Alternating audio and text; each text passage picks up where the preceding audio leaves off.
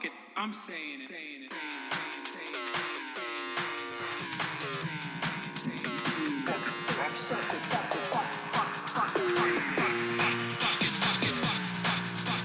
America deserved 9/11.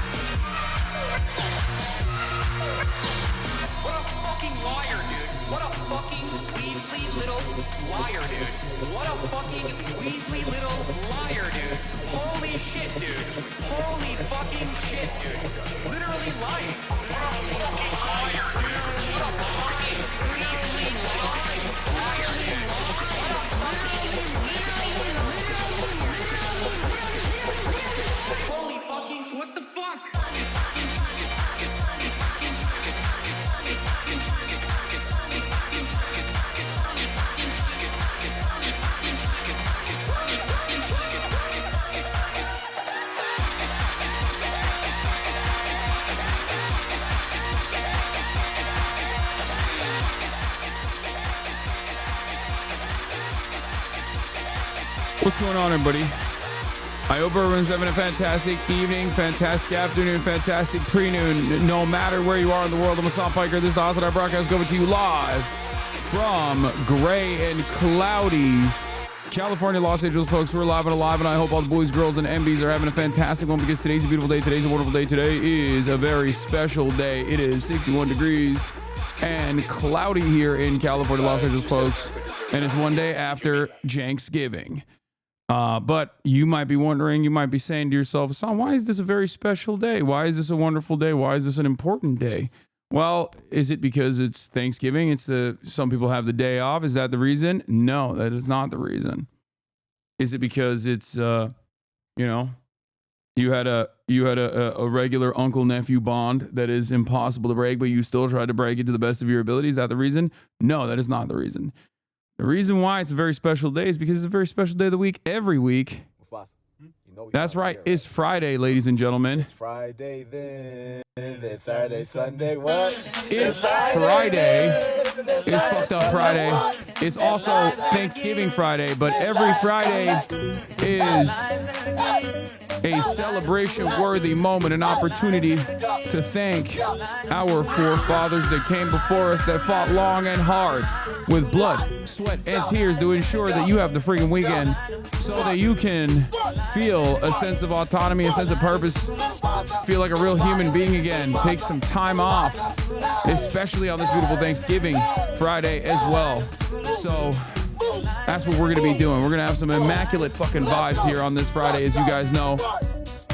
Ladies and gentlemen, boys, girls, and MBs, it is November 29, 2024, Friday.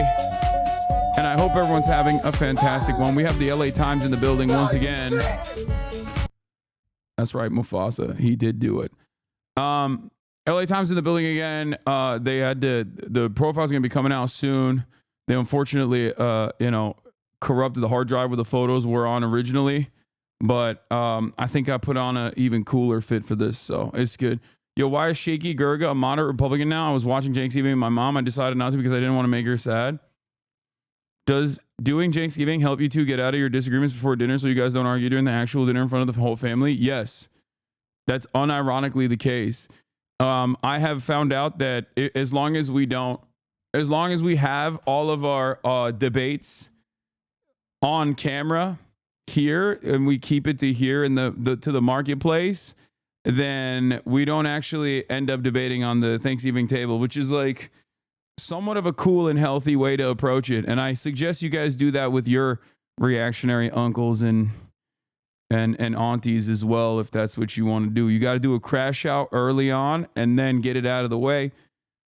Get the crash out of the way and then move on to dinner, you know? I'm going to be honest, this was by far the worst, most adversarial Thanksgiving we've ever had. Yeah, it has literally gotten... It has got... Wait, what the fuck is this? Something I'm thankful for today. HasanPiker, Spinnies, UAE. Wait, what? A grocery chain in the UAE is making thirst talks about me?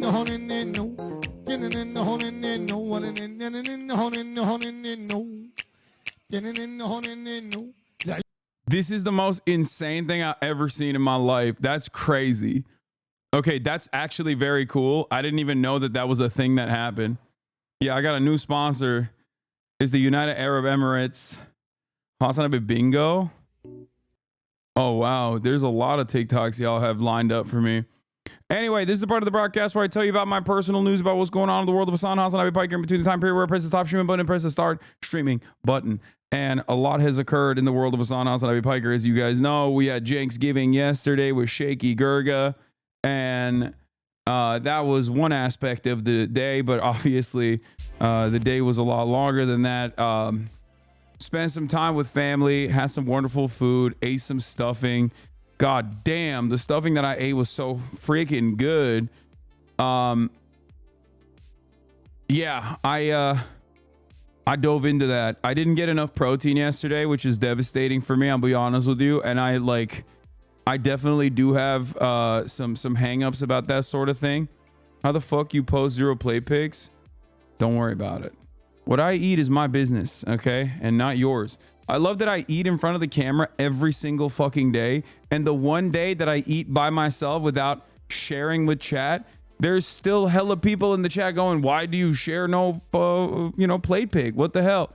Yeah, it's for me and myself and I. How about you calm down? So anyway, there was an endless amount of food. And before people say, how do you not get enough protein? And it's like, yeah, dude, because turkey is the most inconsequential aspect of Thanksgiving. A lot of people think, oh, turkey, you got to get it. You got to fry it, yada, yada, yada. Who cares about the turkey, dude? The real eaters know it's the sides. The real eaters know the turkey is a vehicle to eat the sides. Okay? That's it. And that's precisely what I did. That's precisely what I did. I had stuffing, mashed potatoes and gravy. There's this like cornbread pudding thing that was insane, like actually insane. But the stuffing is the best. They make it with bacon. This place that we get it from. Whoo, sheesh. Turkey, dark meat, white meat, don't matter. I eat both. I don't care. I love both. And then I didn't even stop there. After the whole meal, I had to eat Tums. That's how bad it was because it was so greasy. And I guess like I eat super healthy for the most part and super clean for the most part. So like I literally was like, I was getting agita. I was getting heartburn. Like, you know, when you burp and then the acid reflux kicks in, that's what was happening. And honestly, I had to take some Tums, but I also busted open that LeBron James like leg recovery thing that Mythic got of me like 2 birthdays ago. I finally busted that shit wide open and used it. I don't know if it helped with recovery. It feels like it might have, but yeah. I didn't really eat that much turkey, honestly. I didn't really eat that much turkey. I just ate mostly the sides. And then afterwards, as a digestif, I had a bunch of cheeses because my mom, you guys might know this already, Dr. Anne, loves making charcuterie plates. And she loves making those charcuterie plates. And I was just going to town on some sharp cheddar. Some Emmental. No desserts, big dog. Yeah, I had a little bit of dessert. Like, it's fine. It wasn't like that crazy. The dessert game wasn't that crazy, if I'm being real, if I'm being honest. They had apple pie. Someone brought flan, which wasn't that good, if we're being real. Take on pecan pie. It's the best one out of all the pies, I think. No pumpkin? Nah, we don't fuck with pumpkin. We're too not American to fuck with pumpkin.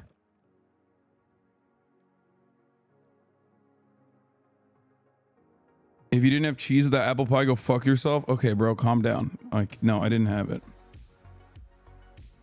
I ate goat stew and dumplings. I'm too brown for regular Thanksgiving food.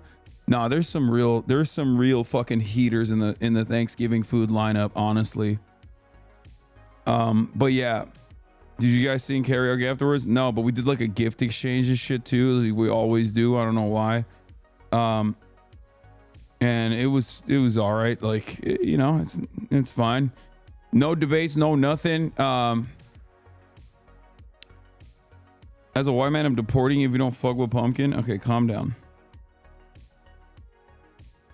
Please try to stay calm, but I'm 100% sure the guest on stream yesterday was actually Ben Shapiro in elaborate makeup to try and look like Mr. Gurga. Yeah, honestly, it was a weird situation, wasn't it? Austin said in the Discord he would bet money that Anya was going to be mad at you and Jank for being late to dinner. Was he right? No. No. Watching Kyrie playing ball yesterday was my highlight. Dude, stop. Secrets of basketball. I'm not kidding. I watched this whole thing. I watched this whole thing with tears in my eyes, okay? I have never been... Like, look, there's a lot of large content creators out there. There's a lot of big content creators out there to do a whole bunch of cool ass shit. Okay. Kai Cenat has done so much cool shit. Okay. This is the first time, honest to God, in my entire life where I have been jealous. I straight up, I'll say it openly. Okay. I was sitting there so envious. I have never experienced this feeling about any sort of content creation, any sort of content creator ever in my life. You guys know I love Kyrie Irving. You know I have 11 pairs of his shoes. When he got canceled and has lost his shoe deal, I went and I bought 10 pairs of his Flat Earther 7s, okay? 10. I already had one and I got 10 of them. And honestly, I love him. I love him. He's one of the best ball handlers in the NBA overall. He's just an incredible player. Okay. And not only is he an incredible player, but also he is pro-Palestine through and through. I mean, it's kind of wild that Kai invited a indigenous man for Thanksgiving dinner who also happens to be Muslim too on top of that. Like he's already like he's got a crazy background. But they in LA, you could have pulled up. No, they're not inviting me to this. Don't be silly. But goddamn, dude, this was watching him teach Kai Cenat how to shoot, like telling him that he has to use the curves on the ball. I had a little tear. I had a little tear that I might have tore a little tear that I toured. Okay. Teared up. Oh God. It was I mean, it's incredible. I mean, he's doing the damn thing. Kai's doing the damn thing. I crowed. Yeah. Would you rather meet Kyrie or LeBron? Ooh, that's I mean, it's LeBron.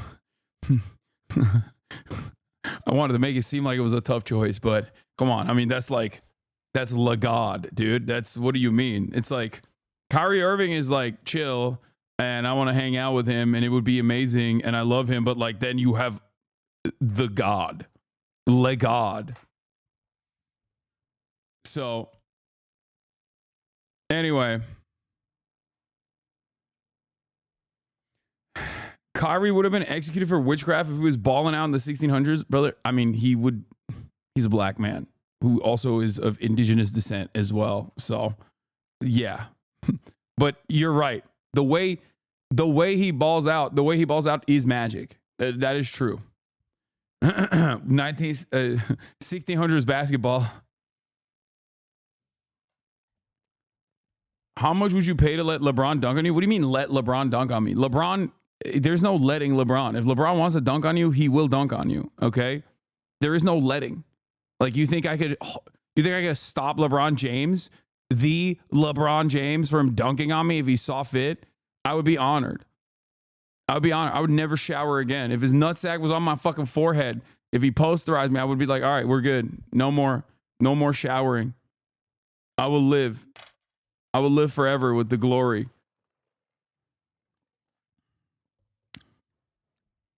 Bro, stop riding. That old man is 40. Yeah. All right. Anyway, but this was cool. On, man. Yo, school with Kyle. Because James Naismith isn't here anymore, man. And God rest his soul. One of my mentors, big brother Kobe's not here to be here because he did a great job of leaving a blueprint like for us to follow. Basketball, it's like dancing. It's like watching your favorite movie. You gotta really love it. You can't just be out on the court BSing, right? You can't come out here and disrespect so wise. The legend. He's so fucking wise. Also, this is me. Okay? His face this entire time is me. Like, look at his eyes, bro. Look at him. Look at my man. Is it Ty Lil? Is that his name? He does the dance, right? On TikTok. It's just, I'm him. Okay? He is me. Look at the love that he has. It just, I mean, yeah. He's never even been the best player in the last 2 teams he played on. Oh, man, shut up. Shut up. That have come before you. So if you want to appreciate the game, you got to start where every legend has started, and that's underneath the basket, and then work your way out. Underneath the basket means that you don't shoot a shot yet. This is how Swifties are, bro. Okay, dude. The way Kyrie Irving, the way Kyrie Irving plays basketball is poetry in motion. Okay, it's like you say Swifties, but like this is a valid person in terms of like his output. Okay. That means we start underneath the basket. Everybody underneath the basket. Come on. Everybody get the ball underneath the basket. HasanAbi. Okay, man. I mean, shut up. I saw that the young the what's his name? The kid that's like with them all the time who has like bad grades or something.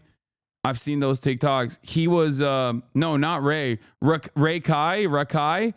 He actually shot a 3-point off of him. He banked it off of a contested 3-pointer off of Kyrie Irving. That is the most incredible thing. It's over at that point. You have peaked. Imagine getting one off. Imagine getting a contested 3 off of Kyrie Martin Luther King Irving. Okay? Get the fuck out of here. And he banked it too. That's peak. He got 1K for that? Yeah. Earth is like flat. You said what? You still think Earth is flat? I still think the earth is flat. That's just saying I believe the earth is flat rather than being a... But the thing about it is that in history, it's been said before. Wait, what? You still think Earth is like flat? You said what? You still think Earth is flat? I still think the earth is flat. That's just saying I believe the earth is flat rather than being a... But the thing about it is that in history, it's been said before. So he is still, oh God, I still love him. I don't care. The earth is flat. Whatever. Who cares? Yeah, he's right. I've said this before. If I could have handles like Kyrie Irving, I would, and it required me to believe the earth was flat. I would say the earth is flat. I would be a flat earther. Okay. How does the ball bounce like that? Think about that. You have no answers. Shut the fuck up. You know what I'm saying? Who cut this video? What the fuck? They cut out the middle. Yeah, here's Rakai getting a 3-pointer off of Kyrie. Yeah, Kyrie Irving bet $1,500 against each person that they won't make a shot against them, but Rakai was one of the 3 people to make the shot with Kyrie contesting the shot too. So wait, 3 of them got it off? Oh my goodness. See, he learned that jab. He learned that jab step from Kyrie earlier. He taught them the valid lessons, and they learned it and they internalized it, and then they used it against him. It's a you know, it's a learning moment. It's cool. 5, 4, 3, 2, 1. It's peak. That's peak. That's peak. That's peak. He did the damn thing. He did that shit. You was bold. He hit. That's fucking go over Kyrie. They have 5 shots each. Kyrie wasn't going hard. Shut up. Let him have this. Kyrie, I know you ain't just go out like this. I know you ain't going out like this. This part's really funny. This shot. Come here. That'll never happen again.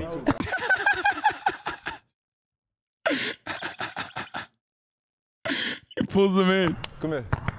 That'll never happen again. He said, that'll never happen again. That's funny.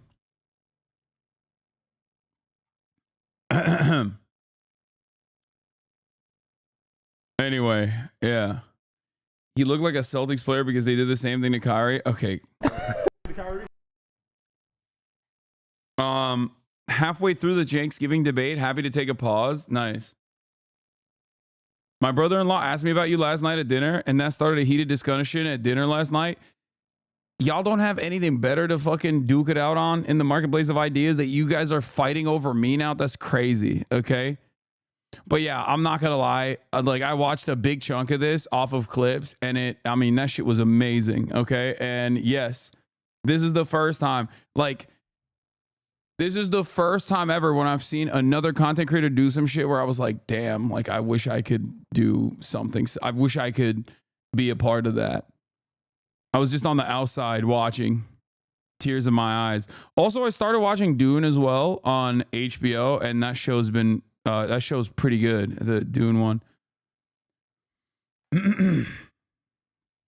LeBron trainer. Oh yeah, we shelved that. We shouldn't have.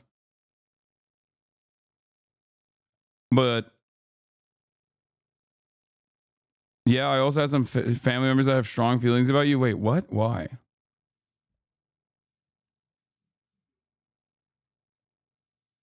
The Dune show is boring as hell. I like it. Dune show is heavy lore so far. Yeah, I like the Dune lore though. That's why I like it. Yeah, Kai gets to hang out with Unc Kyrie Irving. I get to hang out with my Unc. Bro, PSA is the #1 episode at the moment. Wait, what?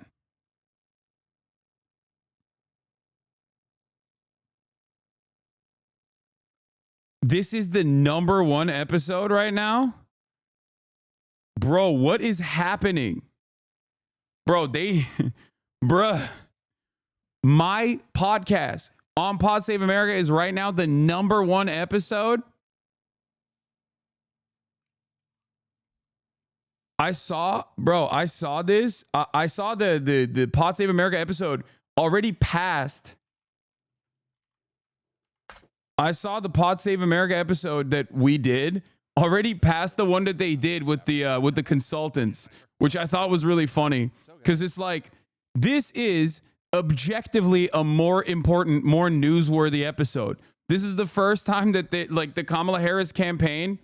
This is the first time that the Kamala Harris campaign has actually been on the record defending their own positions and doing a spectacularly bad job at it. But the fact that my episode with Jon Favreau blew past that episode is insane to me already in one day.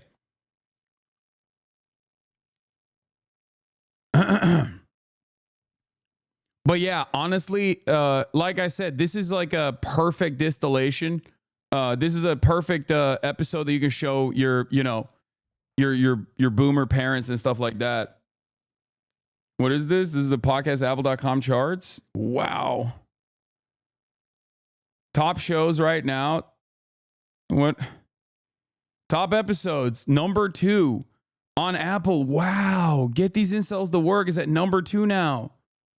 Wow. That's crazy. It's because no one is meet out on the campaign pod. Yeah.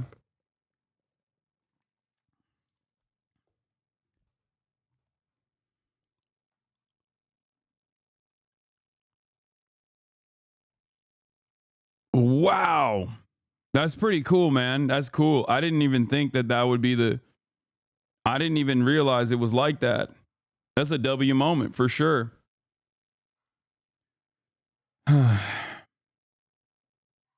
What is this? Oh yeah, the fresh and fit drama. Yeah, I've seen this. Okay, hold on. If you would have shown Schmid at the DNC, Kamala would have won maybe. Yeah, that's true. I should have just like shown Schmid beforehand. Also, today at ideology.shop, if you purchase anything, 100% of the store proceeds are going to be donated to Races Texas. That is a immigrant 501c3 that helps undocumented migrants. So I've worked with them in the past. Everything is getting all the proceeds are going to them. So whatever you purchase on the website, shouts out to Warren James for also giving up their percentage. Like, it doesn't really matter to me, but Raices.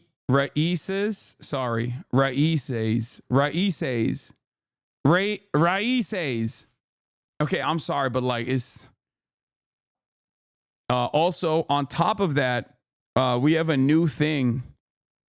We have a new thing as well where we can, you can also gift people in the chat. The discount code is insane. That is an insane discount code. Bro, it means roots. Raíces. It means roots in Spanish. Yeah.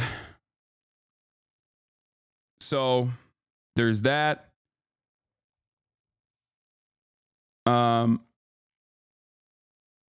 What is this? 100% of proceeds on the store will be going towards Raíces, Texas until the end of the year. Ideology.shop. Use discount code. I'm not going to say that discount code. I don't know why the fuck they made that discount code that, but someone bought merch to give away to random chatters, so we can give away for that one now. You want to do that now or a bit later? I don't know how to do that. Like, I don't know. You guys, can you guys handle it? I don't know. Like, I don't know how to do that. Okay, you got control over it? All right, you do it then. Yeah, people can also gift. I don't exactly fully understand how that works, but like, you can gift merch to other people like in a random way. So yeah. Also this TikTok I watched last night, it was pretty funny.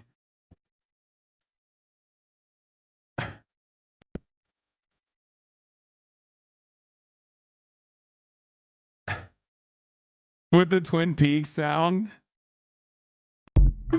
With the Twin Peaks music. It's so good. It's such a good song for that, dude. Anyway. Oh, I forgot. I didn't even blast off today. God damn. Hold up.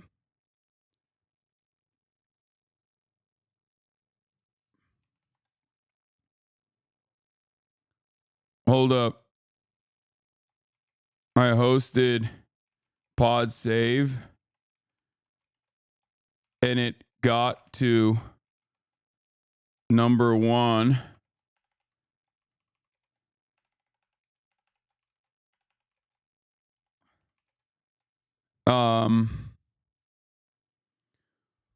Hosted PODSAVE and it got the number 1. CENKSGIVING recap, fun reacts, and more. Also, we're fundraising for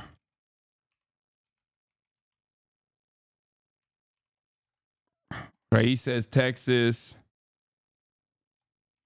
on ideology.shop.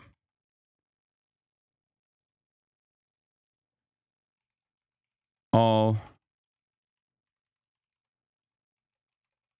to help migrants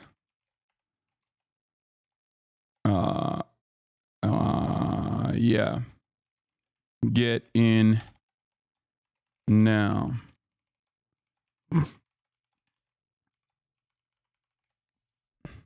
The giveaway is done, chat. Lol. How does the gifting work? Like, will they be notified and can select their size? Yeah, I guess. What is this blast off meme? Looks like meat is back on the menu, boys. Okay, that's an insane thing that you just did to me. You sent me a Google Doc. And you know what? Fuck it. I'm using it.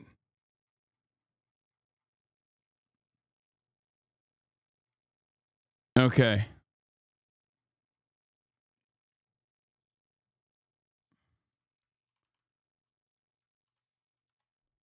Here it is. Here it is, ladies and gentlemen.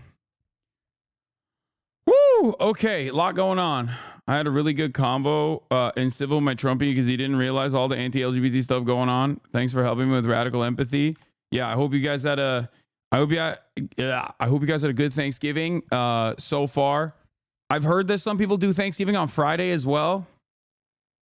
Like they do it both on they do it on Thursday and they do it on Friday. That's what I've heard. I've heard some people just doing that. Especially if they have like like divorced families or whatever. But for me, one day is enough. I'm back to business, baby. We're done. Okay, where are you going? Kaya? What the hell? That's crazy. She's acting brand new. She's like, LA Times is here. I can do what I want. I'm queen. I'm the queen.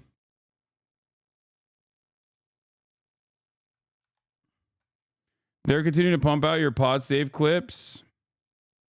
Keep up the good work. Yeah, hell yeah.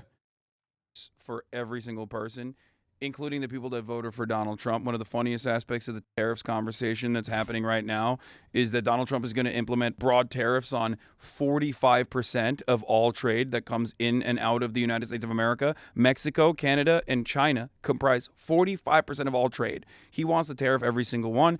Tariffs are obviously an entry fee that the American corporations are going to be paying. None of the countries are going to be paying for these tariffs. It's a policy that's going to destroy drop shippers, which overwhelmingly vote for Donald Trump, and the Trump merchandise industry. So that's pretty funny.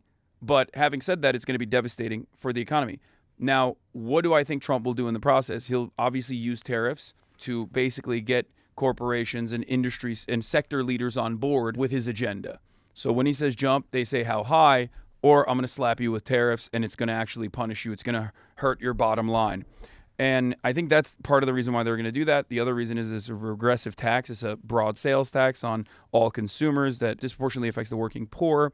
And Republicans love that shit. He also, at times, I think, will just institute the Defense Production Act or something. Like, we'll see it. We kind of saw it in COVID as well when it was a necessity. But that's the thing. The American government is powerful. All governments are powerful, but the American government is especially powerful. It's the wealthiest nation on the planet. And the way that it runs is basically, it's like 50 companies in a trench coat. We are working at the behest of corporations. We feed them with our tax dollars that turn into subsidies for them. They utilize those subsidies to, I guess, lower production costs, but then they use that to increase their profit margins and engage in what used to be illegal pre-Ronald Reagan, stock buybacks and the like, market manipulation of all different sorts. And we're constantly deregulating the economy. It's not just about having a populist message. It's about actually implementing said populist message and show who your real enemies are.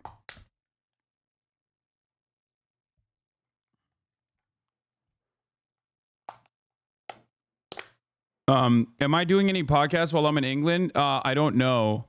I don't know if I have the time. A bunch of people have reached out to do stuff, but I'm in and out in England, and I'm going to be constantly moving. So there's a lot to figure out. Alex Connor, I would potentially do one with him. I just don't know how I would even reach out to him, honestly. I don't know. Like, what's his name? Cosmic Skeptic, right? Is that what it is? Yeah, I have no way of reaching him, so come to York, Hasan, please. Are you live streaming your talks in the UK? Yes. I'm planning on doing that. Yes. Too accurate? What is this? Grandma, you're looking lovely tonight. Look, you guys I just think healthcare is a universal right. Cousin John, you're a fascist and the revolution will not spare you. Yeah.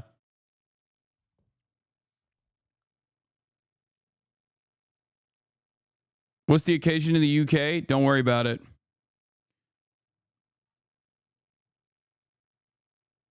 Do you want to do giveaways at set time so it doesn't interrupt? Also, let chat know. Also, 0 DBP won the last giveaway. Congratulations to 0 DBP. Ne haber anne? Evet. Çektiler, evet. This is my mom.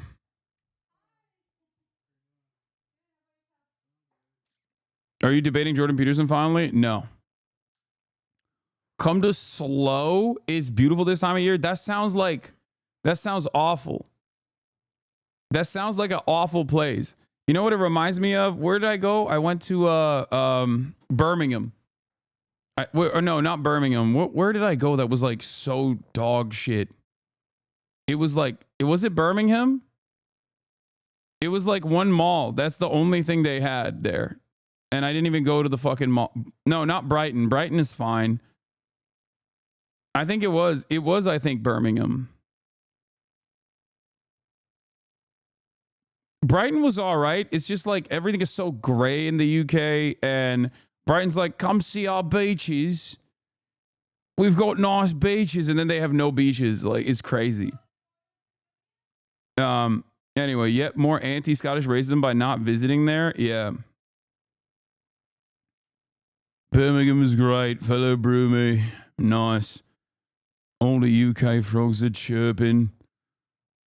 What's wrong with Brighton, man? What the fuck? No, I said Brighton is nice. Tubbo, I gotta hit you up to ask for advice on how to live stream these 2 events that I have.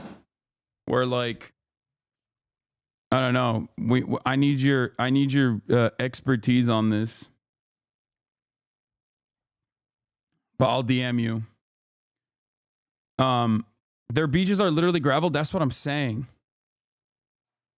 Pro-Israel people are beefing with Oxford Union for some pro-Palestine speakers.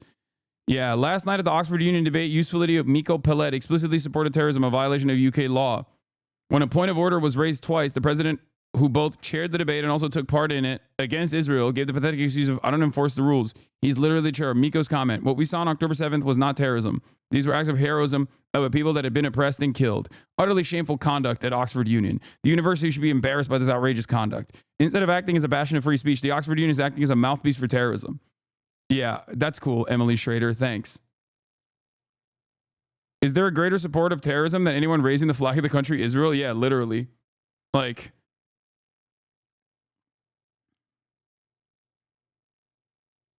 supporting Israel is an insurmountable support, like a support for an insurmountable amount of terrorism that you can't even comprehend.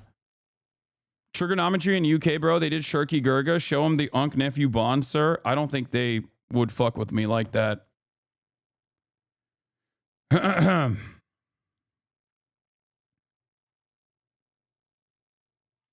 But anyway, but yeah, we got a lot going on in the world. But yeah, this was pretty fun. This is great. The PodSave America getting to #1 is pretty chill. I won't lie. Also, let's look at this HasanAbi bingo. It's time for HasanAbi bingo.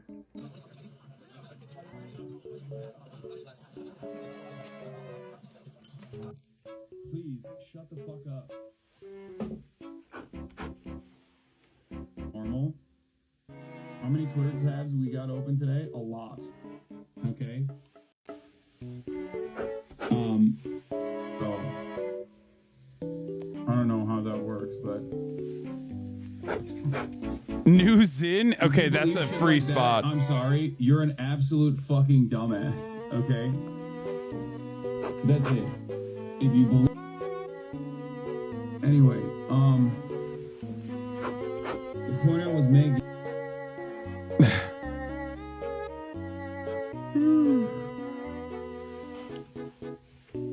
I get tired. Okay, What let are me you live. saying? Stop, I'm banning you. I'm done.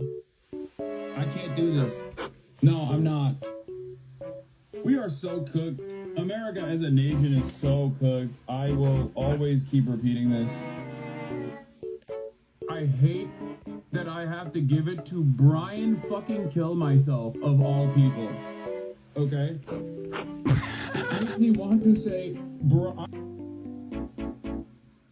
get the fuck over here, dude. What's wrong with you? What the fuck is They called me a fucking idiot in the chat. What the fuck is wrong with you, dude?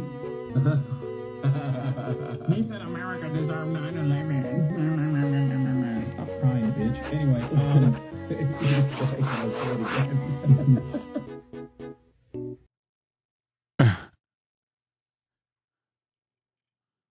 Okay, that's like, that was the Neek skip ban. Yeah, I had to hit him with that.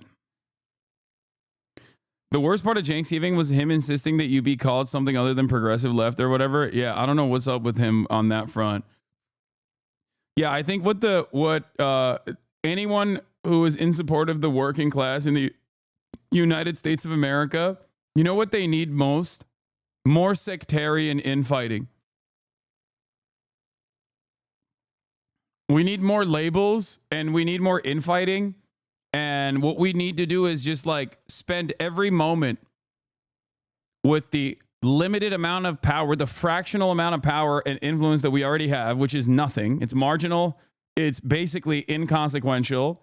What we should do is use all of the finite amount of energy that we have instead of organizing against, like, you know, growing fascism in this country, or organizing against the Democratic Party that refuses to listen to the very reasonable demands being made by the populist left.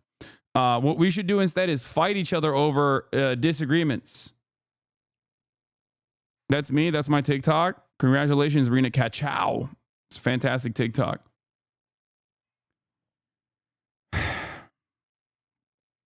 Him screaming, I'm the left. They're not the left. Yeah. It's just, you know, I don't know how I don't know how much more I can talk about this. It's like, I think it's like wholly unproductive and completely silly. Okay. I hate to see unk on unk violence like that. You know, unk Shaky Gurga coming after unk Sam Cedar. Not good. Didn't like that. It seems so unproductive to talk about this. I don't know how Cenk does it. Yeah, I think he's just like really upset. I like so much of his anger and resentment would go away if he simply stopped being on Twitter, I think, or stopped listening to any criticisms coming from, you know, Majority Report or anywhere else. Uh-oh. No more Z word to harass people. What's the next word to harass people? Wait, what? What is this person saying? Are you implying that, like, Zionism as an ideology being banned is a good thing because people were just like using it as a substitute to harass people? I think the real word is still fascist, you know, or Nazi, fascist or Nazi. But, you know, we'll don't worry. You'll probably get that banned too. He's like, excuse me, fascism as a movement is simply just a political disagreement, and it's really messed up that people are using that as a substitute term for fascism.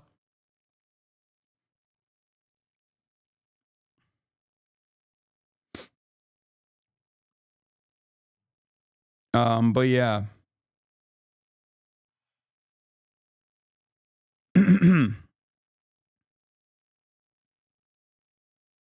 Juan Moore giveaway for good measure? Sure. I like that chatter also is implying that, like, people use Zionist as a word to substitute for, you know, Jewish person, and he wants to harass. Like, in this hypothetical, he basically is saying he wants to be anti-Semitic. So thank you for openly admitting that you want to be anti-Semitic, you fucking loser. Like, that's cool. The word capitulation will be in my bingo card. It's the one you're most used, Lamau. It's because, you know, it's pretty big. What is this? Jake is 100% cooked, bruh. Majority Report jumped in, and Lance from the Serfs, and all the other little dirtbags jumped in, and they were like, no, Jake and Anna are turning right. The 13 dudes. Ay, ay, ay. I think I got to him a little bit, though, last night after Shaky Gurga Giving, where I had a conversation with him because he was like, why do you think, because you know, we were talking about like why CNN and all these other like traditional outlets are more receptive to what I have to say than him. And he always thinks it's because I'm hot and young and cool and hip. And he's not. He's old and rugged. And I was like, no, dude, it's because of the way you carry yourself. Like I have my criticisms of mainstream outlets all the time. I have my criticisms of other commentators. I have my disagreements with them. But like the energy that you bring to any conversation, including someone like myself who loves you, like I straight up told him, I was like, if anyone that I had actually talked to, anyone that I like quote unquote debated or whatever treated me like the way you did, like I would never ever in a million years allow that. Like I would never allow that to happen. And if you're having that energy with me, someone, you know, you love, your nephew, then yeah, I'm assuming you carry that energy with a lot of people you don't know that well, who don't have that familial relationship. And yeah, that breeds resentment, that breeds anger. And it's like overall very unnecessary, you know? And I think he got that. He understood that a little bit. Because I was like, I basically was like, listen, I would never allow another person to talk to me like the way you talk to me. And you know, of course, it doesn't mean anything between you and I because, you know, you've seen me shit in my diapers, okay? Like, you're my uncle. I love you. But, you know, like that's if you're doing that to me, I'm assuming you do that to other people as well. And yeah, they probably, you know, they probably don't like that. This was after dinner, yeah.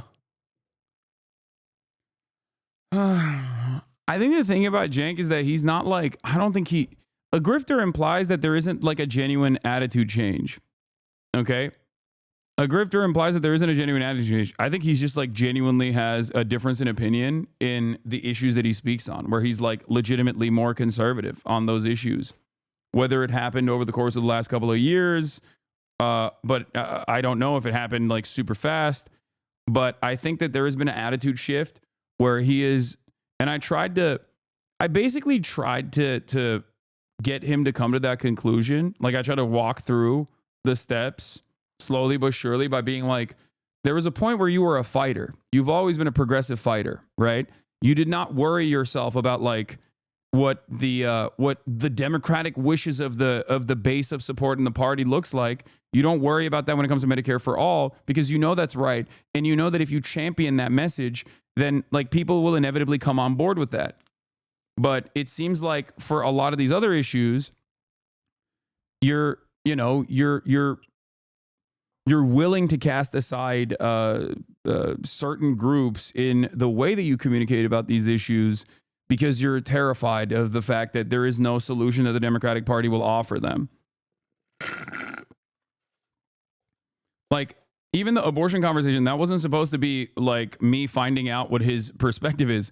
I was just I thought that we were in agreement on abortion, that any sort of legislative hurdle like that on a process that already is like automatically limited to the people that need it desperately, given the invasive nature of the surgery and the cost of it alone, that any sort of additional legislative hurdle is going to cause problems in the same vein that like any sort of restriction on abortion causes problems.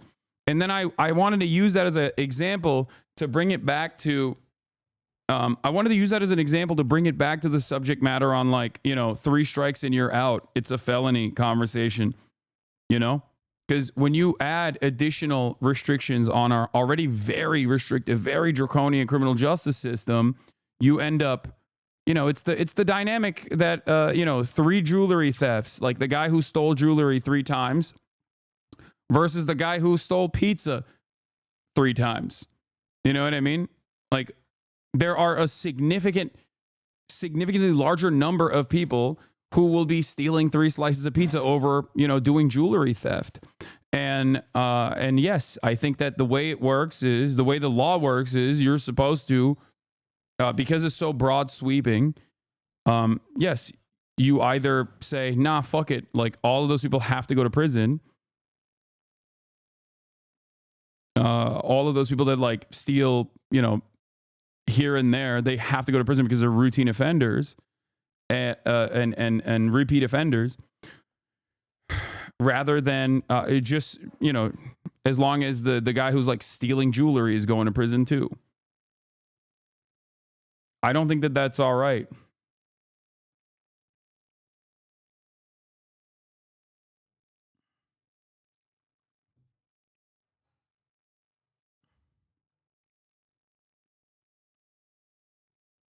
Anyway, your point about your core values being that you're okay with a jewel thief being free if it means the 3 pizza guy is free also resonated well, I think. I hope people understood what I was saying.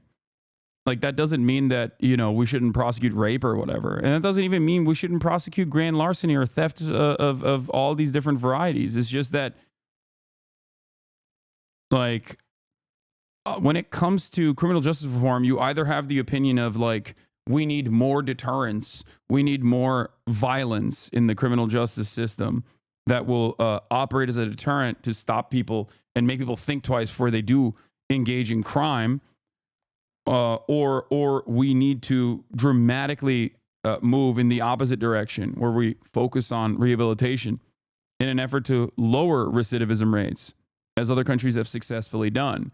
And we need to address the root causes in which crime manifests. And I think there is a crisis here born out of nihilism, born out of being a progressive champion for 25 plus years, as Cenk has been, where he is basically throughout time recognized that, like, no solutions are coming, no broad sweeping solutions that will tackle the issue exactly at the root cause. You know, fixing the housing market, adding additional social safety nets, after school programs and the like. So he's like, we have to stop the bleeding. And the only way to stop the bleeding is by being even more aggressive and being even more violent in our penalties. And that in and of itself is a terrifying prospect. That's when you cave to the reactionary in your mind, when you give in.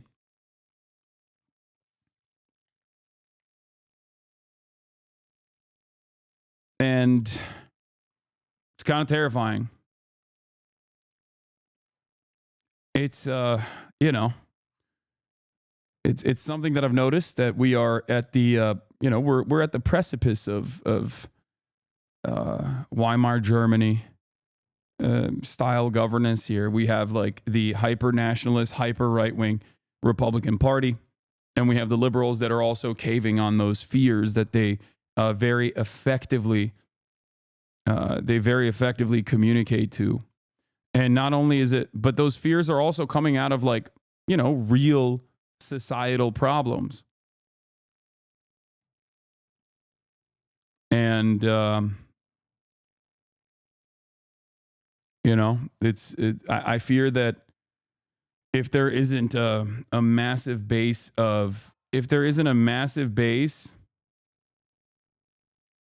that recognizes the problem and works actively to try and fix it, we're just going to keep bouldering towards fascism.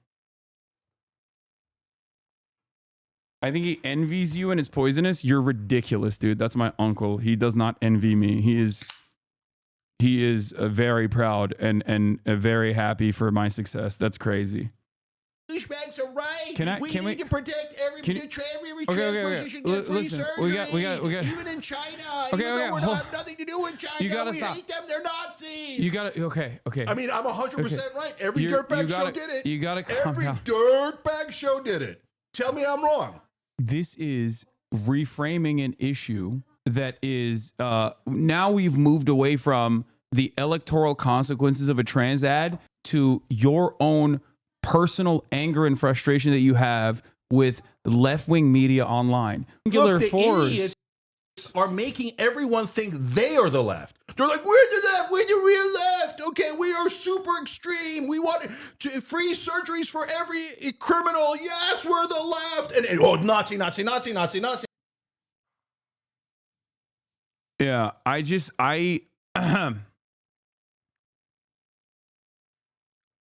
just don't think that this is like, I think no one in this no one that was mentioned in this conversation has any real motion whatsoever in moving the needle. Like, no disrespect to anybody, you know, Lance and the Serfs, Majority Report, myself, or the Young Turks, like, even together, we have no motion. The most motion that Jake ever had was with the Justice Democrats, right? Alongside Kyle Kalinske. And that wasn't because of the massive audiences that they had. That was because they were actually, like the Working Families Party or the DSA in certain instances, like successfully moving the Democratic Party in the correct direction. That's what brought us the squad, right? And it came only because of, yeah, I mean, that progressive swing also happened because of Bernie Sanders too, which opened up the floodgates for that kind of communication. So, yeah, Sunrise Movement too. And I think like getting lost in the minutia of you know, online commentary stuff is silly. I don't know. It's just not good. It's not good. It's not smart.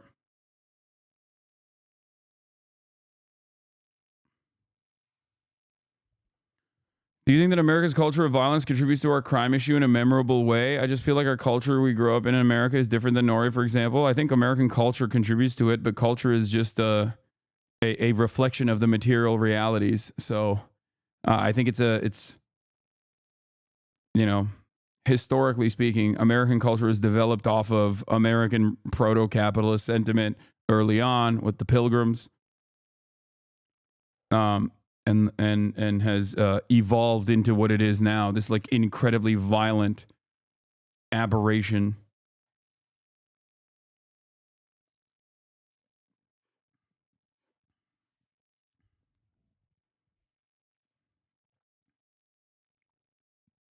So, American culture was far more left during FDR and earlier. Yeah, on certain aspects, you're right. On like adjusted to its time on economic improvements, yes. But obviously, socially speaking, fuck no. You know what I mean? Like, we had the Jim Crow South at that point. The New Deal also specifically carved out black people.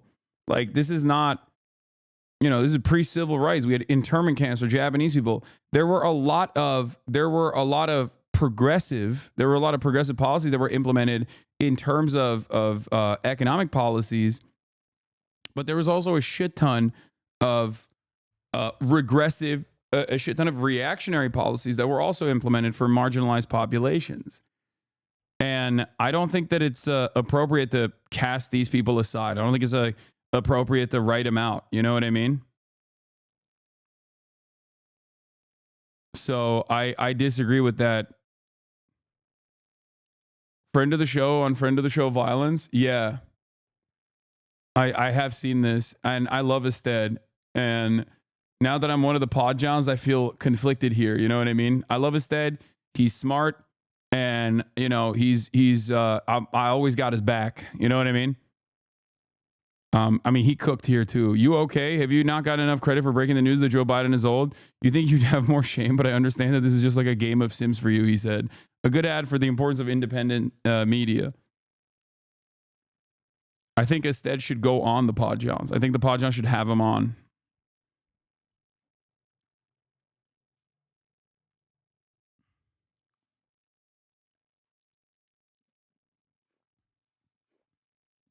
I hate seeing my oomps fight, my Twitter oomps. You know? The girls are fighting, yeah.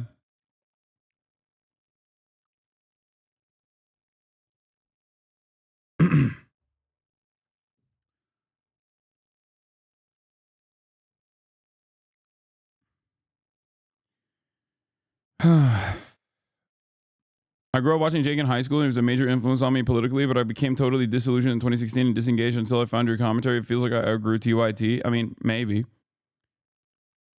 I think that these guys also think that like there is a real amount of like audience capture that like those who are on the hyper left, woke left, whatever the fuck you want to call it, people like myself engage in. Like they can't comprehend that like I genuinely don't give a shit about trans people participating with cis people in athletic competition. Like I just don't care. And not only do I not care, but I also understand exactly where that fucking anger and resentment comes from. And it's weird because like they also understand where that anger and resentment comes from. This is a deliberate mechanism to create a permission structure to shit on trans people. Like, yeah, so I'm not going to play along with that, you know? And I think every time you even have that conversation, whether in defense of it or whether you are there to like showcase how rational you are as opposed to these like crazies on the left or whatever, you're basically giving it more legitimacy. You're giving it more air. And I don't think that it's necessary other than talk about how fucking silly and insidious and ridiculous these bills are, these anti-trans bills are, by pointing to the madness of it all. I think that in and of itself is a much more successful strategy, like of deflection. And I don't know why. I just don't understand why people can't see it the way that I do. And it's my fault. I should be able to communicate this a little bit better than I have. And I don't think I've done a good enough job. You know? Granting a permission of persecution because some people don't like it. They said that for desegregation. Exactly. Exactly. Every step of the way, there is going to be, every step of the way, there is going to be people that are you know, not going to agree with whatever progress that you want to implement, right? People don't like change. That much that's a stable thing, okay? People love stability and hate change. I think it's our job as progressives to communicate. It's our job as progressives to basically communicate why these things are, these attacks are silly, or why these things are not a bad thing at all. Why these policy measures are not bad at all. If they are making it easier for people to be themselves in public, and it doesn't hurt a single fucking person. So it's very frustrating. People don't hate change, they fear change. Our job is to educate people so they don't fear. Yeah, exactly.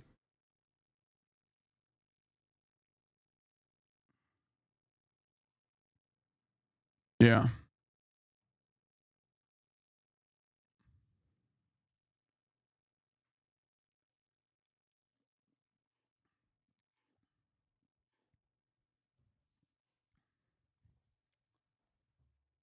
Anyway.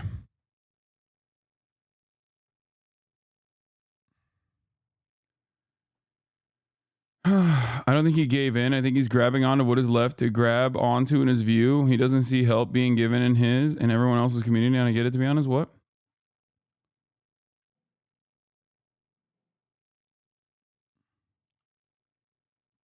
Do you think you could see yourself going even further beyond the Super Saiyan left? No, this is the maximum left position that I will be on board with. Who knows?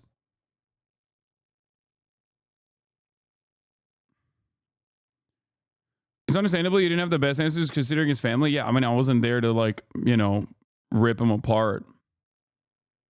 I think one of my biggest I think going forward, if I'm going to debate people, I'm just going to like debate people that I hate instead of trying to have like a normal, polite conversation where I try to reason with them. Because I'm either, this is where I thrive. Okay. We can have polite disagreements, but I'm like here to explain and reason, you know, what my position is and explain what my position is. But if I go in it, if I go into a conversation with this kind of energy, but the other side is basically there to just like yell and shit, yeah, it's just not, you know, like I can't match the energy with my uncle. I love him. It's not going to happen. You know, I'm not going to be combative.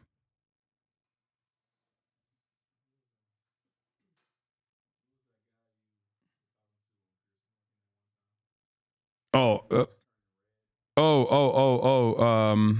guy I was talking to him, Piers Morgan, was he was like a peanut gallery guy, Vinny from Patrick Bet David, his podcast. Like that's a great example. Like that's a person I can like belittle and duke it out with. Yeah. This means the end of CENKSGIVING then, yes? No, of course not. I'll still have conversations with Cenk.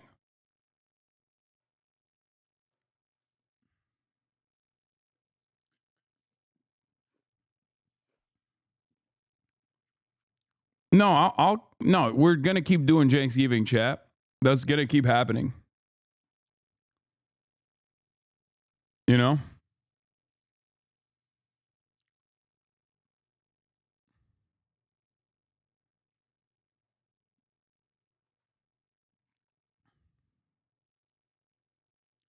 I'm sure you've had heated comments with James before and it was barely heated from your end, but fair play going through in front of 30K. Please never say, I am the left. Yeah, no, I don't.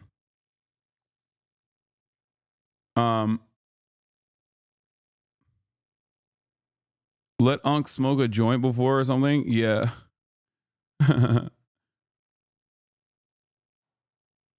What is this? The epidemic of white and lonely, right? I don't think I'm going to watch that. But Unc thought it was on Piers Morgan. You can tell how much of the community is new. Yeah. I think Cenk is the perfect person to have these sorts of conversations with, though, because like he can say anything and everything he wants. I will never not love him. You know what I mean? He's my uncle. So like it doesn't change that dynamic at all for me, even a little bit.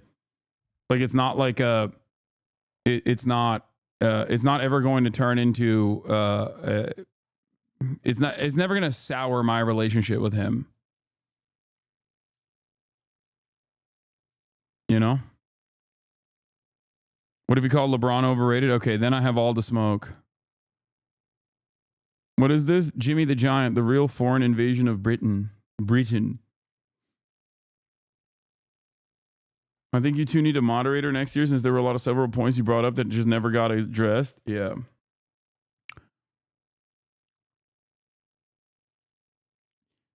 There is something very funny about like he despises Gavin Newsom and all these like woke progressive DAs or whatever. And I asked him about I asked him specifically about like Gavin Newsom, who directly participated in like clearing out a homeless encampment. And he was like, it's too little too late. He just did that because people were pressuring him. And it's like, at that point, I was like, damn, like you were just right wing on this position. Like that's exactly what a Republican would say. Okay. Like, and it's ironic because like, the entire point that I was making is that you can never get right-wingers to be on board with your policies.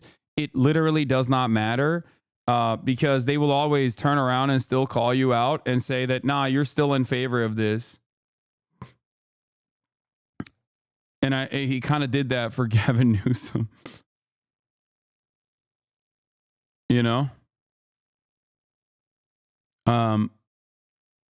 Gavin Newsom is threatening cities. If y'all don't start clearing encampments, they won't get any money. Yeah. At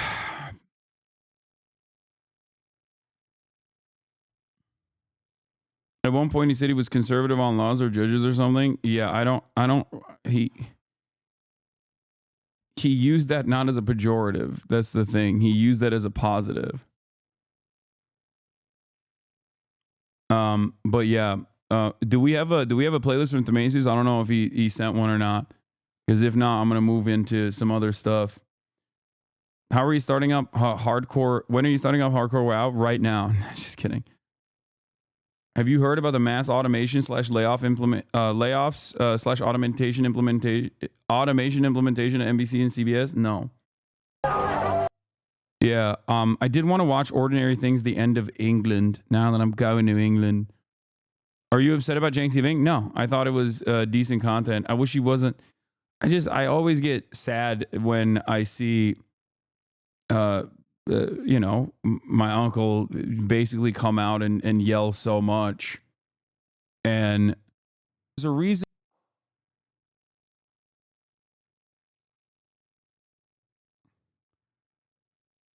What is this? An uncle kicked his nephew's ass on Thanksgiving. John Molera. What is this? ACP? Jank becoming my favorite lib on the internet is not something I expected to happen this year, but here we are. He essentially got us on to admit what I've been saying about him. He's held captive by the most vocal and woke sections of his audience. Yeah, dude, I should do a podcast with the fucking anti-Semite like Jake Shields instead, so I don't get held captive by my woke audience. Like, these people are so unserious, dude. And they just genuinely cannot understand that these are my opinions. You know what I mean? I yell at my audience on a daily fucking basis. There are plenty of people that are directly that have like the opposite fucking opinion of me on many issues in my community that go above and beyond to be annoying. And I yell at them all the time. Anyone that spent any time in here knows that I don't take kindly to wrecker behavior coming from rad libs in this community. Okay? And yet people don't understand where I'm coming from because I try to offer a little bit more nuance. And that is considered impossible to contend with. No, I'm so captive to my audience. I'm actually secretly right-wing on a bunch of shit, but I just maintain this position for no reason. Even though, being openly right-wing is very beneficial for me. Why the fuck would I not do that if I had that opinion?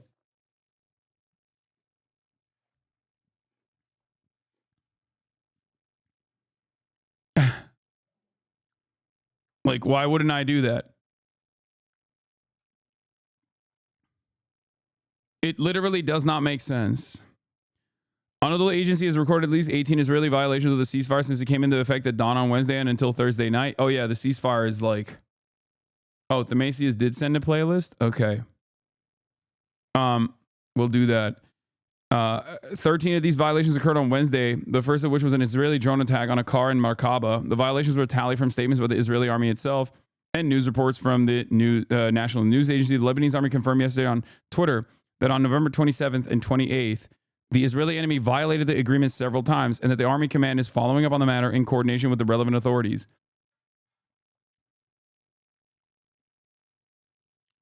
On Friday morning, the Israeli occupation army opened fire on a number of citizens in Qiyam. While they were attending a funeral of one of the town's residents, the Israeli army also fired artillery shells and directed machine gun fire at the town of Aita al-Sha'ab. I've heard that they also fired on journalists as well.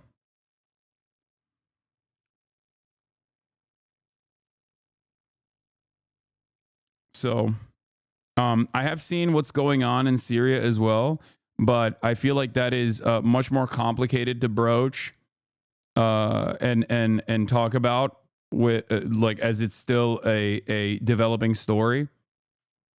And I need to read more about what's happening there, especially considering that there are numerous parts involved in this.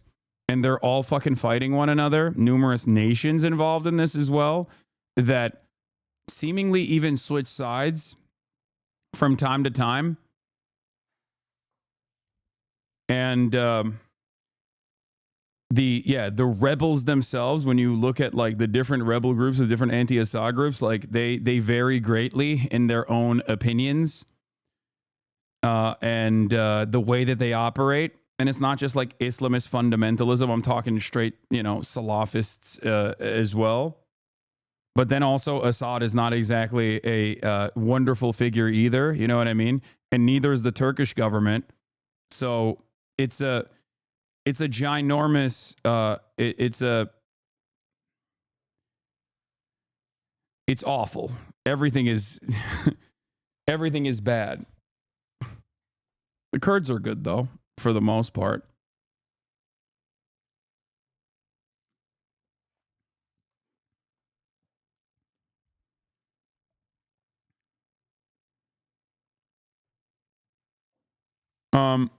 Israel's Ynet published more details on the side letter the Biden administration provided Israel as a part of its effort to rig the ceasefire to ensure that Israel does not actually have to cease its fire. It reportedly says Israel reserves the right to act at any time in southern Lebanon. So I guess America cut a side deal with them.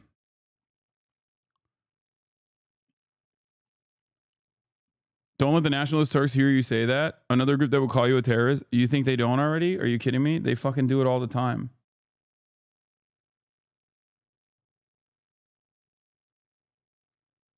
X Salem, thank you for the 20 gifted subs. Nice. The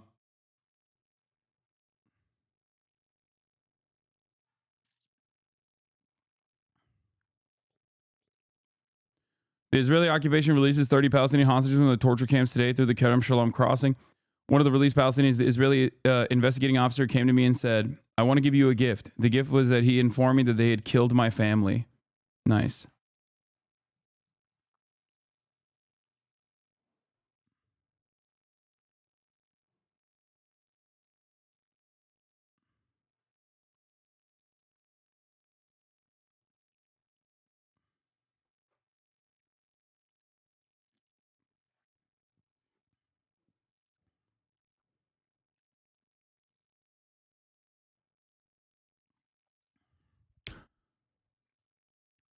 Okay, the U.S. may share information provided with Israel with the Lebanese government or the committee to allow them to address the violation.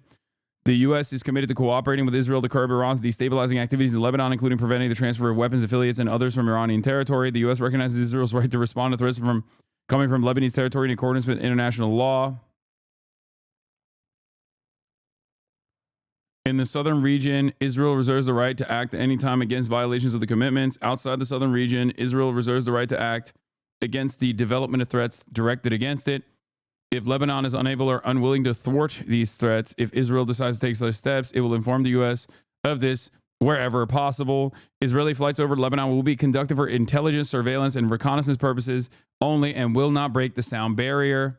Nice. So I guess this side step basically is this side deal that they cut with America is only one side gets to cease the fire and the other side gets to do whatever the fuck it wants. A very cool way to do a ceasefire. A very cool way to do the ceasefire. Now it's interesting because I mean, we already know that like Israel responds to force. So this is going to, we'll see. I mean, they were able to successfully decouple Hezbollah from Gaza. That was the original reason why they wanted to pummel Lebanon. And they were able to do that by killing a shit ton of civilians. You know, that's the one speed that Israel has, which is we will keep killing your civilians over and over and over again. And there's nothing you can say about it. And there's nothing you can do about it. I think that they also had some ambitions. 20 tier 2 subs. God damn, Sochi. Thank you. Thank you for the 20 tier 2 subs. That's crazy. But you know, they apply the Dahiyya doctrine and Hezbollah, given that they have you know, civil governance and civil governance interests in the regions that they control, were like, yeah, we can't deal with you guys killing all of our fucking civilians, all of our family members relentlessly, seemingly without end. That they were forced to the table to engage in a ceasefire, but the proposal itself had some extensions that America, I guess, some assurances that America offered to Israel. We'll see where it goes, but it is yet again a clear-cut example that none of these initiatives ever actually end up stopping Israel. It's not to stop Israel at all, even though Israel is the responsible party. Israel is the party that is doing a metric ton more pain, specifically towards civilians too. And yet, the way we analyze it here in the West is always, it's actually the resistance groups that are the bad guys here. You don't understand. Even if they kill significantly less civilians, sometimes not even any civilians at all. It's really, really interesting, really cool stuff here. Very interesting interview with Professor Rashid Khalidi, the author of The 100 Years of Palestine, who recently retired from Columbia. O'Connell asks, and so at what point do we stop talking about America's complicity in the slaughter and begin to talk of America as an antagonist, of America being at war with Palestine? Khalidi says, that has always been my view. When we were negotiating with the Israelis in Washington, I realized that actually the Americans and the Israelis were really on the same side, opposed to us. It was in effect a joint delegation. Now you actually have revelations in the American press of joint targeting and of intelligence operations to find and kill leaders of Hezbollah and Hamas. If you look carefully, you'll see that the United States is actually directly at war. It's an intense high-level collaboration in planning and targeting, not to speak of the fact that virtually every shell, every missile, every bomb is American, and that the Israeli army couldn't go on for more than 3 months without those hundreds of airlifted shipments. So it is participation at an active level without, for the most part, boots on the ground. My cat hates turfs. Thank you for the 10 gifted subs. O'Connell says, usually these kinds of conversations end with the interlocutor asking for some glimmer of hope, but given the current realities, I won't insult you by even going there. Well, if you did, I would say that the shifts in public opinion we've seen in the West where Israel and Palestine are concerned are a harbinger of change. This is how I feel as well, by the way. And I'm reaffirmed in my in not succumbing to nihilism in my perspective here. Because of, I just found your channel through PSA. Thanks for the great interview. We need progressive voices more than ever before. Hell yeah. Thank you, Sochi.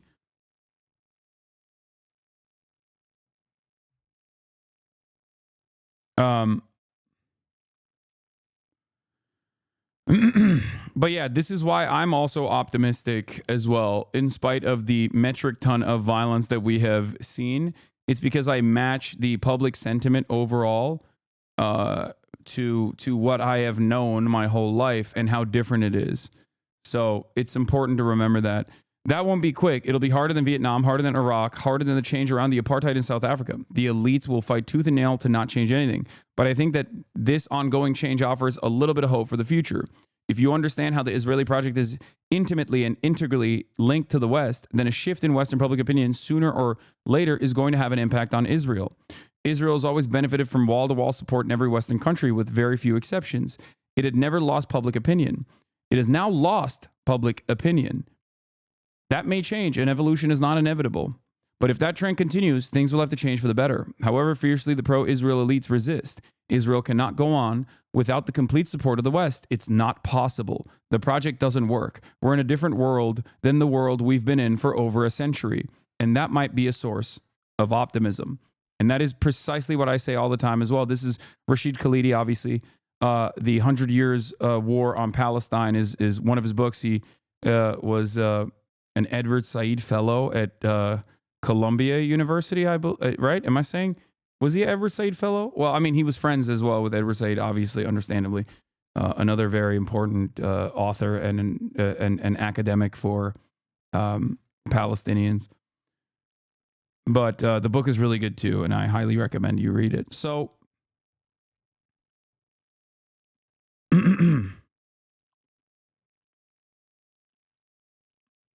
Khalidi gave a talk to New York City DSA recently.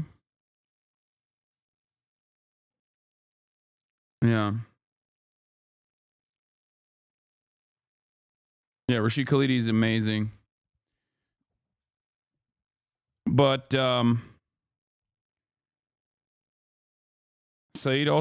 Said mentioned also read Orientalism by Edward Said Chatters. Yeah, I mean, Orientalism is a little bit denser of a read, in my opinion, than 100 Years of Palestine. 100 Years War on Palestine. So, 10 Myths is the easiest one to read, but if you want Palestinian authors and Palestinian history, 100 Years War in Palestine is pretty good. Fantastic. Anyway,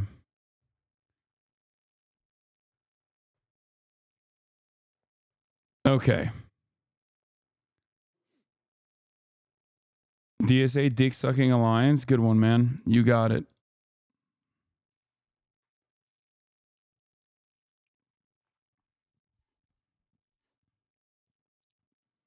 Are you going to cover the shit show in European elections? Georgia and Romania? Brother, European elections and then you said Georgia? What's going on? I mean, Georgia and Romania are experiencing the exact same problems right now in their elections, but I wouldn't say Georgia is Europe at this point. Like, come on. Elect Trump spent Thanksgiving at Mar-a-Lago, where he table danced to YMCA with his self-proclaimed best buddy, Elon Musk. One thing not on the menu, though, the fallout over his threat to impose tariffs on Canada and Mexico. ABC's Perry Ressam joins us live from Washington with those details. Good morning, Perry. Lionel, good morning to you. There appears to be a disconnect over what was said on the call and what both leaders agreed to. Trump has been putting pressure on both Mexico and Canada with these tariffs, all tied to immigration. This morning, President-elect Trump and the President of Mexico at odds over a phone call about immigration. Trump says Mexican President Claudia Sheinbaum agreed to stop migration through Mexico and into the United States, effectively closing our southern border. Sheinbaum says she told Trump migrant caravans are being stopped before reaching the U.S., saying, "We reiterate that Mexico's position is not to close borders. We're going to fix our borders." Immigration, a key issue for Trump on the campaign trail. He is threatening to impose a 25% tariff on goods coming from Mexico and Canada on his first day back in office. Trump blaming both countries for the way. What do you mean Georgia is not in Europe? I don't know, man. Open up a fucking map. What are you talking about? Like, what are you talking about? Like, saying Georgia's in Europe is like saying Armenia is a European country. The only reason why you think that is because they're Christian, I guess.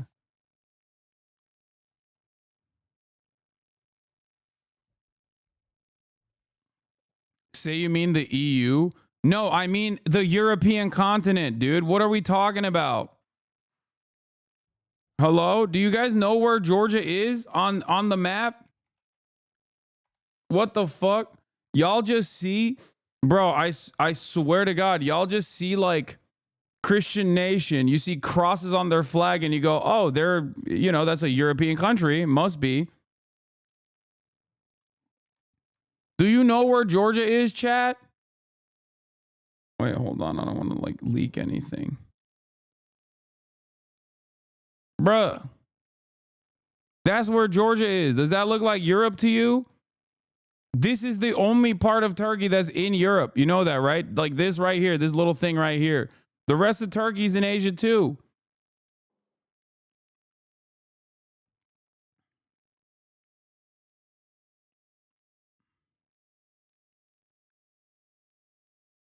No, Azerbaijan would not be a European country because it's not Christian.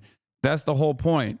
The reason why people say European country is because they're Christian. That's why.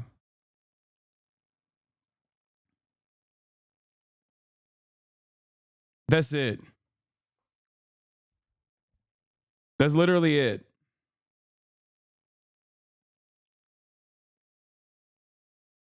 Anyway. All right.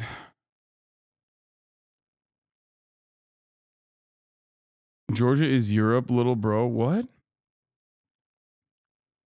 Okay, we're done. Wave of undocumented immigrants and illegal drugs in the U.S. He says the tariffs will stay in effect until Canada and Mexico solve what he calls a long simmering problem. So I guess Bosnia and Albania aren't European because they Muslim. First of all, I mean, kind of, yeah. Go ask people in Europe if they think that Bosnia and Albania are European or not. But also, secondly, at least it's on the fucking continent, dude. Like, what do you mean? Yes. It is on the European continent. Having said that, however, because of their, because of the fact that they're Muslim, many European nations do actually do wish that they weren't in Europe.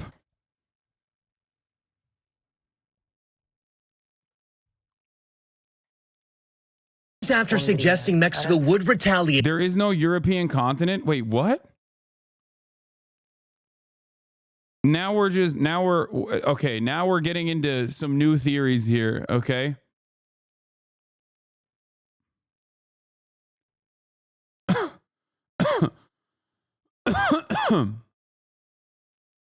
Against U.S. tariffs with tariffs of their own. Pues potencial guerra arancelaria, la revisión del tema. No va a haber potencial guerra arancelaria. No. Sheinbaum yesterday interrupting a reporter asking about a potential tariff war, saying there will be no potential tariff war. I hope he rethinks it. President Biden calls Trump's tariff threats on the U.S.'s North American neighbors counterproductive.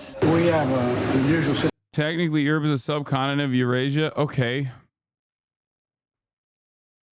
Situation in America.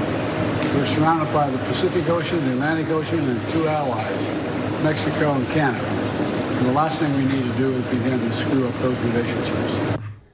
Sheinbaum says there will be more conversations before Trump takes office. As for Canada, a government official this week says they are starting to think about tariffs they can impose on the U.S. No final decision has been made.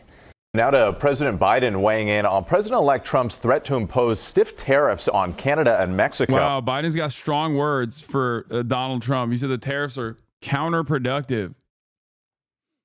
Anyway, EU still wants Georgia to join, just as Cyprus did, while Albania, Turkey, and Bosnia aren't. EU is basically the Holy Roman Empire at this point. Yeah, it's just they... Okay, we're done. We got to continue. Reminder about the giveaway. Let us know when you want to do it. Yeah, just do it. Just do it periodically. Jank Fallout, y'all good? Yes, of course we're good. Do it. If you type !enter for the chance to win a prize. Max 1 entry per user. Winner will be selected in 1 minute. Enter now.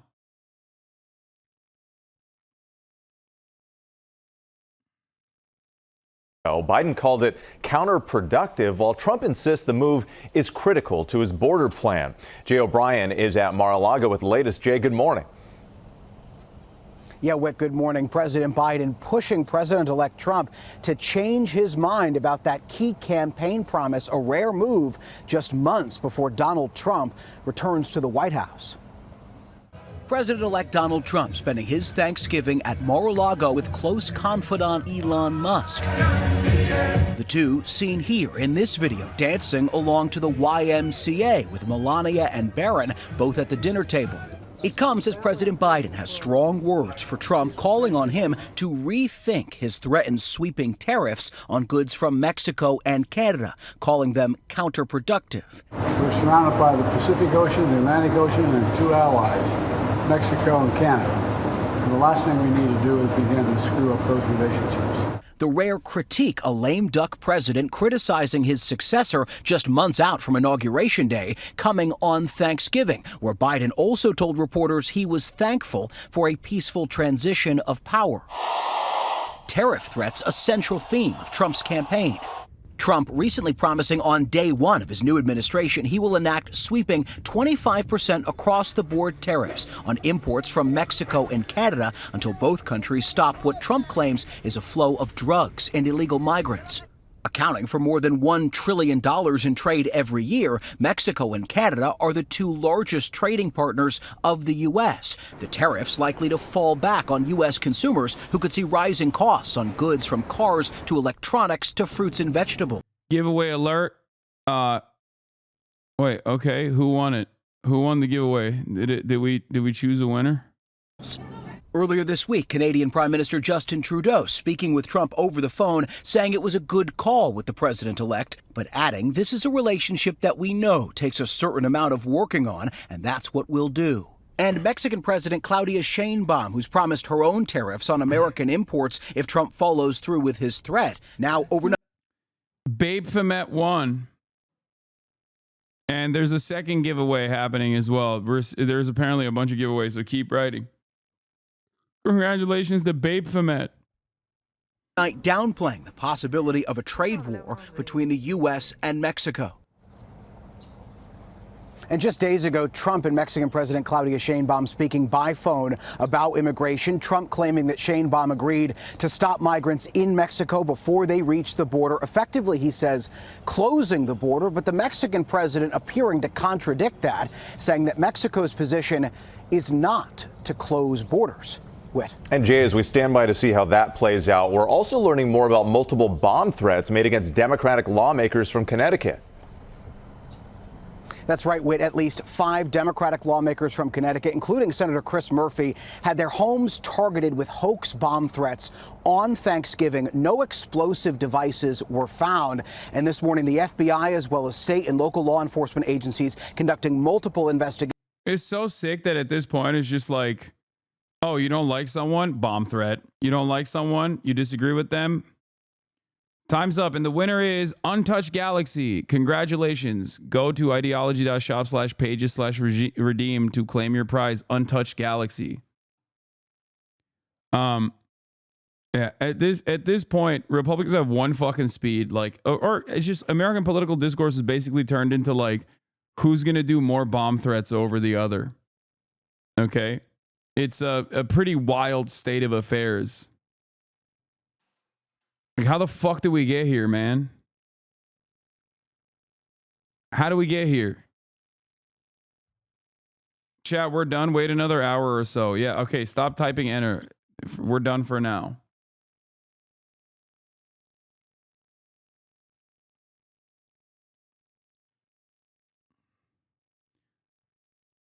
Oh, yeah. My favorite genre of tweet are American conservatives who bleed about white culture and tradition constantly, who then shriek Satanism when they see what genuine white culture and tradition. It's all aesthetics to these people. Yeah. This is Austria. What's going on? What's going on? What are they doing? What's happening here? What has happened to my beautiful white culture? Americans are such fat little pigs that the only white culture and even their understanding of white culture is basically just an ad from the 50s, okay? That's it. We have one speed, and that speed is hamburger, okay? They literally don't even do fascism correctly because of how fucking, like, brain broken they are by commodities, okay? America's white culture still is another demonstration of capitalism. Straight up. They literally just look at ads from the 50s and go, oh, where my country gone? Why can't I get back to this? Why can't we get back to this? Yeah, none of this like weird gay satanic shit that they're doing over in fucking Europe. What? Did you mean to embarrass me last night? What are you saying, bro? Please. Oh God. The holiday crowd is always, the holiday crowd goes crazy. Just like a lot of people that forget to take their medication.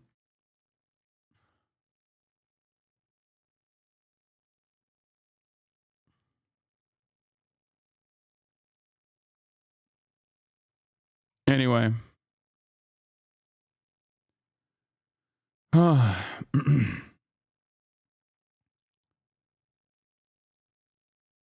Everyone's drunk. Everyone refuses to take their meds. People are in their fucking fields. Investigations into those threats and others made against several of Donald Trump's cabinet picks this week. Whit. All right, Jay O'Brien for us. Thank you. Now to Syria, where opposition.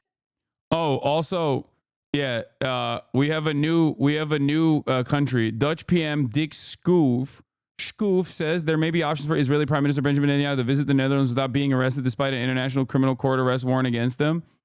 I'm hoping that they're just like baiting him to be like, yeah, please come visit The Hague. Okay. Yeah, it's got to be a trap. Please tell me it's a trap. Please tell me these people did not immediately cave after like a couple phone calls from Big Daddy Biden to be like, no, he can go wherever he wants. Fuck your international laws. Come visit. We ain't gonna jump you. Yeah, that'd be sick. There is something so crazy about this though. Like the fact that France also, after having one phone convo with Joe Biden, was like, yeah, we've actually decided Benjamin Netanyahu can come to France as well. Like they caved. It's just like, what are we doing here?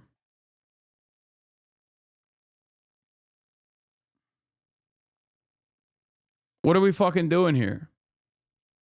What a joke. Dude, these institutions are like, these countries are such a fucking joke. Good luck.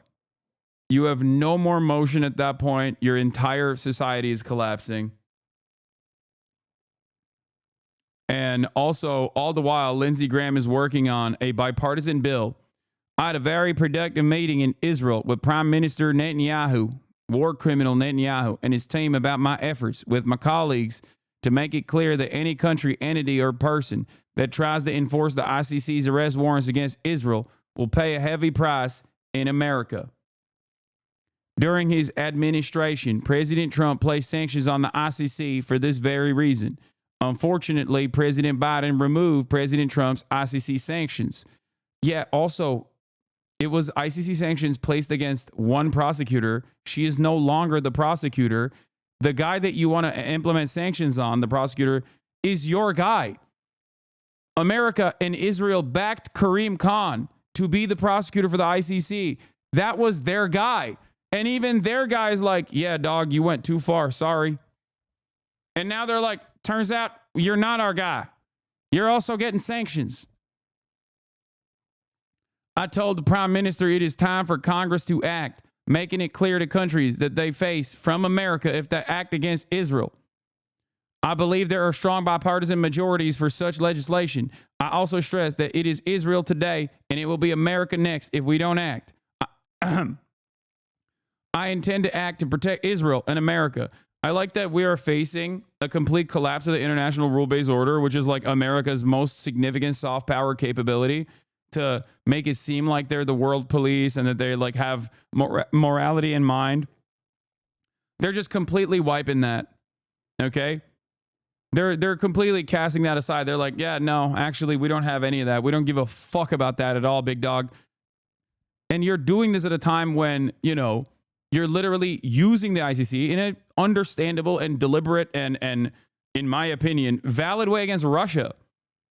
So, like, how do you not understand that you're weakening these institutions and you're weakening the potential soft power capabilities that you might have by destroying these institutions that are supposed to create this, like, fabric of human rights, or at least, like, this PR? It's also additionally funny because he keeps saying America is next. Okay. And I find that really funny because that's just an admission that, like, America does a shit ton of war crimes, which is true. Little by little, one by one, the Rogue West takes shape. Yeah.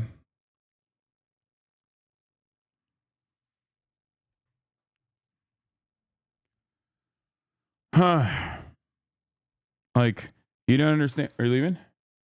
Oh, I thought you were. No, I thought you were leaving. Yeah, I was talking to you. Yeah. No, okay. No, it's all good. Then it's just, I keep repeating this over and over again. I don't think people understand. Like, we have 800 military bases all around the planet. Okay. 800 military bases all around the planet can either be viewed as a firmly held security cooperation, international, collaboration, or it can be seen as 800 invasions on foreign soil. The thing that the fabric that holds all this together is the consensus, is the notion that America is the obviously I know that that's not the case, but like the idea that America presents as the moral police of the planet, the arbiter of truth and justice and a care and consideration for human rights. That's why they do all this propaganda. So when that falls apart in the eyes of many of these countries, okay, in the eyes of these many different countries all around the world, they're eventually going to be like, okay, well, I'm re-examining my relationship with the United States of America. No one in the rest of the world actually believes that, though. It doesn't matter. It doesn't matter. Why do you think that people do PR? Why, like, if it didn't matter and people didn't care about this, why the fuck would America ever do PR in the first place to try to claim that they care about these things? To try to operate within the bounds of international human rights. You care about it so you can use it against, you know, the likes that violate it, foreign adversaries that are not in the sphere of influence of the West. Okay. And these guys surely do violate it, Assad and Vladimir Putin alike. Okay. So you can use it against them. But you can't use it against them if your guy and yourself are also undermining the very same court that you're using against foreign adversaries. That's it. Like the veil, the mask slips at that point. And it doesn't just slip at that point for the global South. The global South is aware of what the fuck's going on. They're ultimately powerless to do anything about it.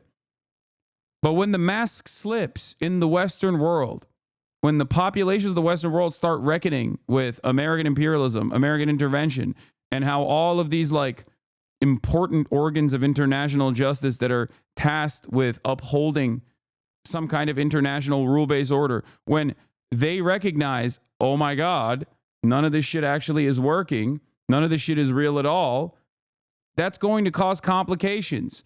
That's going to cause instability. Okay? And in that instability, a lot of anti-Western sentiment and maybe even pro-Russian sentiment, for example, will make up for that inconsistency and that hypocrisy, especially when paired with austerity and the economic volatility that clawing back social safety nets creates. Okay? You're seeing stuff like that already happen in places like Romania. And it will inevitably, it is already inevitably making its way into the into our Western European allies as well. Does that make sense?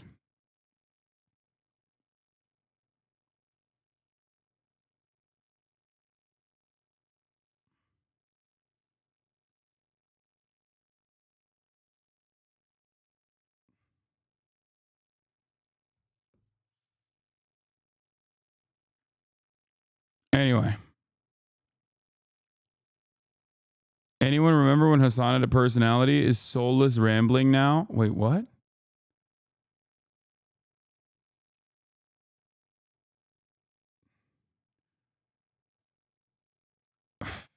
Two hours in and you still haven't covered any real news? What do you mean by that?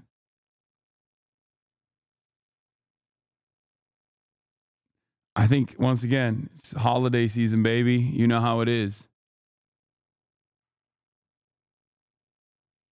All right.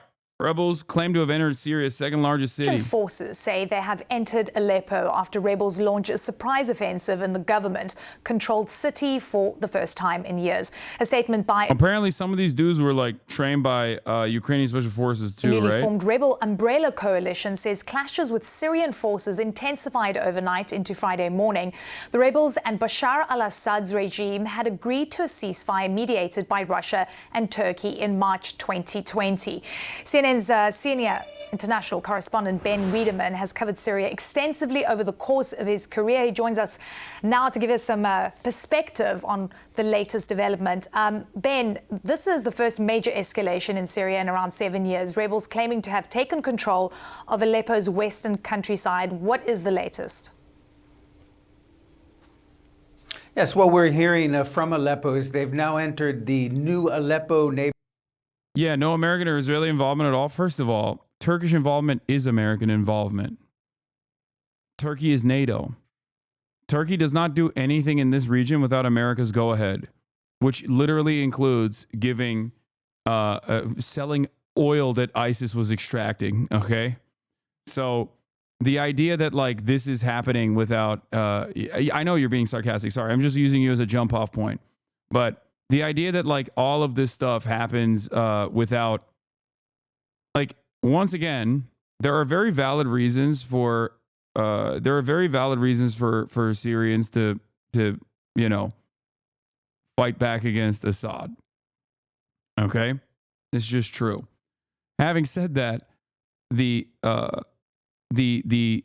some of the groups, at least, like the Turkish-backed groups, are not exactly great either. Okay, like when they say rebels, it comprises of a group of people that includes, American-trained Kurdish militias that are secular or communist, all the way to it depends. It depends on which group you're talking about and what you're talking about, all the way to Al-Qaeda adjacent Salafists. Okay. Now, a lot of the Islamist rebel groups are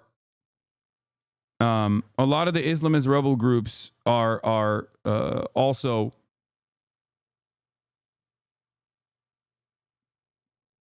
no, it doesn't include rebels. The rebels are the FSA. Kurds are another thing. Yes, but I'm saying that there's opposition forces on every side of this that ranges in ideology for different parts of Syria. Neighborhood, as well as the Hamdaniya neighborhood on the western side of the city. This comes after they launched this sort of coalition of rebel groups led by Hayat Tahrir al-Sham, which is a rebel group that at one point was affiliated with Al-Qaeda, but they launched this lightning offensive on Wednesday, and since then they've taken, according to them, 63 villages to the west of Aleppo, which of course is a I do think it's kind of funny when, listen, all I'm going to say is when you see people with guns going Allahu Akbar with Arabic lettering bands that they're wearing, and the American government is on board with them and showing them as a good thing, it's just kind of funny to think about that from the perspective of how they interpret and analyze the very similar images with genuinely different goals and genuinely different ambitions, mind you. But I never thought that it would be the 90s again, where I would see big bearded militia guys getting positive coverage on American mainstream news, is Syria's second largest city, and they say they have now entered the western edge. How are these guys immediately identifiable as freedom fighters with the PFLP and PLO weren't? Yeah, no, they're not, because they're bad. Of the city.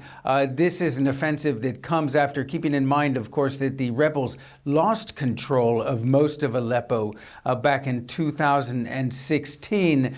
And there's been basically a stalemate since March of 2020, when Russia and Turkey worked out a ceasefire agreement for the northern part of of Syria.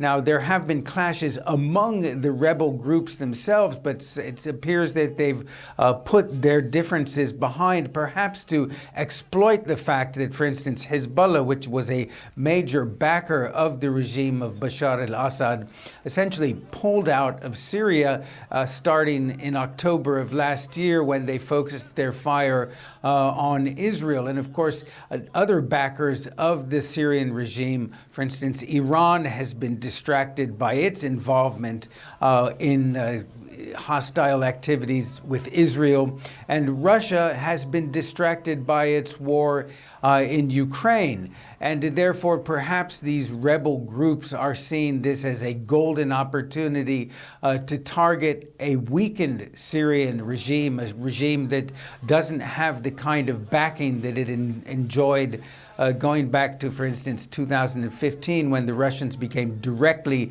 involved in bolstering the regime of Bashar al-Assad. So certainly this does represent a dramatic change on the ground in an area where the Syrian regime was starting to feel fairly confident. They've been trying to rebuild parts of old Aleppo that were severely damaged in the civil war that's been going on there since 2012. But it does appear that the regime has been taken by surprise by this rebel offensive.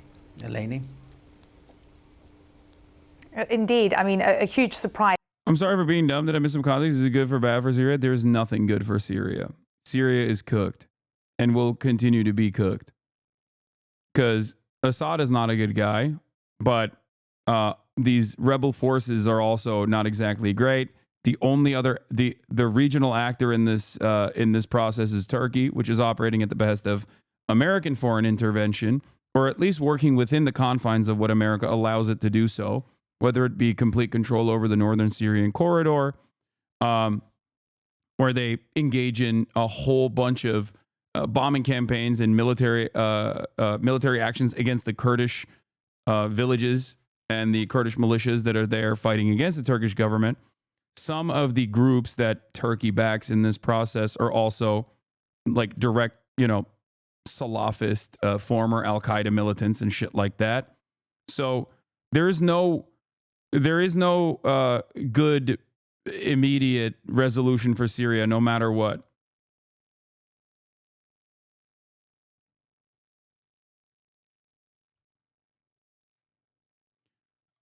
Also, people will interpret this as like, Hezbollah has been aligned with Assad, and so is Russia aligned with Assad as well. So it's you can look at it from many different angles. It could be a proxy war between U.S. and Russia, with a civil war slammed into the middle of it. It is truly devastating for Syria, no matter what.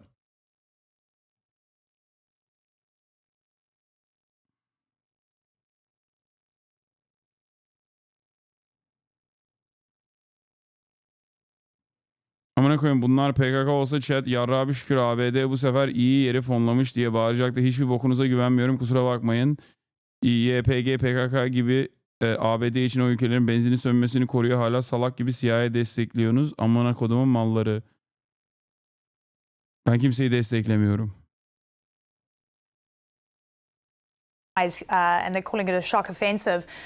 What is their aim, Ben? And as you say, they're feeling emboldened now that Hezbollah and Iran are distracted with their own worries, specifically in what we're seeing in Lebanon. So what is their aim right now? Well, what they've said, this Military Operations Command, which is the name of this umbrella for this coalition of rebel groups, they said that their aim was to stop Russian and Syrian regime forces. What? POTUS today bought Rashid Khalidi's The 100 Years War on Palestine?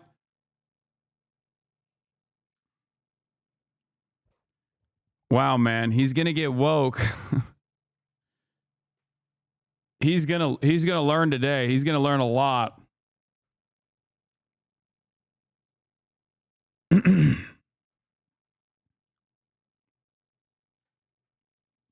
Yeah, little late for that, don't you think, Biden? Is from targeting. Oh yeah, look at this map. You got the Syrian regime, you have the Syrian rebels, you have Kurdish forces, and then you have Turkey-backed forces, and then you have the U.S. partner forces, and you have Islamic State fighters. Look at this map and tell me this is a good situation.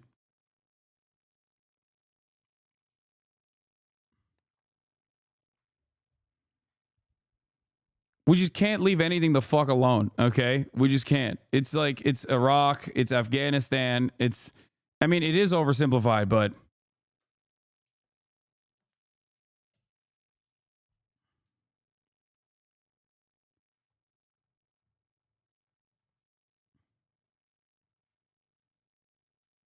why is our ally Turkey fighting the other ally, the Kurds? Because America doesn't give a shit about the Kurds that much. Because Turkey is a established state and the second largest military in NATO. So America will always use the Kurds. They will arm them. We will give them weapons. We will give them training. And we'll use them as a tool. We'll use them as a militia to sick on everyone in the region if we want to, if we choose to. And the Kurds are like, we're 35 million displaced. We do not have a nation state for ourselves in this entire region. Parts of the Kurds live in, Syria. Parts of the Kurds live in Iraq. Parts of the Kurds live in Turkey. So they don't have like a nation state, and and Iran as well. So for them, for them, it's like, okay, yeah, we'll take the, yeah, sure, we'll take the weapons. Thank you. Like, it doesn't even matter. That's why America was working with, you know, Kurds in Rojava that were doing an international communist call to arms and training them. America doesn't give a fuck as long as it aids and abets the destabilization until it becomes a large problem, until it becomes like a real, real problem for them. In which case they will then fund the Islamists, which they are, by way of Turkey, and sick them on the Kurdish militias that they previously were funding and offering logistical support to.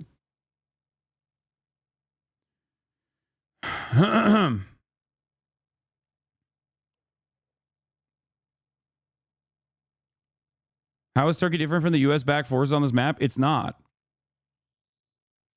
Turkey's interest is potentially to maintain the northern Syrian corridor, as you can see here, okay? And then inevitably overtake more and more of that territory, and then potentially engage in a population transfer. Or at least I think that was the initial goal. I don't know if they're actually going to continue along with that goal, where they would displace the Kurds that were living in the villages and create villages that are basically controlled by, like, to some degree controlled by Turkish governance. Like put muhtars in positions of power in local governments, and repopulate the area with repopulate the area not with Turks, of course, but with Syrian Arab Syrians that have been displaced that now live in Turkey. That was their goal, and their reasoning for this. I don't agree with this, by the way, but their stated purpose for this was to maintain security in their southern border, right? State shit. America's very aware of this goal and is seemingly on board with it because Turkey is a NATO ally. Turkey is the second largest military in NATO, so they get to do this kind of stuff. Idlib province. Yeah, the Turkish-backed forces are the Turkish-backed forces are actually interesting as well, because on the one hand, Turkey actually is getting closer and closer to China in economic development, but also on the other hand, some of the Turkish forces are Turkmen forces from other Turkic nations that have been trained by the Turkish military, including but not limited to Uyghur separatist forces that are some of them are even Islamist, as a matter of fact. So while they're on the one hand, they're training Turkic forces like the Uyghurs from Xinjiang all the way from China that are now fighting in Syria. And that's a tiny number. It's not a massive number of people. On the other hand, they are also getting closer to China in economic cooperation. There's now an EV factory that I believe is being built in Turkey as well. So once again, Turkey is playing all sides to come out on top. That's the Erdogan move. Because also Turkey is aligned with Russia on certain economic partnerships, but also simultaneously funding the Ukrainian resistance against Russia.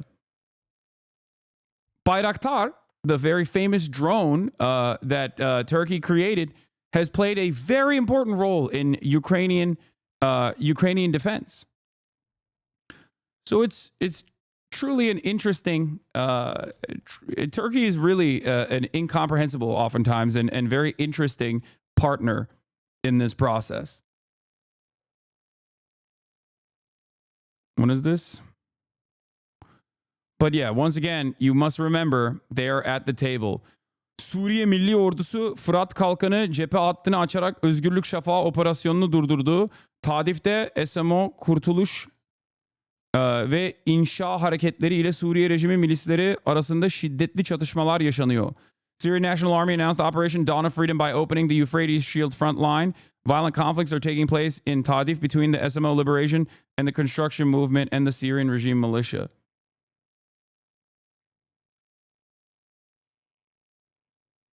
How is Turkey able to do that? Mexico starts building Chinese factories and everyone loses their minds. I mean, I don't think America likes that Mexico is building Chinese factories either. But also, Turkey is really far away from the United States of America.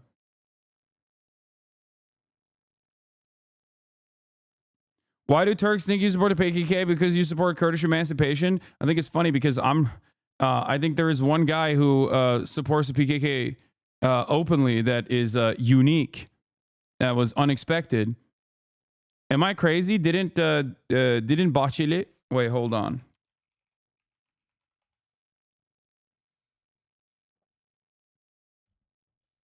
Yeah. So the Turkish ultranationalist movement, also known as MHP, okay, is an incredibly far-right anti-Kurdish paramilitary group that was created by the CIA. Okay? Just remember, if you want to understand how fucking complicated this situation is and how insane this situation is, okay? That guy on the right is Devlet Bahçeli, okay? His entire political movement was designed by NATO as a Turkish Gladio, okay? Basically, the ultranationalist movement in Turkey is a complete American project. These are the Grey Wolves. These are the guys that do this, okay? So he is the last guy that you would expect to say something like this. PKK's leader, Öcalan, Abdullah Öcalan, who is in perma-jail in Turkey, recently, Erdogan's ally, the ultranationalist, Devlet Bahçeli, came out and made a call for the government to allow the pro-Kurdish party to meet with the jailed PKK leader Öcalan, despite the ongoing crackdown on Kurdish politicians since his calls last month. Your streams make me realize how much my education failed me. No, you don't need to know all this shit, dude. Come on. This is like... This is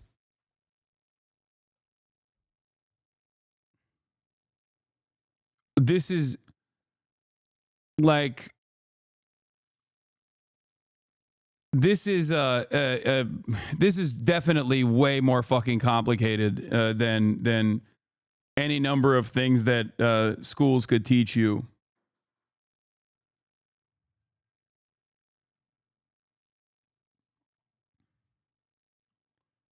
Okay.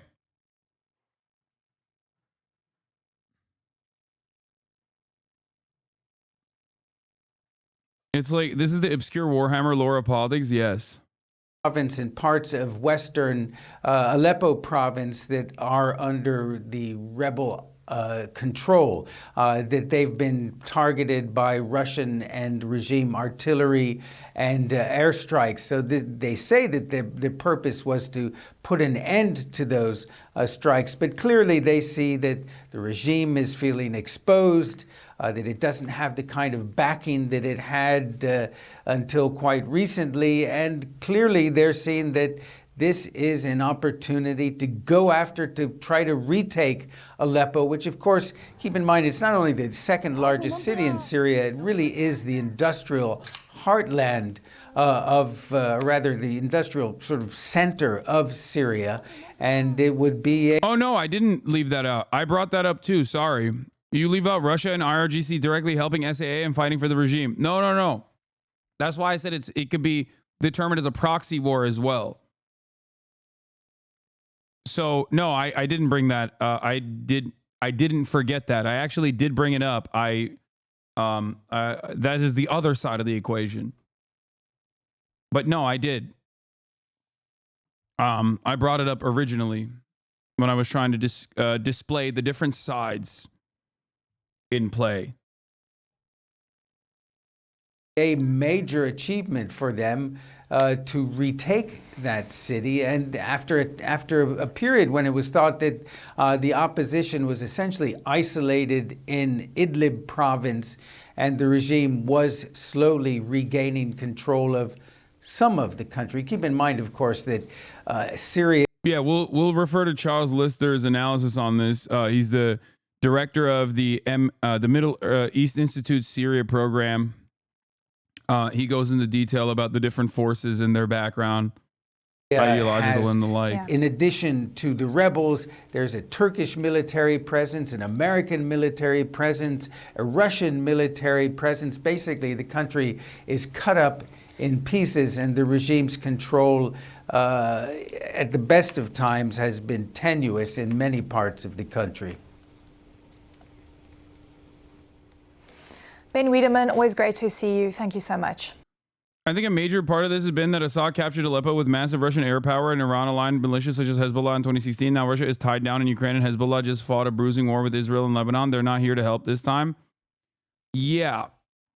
No, that definitely plays a role here. Like that, I think this is seen as an opportunity for all of the anti-Assad forces in the region, and also any kind of like Western interference in the region, because I guess what's the opposite? Eastern interference? Like all these other groups that have normally played a formative role in defending the Assad regime are not as capable at this point to do so. So everyone is getting their licks in and striking in this moment of opportunity for them. Problem is, you know, and I can't stress this enough, no one involved is good. Like there is no, if you're looking for like a perfect dynamic of heroic figures, like even you know, even people with valid claims against the Assad regime that want to overthrow it are still technically working at the behest of in many instances, getting logistical training and support, including but not limited to my friend Brace Belden, who I've had on this broadcast, who literally did go and fight in Rojava against ISIS. Like they got training from the CIA. They got training from the United States of America. They got weapons from the USA.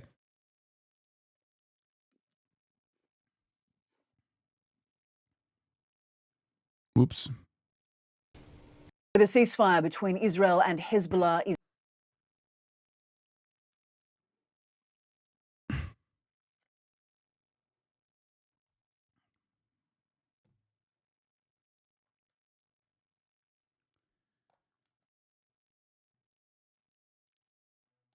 Oh, you're out? Thank you for everything. All right. That's a friend of mine. His is now in its third day and appears to be holding by and large, despite new accusations against both sides. Israel says it thwarted what it called terrorist activity and struck a rocket storage site used by Hezbollah on Thursday. Well, meanwhile, the Lebanese army claims Israel has breached the terms of the ceasefire numerous times since it went into effect on Wednesday morning. Here's the Israeli foreign minister. What will happen in the ground is the most important thing, and we will not allow to breach the arrangement. We will respond immediately to every violation. We will not let the Hezbollah to go southern than the Litani River.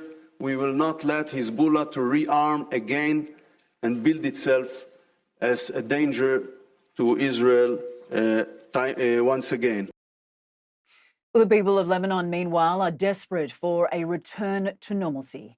Well, thousands displaced by the 13 months of fighting have started returning to their homes and businesses, many of them destroyed, even as Israel warns that some areas are not safe yet. Thank God, now we're back, and we're back stronger and better than before. We have strength and determination, and we're cleaning up our stores. We will work on getting our businesses back better than before. And don't let the occupation think that it has defeated us. Israeli Prime Minister Benjamin Netanyahu is sounding more optimistic about a ceasefire in Gaza, but he insists on achieving one of his major goals. Here's what he told Israel's Channel 14. I'm ready for a ceasefire at any moment, but ending the war, I'm not ready for that, because we also need to achieve the elimination of Hamas. Meanwhile, Israel's attacks continue. Gaza's health ministry says Israeli bombs killed at least 20 people on Thursday. Several homes in Nusrat were hit, sending dozens of victims. Before we get back to the Lebanese thing, a broad spectrum of armed opposition groups are involved in the ongoing assault on Aleppo, but make no mistake, it wouldn't be happening if not for HTS, a group I've studied closely for 12 years with some useful articles. Pragmatic jihadists or opportunistic warlord, HTS's Jalani expands its rule in northern Syria. The fight for supremacy in northwest Syria on HTS's break from Al-Qaeda and its wholesale defeat of Al-Qaeda and ISIS in the northwest. We're done with the giveaway. Chat. Who won? The winner is Dezerk. Congratulations, Dezerk. I didn't even know there was a giveaway. Oh man, yeah. People are gifting in the chat. Others to get the merch.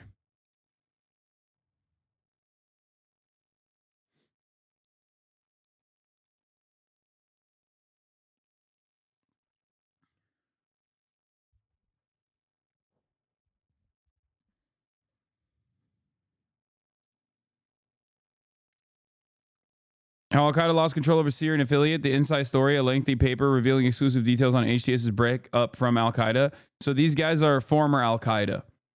In recent years, HTS has built a semi-technocratic government, the Syrian Salvation Government, with a trained police force, service provision, and an aid sector, health programming, and more. The SSG works directly with the UN aid programming for 2 million IDPs. Beyond governance, HTS has invested heavily in military development since the 2020 ceasefire in northwestern Syria. With intense fighter development and training, multiple SOF-type units were developed for covert ops, lightning raids, nighttime ops, and more. HTS's Asaib al-Hamra force has led daytime advances in recent days, where Saraya al-Harari assumed front lines at night. Every fighter equipped with thermal scopes on assault rifles, sniper rifles, and RPGs, plus night vision equipped ISR drones. HTS and several aligned factions surged money into indigenous weapons development since 2020, into drone tech, Israel or ISR and armed rocketry and cruise missile type systems, all of which have been revealed in use over the past 3 days. It's been game changing.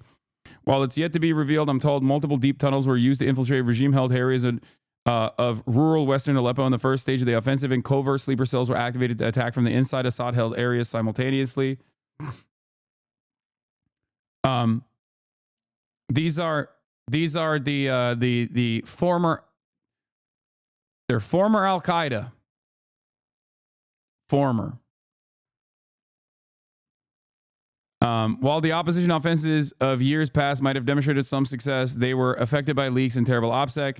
Past 72 hours have demonstrated a remarkable improvement in control coordinated comms practice that makes a big difference. When COVID first entered Syria in 2020, HTS led the fastest and most efficient health response mask mandate mobile and field clinics through their emergency response committee. The ERC is already clearing up newly captured areas of Aleppo and combing for explosives. For 2 years, HTS's leadership has been trying to rebuild trust with northwestern Syrian minorities, especially the Christian and the Druze. Churches have reopened in Kunaya and Yakubiya in Idlib after rebuilding and repairs by HTS companies.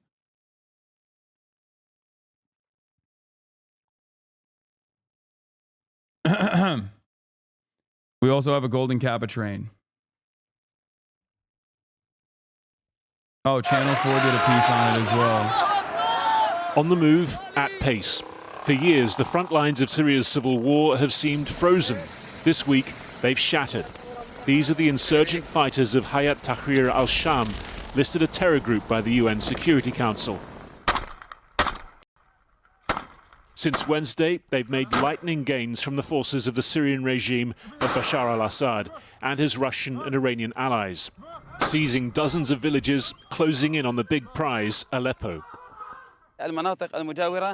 These are areas where the Iranian militia and the Assad militia were stationed and were bombing civilians. And now, praise be to God, after their expulsion from these areas, God willing, the civilians will return to their homeland. This evening, HTS fighters had reached the center of Aleppo, removing the Syrian flag flying next to a statue of Assad's brother. Regime defenses reported to have withdrawn in disarray. But from the air, Syrian and Russian planes and drones have been fighting back. The UN says 27 civilians have been... This isn't direct CIA. This is a cutout from Turkey. I mean, it is still CIA, but it's CIA and Turkey. By way of Turkey. Killed in the renewed fighting, aid agencies say 14,000 people have been displaced. If the speed of this assault has surprised, it hasn't come from nowhere. Last month, the UN Special Envoy to Syria warned of the risk of a military, economic and humanitarian storm breaking there. While Bashar al-Assad has been readmitted to the Arab Leaders Club here in Riyadh this month, his key military allies have been distracted. I'm laughing because seeing Western media look at former Al-Qaeda guys, okay, and being like, look at these brave rebels is once again a somber reminder that it just doesn't matter. Like these, I just spent the last 12 months trying to explain to people how Islamist fundamentalism is not a key factor in Hamas's development, okay, and how they have a singular goal of ending the siege, ending the apartheid, and ending the occupation, and liberating Palestinians from the Israeli apartheid. And regardless of their tactics, or regardless of how my disagreements that I might have with some of the leadership or whatever the fuck, that goal still remains. And yet, the way you look at it, they're like, Hamas is ISIS. The way Americans look at it is like, nah, you don't understand. Hamas is ISIS. Hamas is ISIS. And then now we look at actual ISIS style guys and we're like, no, these are the brave rebels. Something doesn't add up in the way that the media is messaging.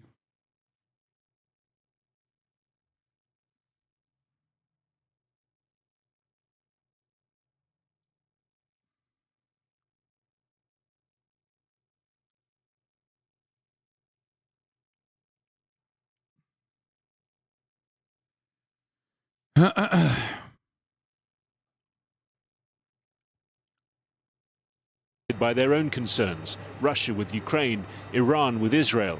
Israel has also been intensifying its strikes on Iranian and Hezbollah targets inside Syria, further opening up opportunities for the anti-regime militias. The rebel stronghold of Idlib has, though, been under heavy attack from the air. This war, never fully dormant, is now resurgent. And even as Syrians in Aleppo celebrate tonight the ejection of regime forces, they know from bitter experience just how much deadlier things can still get from here. Yeah. Gulf/Israel funded fighters good. Iran allied fighters bad. Yeah, I just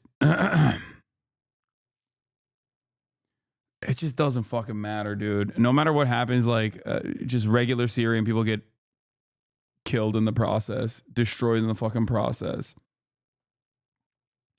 Barack Ravid with a scoop. Trump wants a deal to release the hostages and ceasefire in Gaza before he takes office. A close associate of President-elect Republican Senator Lindsey Graham told me. All my details in the article on Walla News.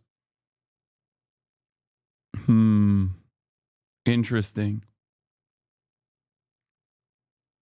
Yeah, we always pick and choose when it comes to these rebel groups. We did the same with the Mujahideen in the 80s. It's only if they fight our enemies for us and they don't care if free or not. And Afghanistan is actually a perfect example of this as well, because the Afghan government itself, the communist-aligned Afghan, USSR-aligned Afghan government was also fucking ruthless and brutal. So brutal that the USSR itself was intervening against the USSR-aligned government at the time But then so were the Russians when they went into Afghanistan. They were also fucking ruthless. And then America, that had already primed and radicalized and funded and given training and weapons to these mujahideen groups, then inevitably played a major role in the creation of the Taliban, which then, succeeded as the Afghan government. Then another one of these guys that we had trained and funded and facilitated and helped decided, I actually don't really like that America is interfering in the affairs of the Middle East. So I'm going to go and do 9/11. And that's precisely what happened. Okay. Former rebel / good guy, communism killer, turned into the arch terrorist of all time after doing 9/11. His name was bin Laden. Okay. And it's like, I can talk about the history of these things over and over and over again, and it doesn't fucking matter to people. They do not care. They do not understand it. Or rather, they find it to be too complicated, or rather, they want to just see good, bad dynamics at play.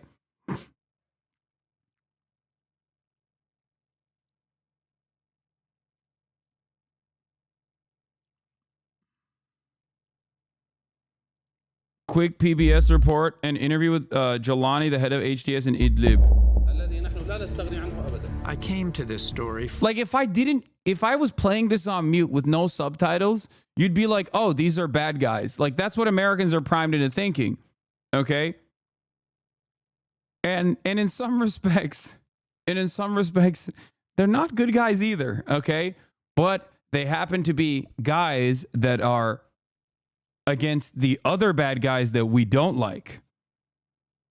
Fully aware of the controversy it would generate, I would be speaking to a designated terrorist. But after 20 years of covering the region, I thought this was an important opportunity. Since bin Laden in 1998, no senior al-Qaeda leader has agreed to a televised interview with a Western reporter. Today, Jelani, who says he's long since broken with al-Qaeda, controls Syria's last opposition strong. He said that was the old me, man. That was the old me. Chill.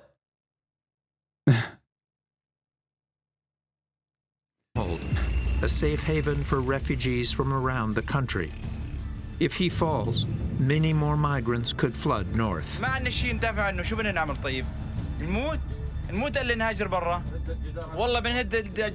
Bro, calm down. We did a little bit of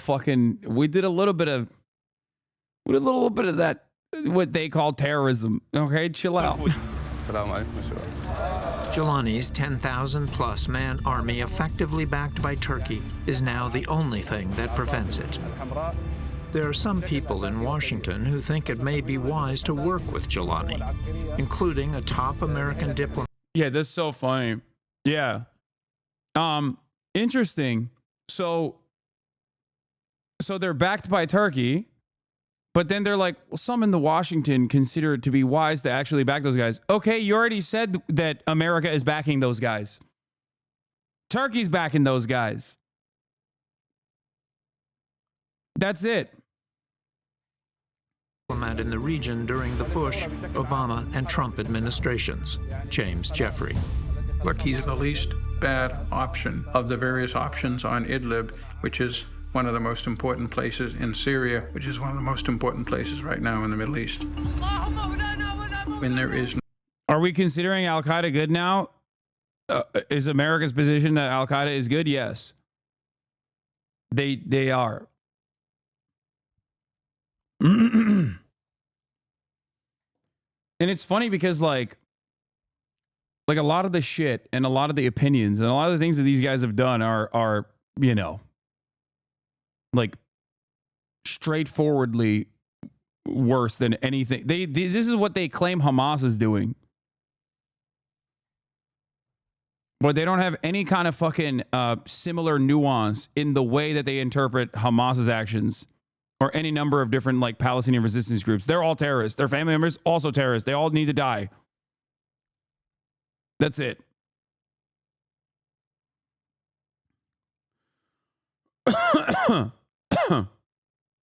not the normal setup of nation states and of international norms and rules.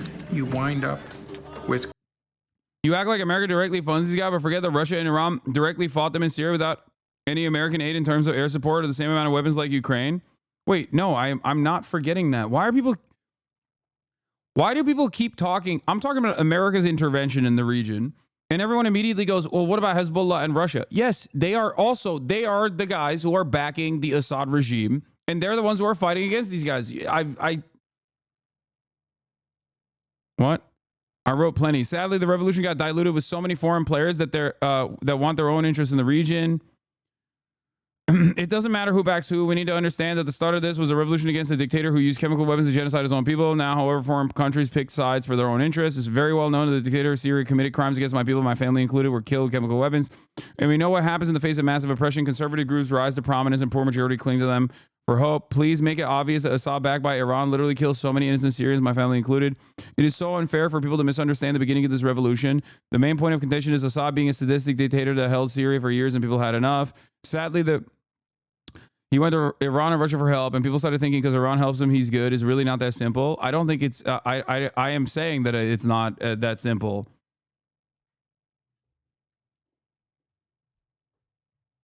We're not in disagreement as far as the analysis. Like, I'm not one of these like Assad is the lion of Syria. Assad is a good guy. Like, I mean, I meme about that shit. Allah Surya Bashar, but no, I'm not like I'm not a pro Assad person, but I'm also not pro Turkey in this situation either. So, like, the way I interpret Assad is not dissimilar to the way I look to Saddam Hussein or even late stage Gaddafi. All of these guys have done a bunch of fucked up things, but they were in the crosshairs of America. They were in the crosshairs of Western interest. And in their absence, I mean, you can look to Iraq and what happened in Iraq. You can look to what happened in Libya. Like, the efforts should be to.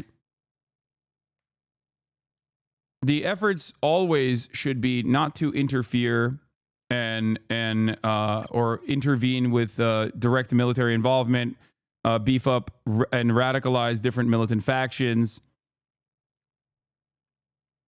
because ultimately it always turns into instability and more violence and a significantly worse outcome for the populations overall.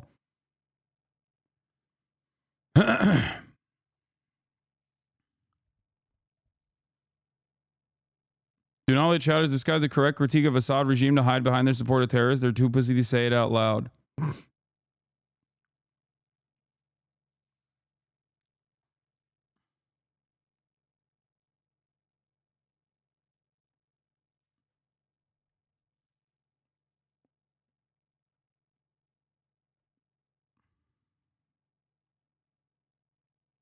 Anyway.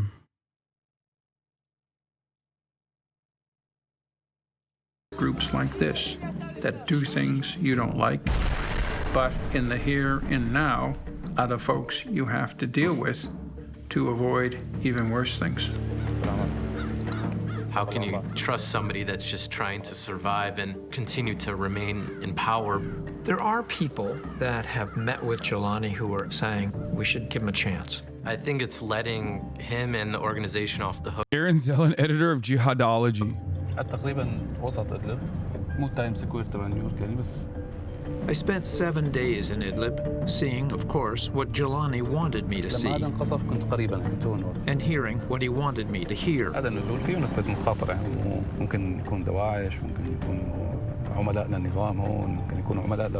I also spoke to his critics and his victims.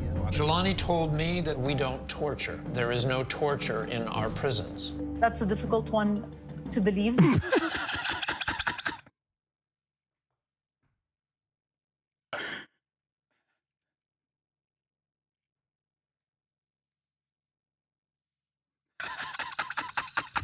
Come on, dude.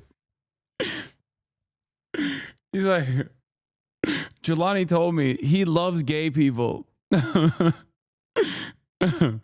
I like that. Given the normative violence that exists in the area, you change the standards a little bit. Like they're one step removed from pink washing, which is no torture washing.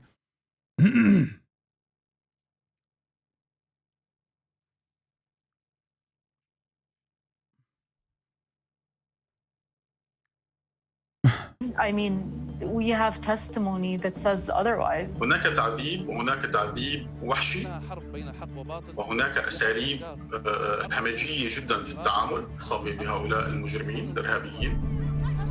Jelani, they say, is a man that can't be trusted. I've come here to investigate.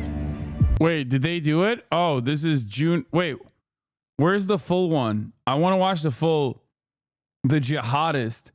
Abu Muhammad al-Jelani, a former leader of an al-Qaeda affiliate in Syria, is one of the most wanted men in the world.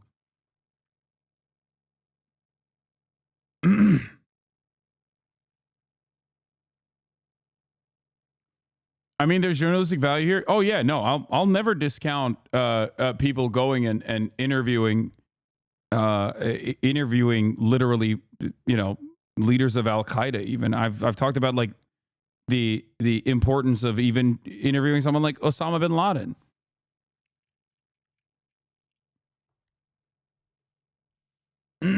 They're trying to Lufify him, the most wanted man in the world. No, it's like my naysayers that fucking yelled at me for interviewing a Yemeni teenager who said he wasn't a part of the Ansar Allah family or the political movement is cannot hold a candle to what what kind of positive coverage you're getting all the way back in 2021 of a guy who was an al-Qaeda leader.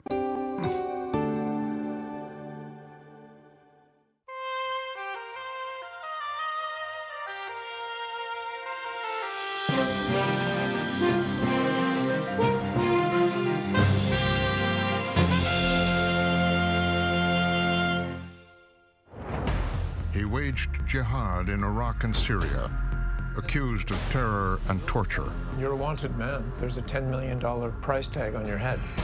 A former al-Qaeda commander says he's changed, speaking to a Western reporter for the first time. How is it that somebody is going to want to trust you? Now on Frontline, correspondent Martin Smith investigates. PBS is a major anti-Semitism problem? No, dude. These groups are not anti-Israel yet. Now, that doesn't mean that they won't be in the future. But right now, not only are these groups not anti-Israel currently as it stands, but dare I say, maybe even pro-Israel, as a matter of fact, or at least other affiliates.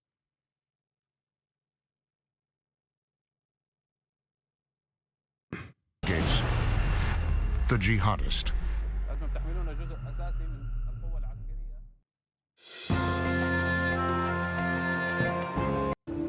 I'm flying over southern Turkey.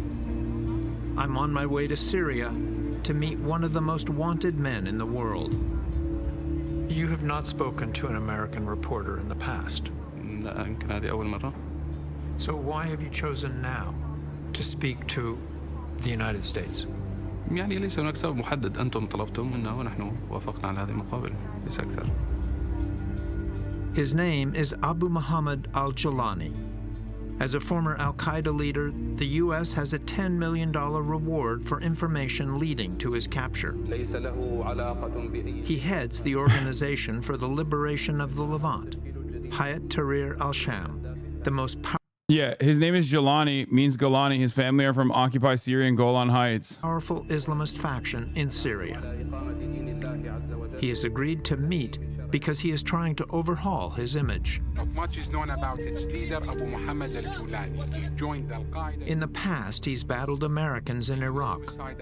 He's deployed suicide bombers in Syria. And to this day, he stands accused of imprisoning and torturing his critics. You're recognized, you're designated as a terrorist by the United States, by the United Nations, by many governments. What do you say to them? هذا تصنيف جائر وهو تصنيف سياسي يعني. This dude gave up $10 million to not give him up to the U.S. Remember that. Brother, what are you talking about?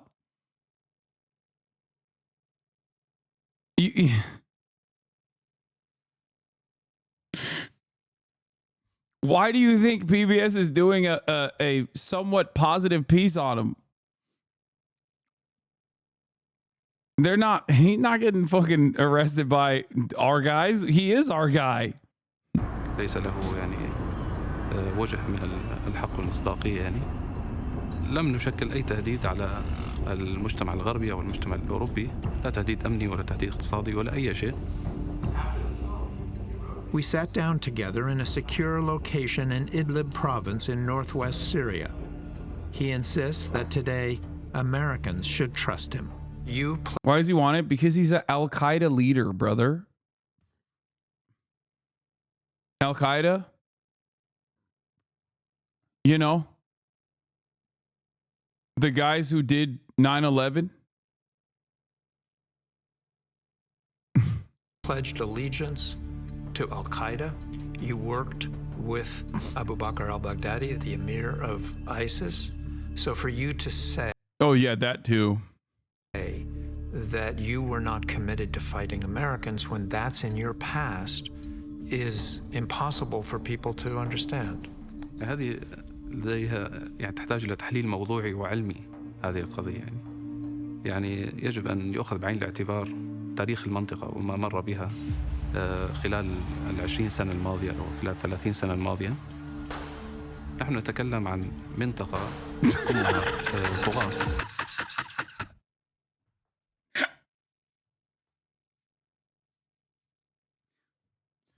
I'm not gonna say anything. يحكمها طغاة يحكمون الناس بالحديد والنار. وفي نفس الوقت يحيط بهذه المنطقة صراعات وحروب كثيرة جدا. هناك آلاف الناس انتموا إلى تنظيم Do they show blood on this? I don't know. They might. Al-Qaeda, the local insurgency. لكن دعنا نسأل ما هو السبب لانتماء هؤلاء الناس But لتنظيم why did they join Al-Qaeda? That's the question. Bro's about to be like, listen, the material circumstances are what radicalized these people into joining.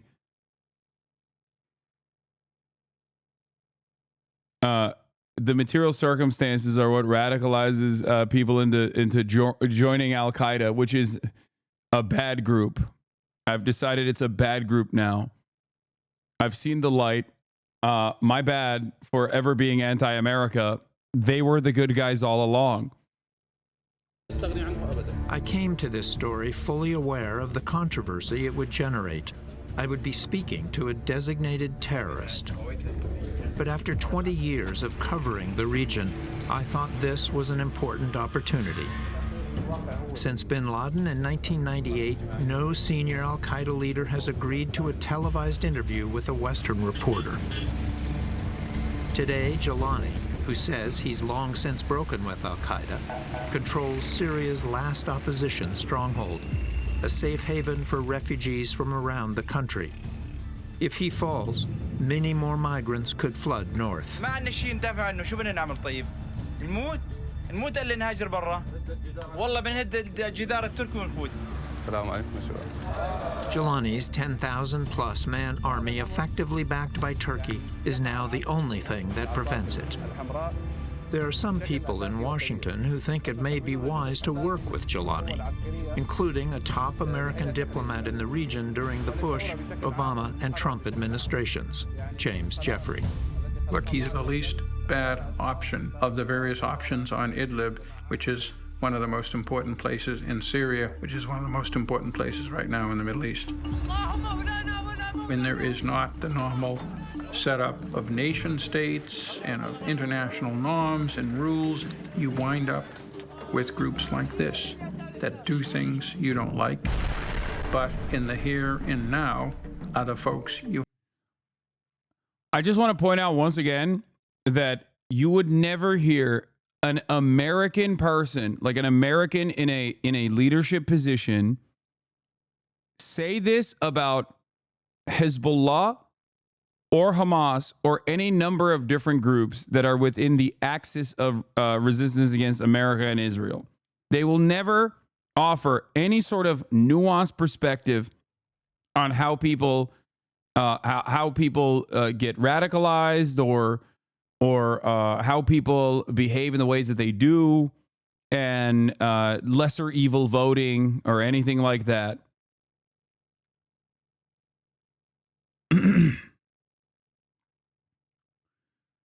Is this like Azov Battalion fighting Russia, or is it different? It's I think it's closer to, I mean, it's early Azov Battalion. It's back when America used to criticize the Azov Battalion, and now it's different. Now the dynamic is different. It's more, it's if you want to point to something that is like that existed in history, it's closer to the Mujahideen. Some of the groups were literally, I mean, they weren't secular, but they were way more progressive, and others were not. Others turned into the Taliban.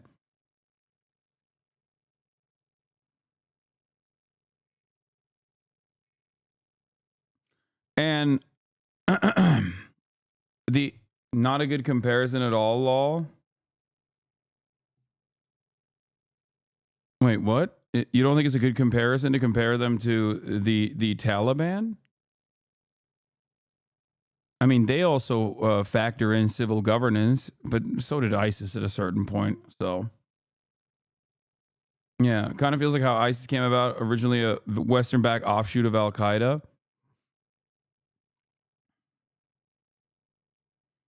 Hutch is trashing you on his channel right now. Your interview with PODSAVE America is triggering him so bad. Who cares, man? What the fuck? That interview literally got to the #1 podcast. Like, oh man, I'm sorry that a fucking former COD guy is triggered by this interview because of the things I'm saying in it. I'm like, what?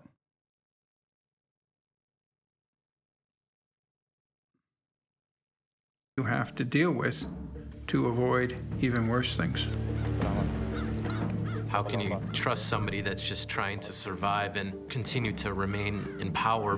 There are people that have met with Jelani who are saying we should give him a chance. I think it's letting him and the organization off the hook.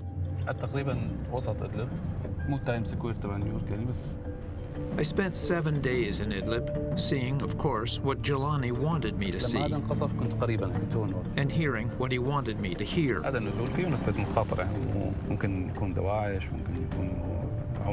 Can't compare to Taliban. I draw the line of suicide bombers amidst local citizens. Wait, what? Material circumstances cause a bloody day every week in Iraq for 10 years. I can't compare to Taliban. I draw the line of suicide bombers amidst local citizens. It's not fighting back. It's just terrorism. Yeah, I mean, you do realize that there are other resistance groups that have done similar things, right? They have.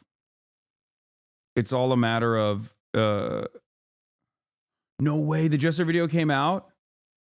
Oh my God. I brought 6. Oh my God. Finally. Oh my God.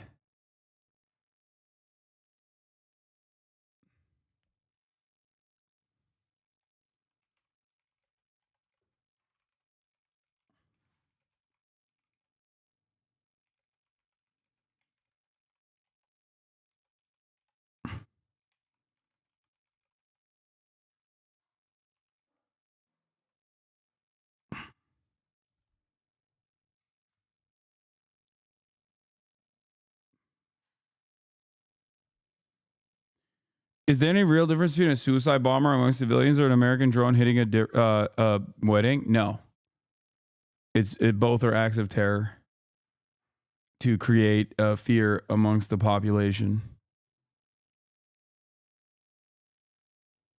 Yes.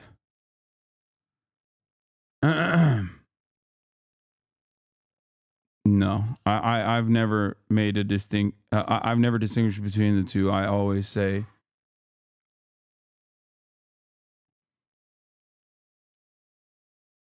If the Taliban have Reaper drones, they'd be striking weddings too. Yeah.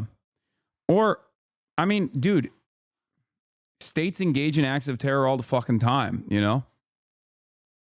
When states do it and there are foreign adversaries, we call it Bashar al-Assad. When states do it and there are foreign allies, we call it Benjamin Netanyahu. That's the difference. When we do it as the state, we call it liberation. Yeah, we call it shock and awe. Democratizing Iraq. Do you understand? It's all terror.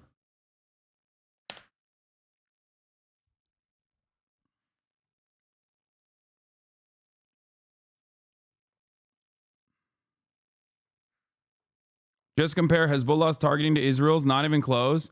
No, there are varying degrees of non-state actors in the region that engage in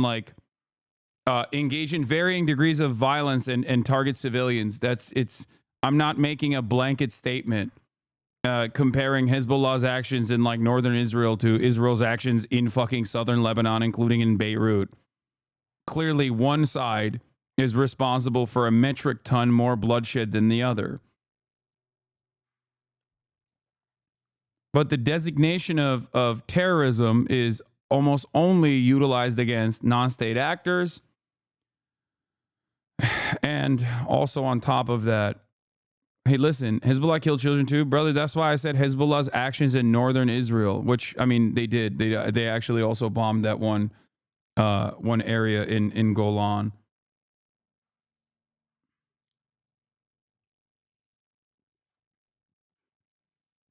Some background on HTS. Coincidentally, my work during my master focus on the group.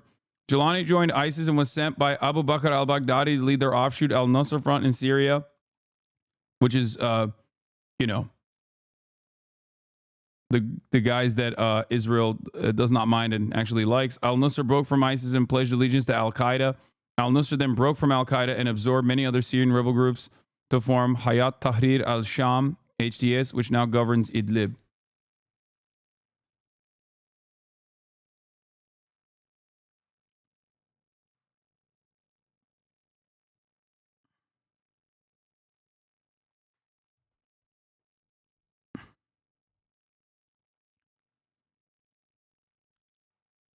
Okay, I kind of want to watch the basketball video now.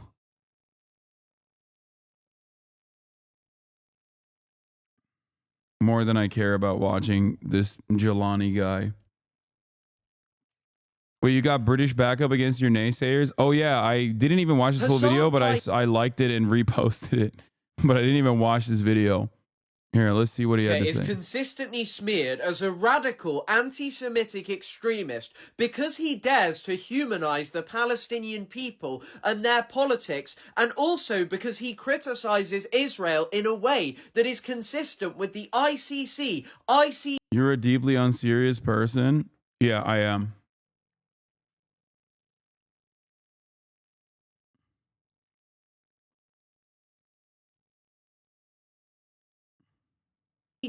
The Pope, Human Rights Watch, Amnesty, and so many other internationally respected human rights organizations. But the streamers, Lonerbox and Destiny, are consistently held up as more reasonable people who deal with Palestine and Israel in a much more balanced way. But here they are with a literal Israeli government propagandist, Elon Levy, a man who was paid by the Israeli government and Benjamin Netanyahu's office to go on British and Western media so as to lie for the Israeli government and to justify the continual slaughter of Palestinian people.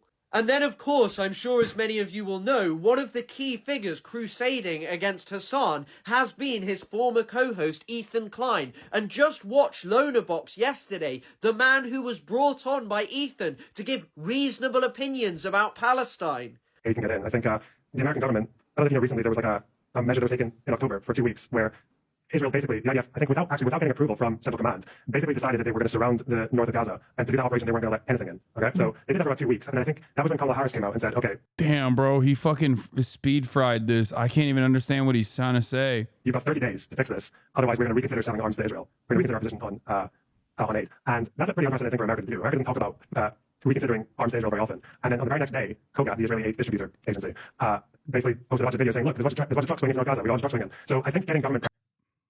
God damn.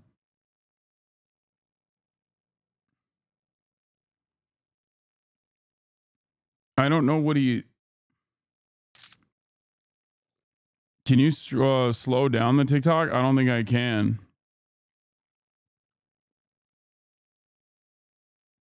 I just genuinely can't even hear what he's saying. Clip in the description? Where? It's not.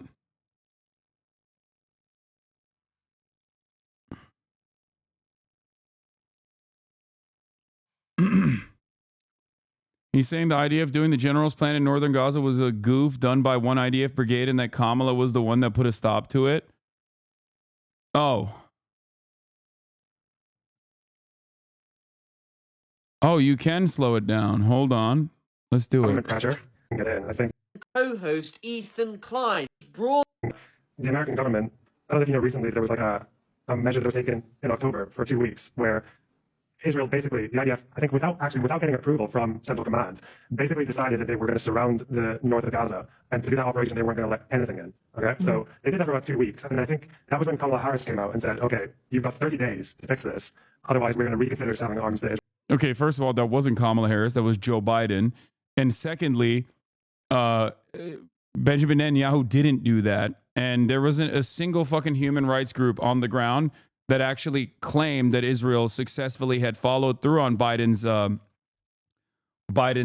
red line, his second red line.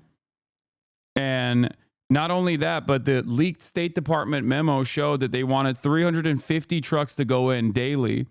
And not only did Israel cut the aid in the trucks in half, but also was, I think at its peak, allowing only 30 trucks. This was all... this was quite literally answered by the State Department, where a bunch of the State Department journalists at a press briefing asked why Biden had not followed through on the red line that they said, why Biden was not enforcing the red line that he said he wanted to do. 50 is the most that they let. Israel lets 58 trucks into northern Gaza, but this is once again, they have the aid on the trucks and they only let 50 trucks in. The line that Biden wanted them to enforce was 350 trucks, according to a leaked State Department memo. And yeah, see, Israel allowed 30 trucks of aid to reach northern Gaza on Monday after nearly 2 weeks. And as far as I understand, like the aid that they had was also halved as well. Israel. We're going to reconsider our position on aid. And that's a pretty unprecedented thing for America to do. America doesn't talk about reconsidering arms to Israel very often. If you go to Kojat and do the math, the month of November, they're only allowing 80 trucks a day average. And then on the very next day, Kojat, the Israeli aid distributor agency, basically posted a bunch of videos saying, look, there's a bunch of trucks going into North Gaza. We got a bunch of trucks going in. So I think getting government pressure to Israel actually does go a long way. I think people like... Yeah, government pressure goes a long way is ridiculous. I mean, look, I'm not going to immediately rush to conclusions and say like he's behaving like a propagandist for the state of Israel by trying to make himself come out like a person who is critical of Israel, but also simultaneously like saying that Israel is a separate actor that is operating outside of the scope of America, and that America has like limitations in terms of what it can and can't say to Israel. But it sure does feel like it, especially when paired up with the reality that he has hung out with Elon Levy in Israel alongside Destiny. But on like what he said here, I'm just going to address just what he said here. Okay, it's wrong. Not only did America make serious demands and even said that they would actually deny weapons transfers if Israel didn't follow through on it, because Israel decided they're going to do the final solution in northern Gaza, as you guys know. And Biden, leading up to the election, like so close, 30 days out from the election, basically said, or 20 days out from the election, basically said, oh, I'm enforcing a 30-day line, a red line, where you can't deny aid going into northern Gaza. And Israel did not follow that enforcement at all. And also, the very fact that Biden knows that he could apply this kind of pressure by saying we're going to refuse weapons transfers, that in and of itself is already, that means that they know the kind of, they know the mechanisms of enforcement. They know the kind of influence that they hold over Israel. It's ridiculous. It's all just aesthetic posturing from the Biden campaign, from the Biden administration, sorry, to make it seem like they're trying to do something. It's no different than the fucking Gaza pier. They built that so that they could claim that like they were doing their very best to render aid to the Palestinian population, because everybody understands that it is a clear-cut direct violation of human rights law to refuse to render aid and allow humanitarian aid to go to a civilian area. Okay? It's just, that is like the definitional number one no-no. It's so glaringly obvious that the person, the founder of Human Rights Watch, who originally is not exactly critical of Israel and was actually on board with Israel's military actions in the immediate aftermath of October 7, changed his perspective publicly and said Israel is doing a genocide, specifically because of the reality that they are refusing to allow humanitarian aid to go in to parts of Gaza, specifically safe zones. Okay? That's it. It is such an obvious violation of human rights that it is one of the factors that the American State Department is supposed to consider when invoking the Leahy Law.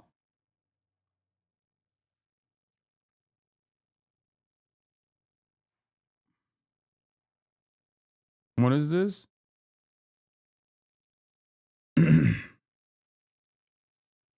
Yeah, here it is. Human Rights Watch founder changes mind on Israel genocide charge. The co-founder of Human Rights Watch, whose German Jewish parents had to flee Nazi Germany, told CNN he now believes Israel is committing a genocide in Gaza. Arieh Nair, who was also the head of the American Civil Liberties Union, previously didn't believe Israel's military actions on Gaza could be considered a genocide, but he changed his mind after witnessing how Israel has systematically deprived Gaza's civilian population of food and water. So it's, it's not something that you can... Not exactly something you can argue against. At best, you can be like, oh, America's trying their best, but they're just failing to do so. But I think adults understand. Like, if you're even remotely reasonable, you understand that America wants Israel to do these things, even if they are, even if they're incurring severe penalties for it in the form of losing social capital.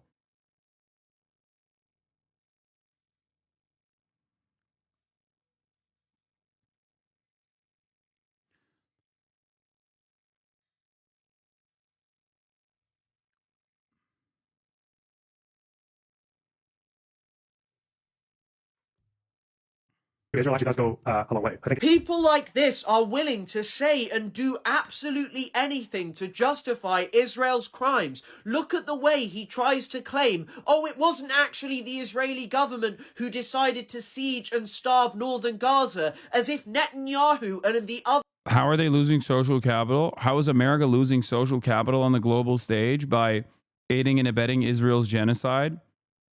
What do you mean? You have tens of thousands of people fucking protesting in the streets in the Western world. That is like unheard of against Israel. That's, that kind of pressure inevitably creates a fraction in Western governance between what their politicians are saying and doing and what the public wants and demands. Okay?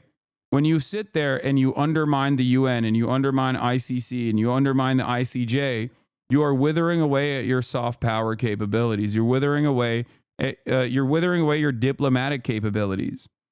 Ironically enough, this is something that Joe Biden actually said he was never going to do, and actually was going to do the exact opposite. He was saying that America was headed down a dangerous path with Donald Trump, which I did agree with to a certain degree.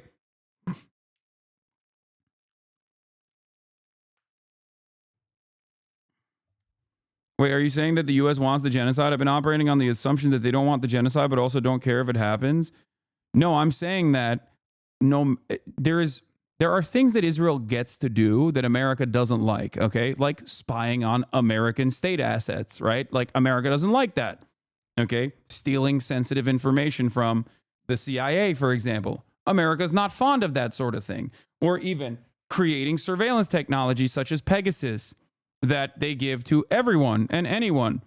Sometimes people that America doesn't want to have that kind of surveillance technology. Now, having said that, why is Israel allowed to do this? Is it because Jewish people have magical mind control powers? No, of course not. Okay? It's because Israel is given that bandwidth to do those things because Israel is a very important asset for American imperialism in the region.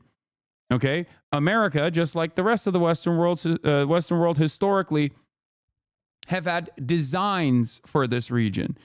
All of the nation states that you see in the region were directly drawn by Western imperialist forces. Okay? They were. And they were designed in a way where there was always supposed to be sectarian infighting. Okay? Whether it be Lebanon, whether it be Syria, whether it be Jordan. Okay? These states were designed specifically so there was always ethnic strife, always ethnic tension, always religious sectarian differences that would cause destabilization, because destabilization ultimately is very beneficial for Western states in this resource-rich region, Western states that want to control this resource-rich region. Okay?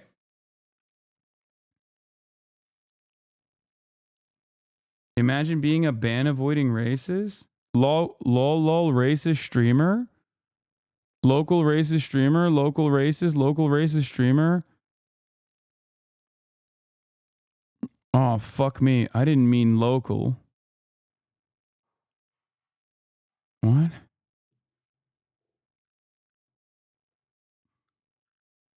What is he trying to say?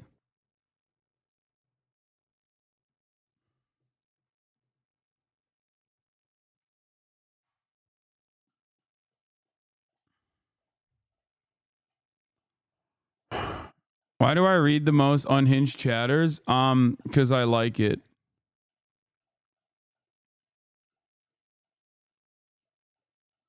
Anyway.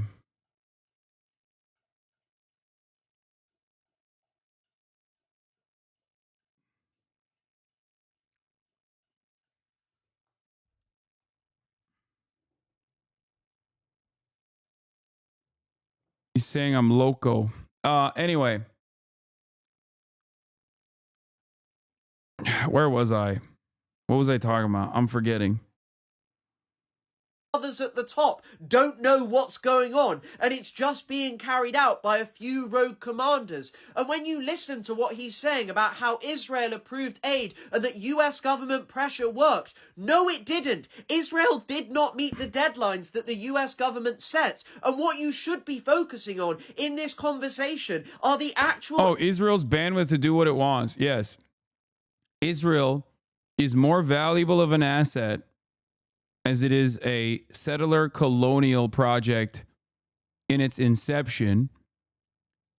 Israel is a more significant asset in the region than any number of these different countries that could actually succumb to the whims of sectarian violence and maybe even a revolution.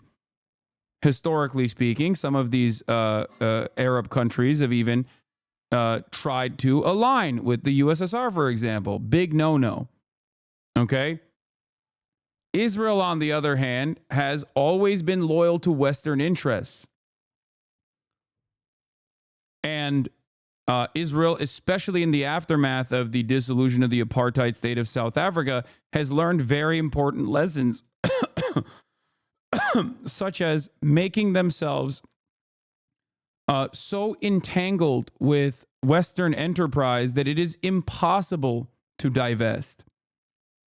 Israel has also spent a good deal of money in that time frame to do a shit ton of positive PR. So It is an invaluable ally in the eyes of the United States' State Department. Okay? Now, that doesn't change the reality that sometimes, because it goes so far in its endless bloodshed and its endless destabilization, that there are people within the State Department that want to continue American dominance in the region that are directly at odds with how hard they want to let Israel go. Okay? That's why you see all the people who resign, for example, from the State Department and have continued to resign since October 7.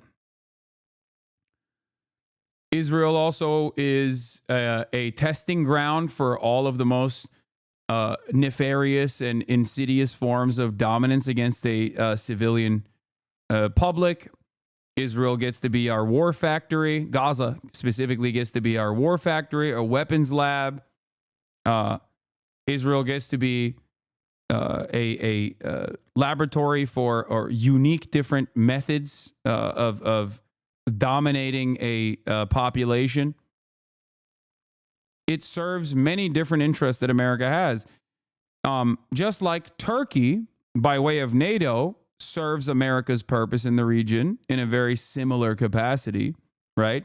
Because people always ask, Hasan, like, well, people always claim I'm not critical of the Turkish involvement in Syria, and I am, which is ironic because all those people that turn around and say I'm a fucking Assadist, ironically enough, but Turkey gets to, for example, bomb the northern Syrian corridor into oblivion and completely enforce control over it because, and even in certain instances, accidentally blow up American positions, for example. And why does it get to do that? Well, sometimes deconfliction doesn't work in the ways that it's supposed to, but why does it get to do that? Because it's America's weapon in the region. Same with Israel. Israel can blow up a fucking USS Carrier, and America will be like, yo, my bad. Why? Because America doesn't give a fuck about its own troops or its own citizens. Like, duh. No shit. America gives a fuck about American foreign interests. America gives a fuck about how much money our corporations in the military-industrial complex can make. America gives a fuck about how much our oil producers, our fossil fuel industry, how much money they could make in the region. There's always a bigger picture out there, and Israel plays a very important role in this bigger picture. So make no mistake. That's a bold statement. Yeah, dude, America cared so much about our fucking brave and bold military, our soldiers, our wonderful soldiers, that 22 veterans kill themselves every fucking day when they come back from these parts of the world where they just like engaged in unlimited murder and destruction at the behest of the same interest that I just mentioned, the military-industrial complex and the fossil fuel industry. Yeah, they care so much about these soldiers. You simply just say false shit confidently. Sorry, it's no longer 22. You're right. I think it's 14 now. My bad. My bad.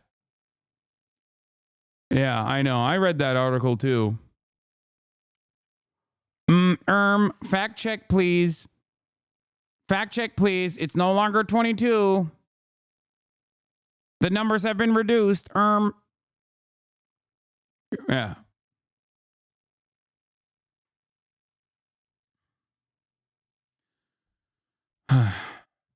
Hasan, how good does Dan Clancy's dick taste?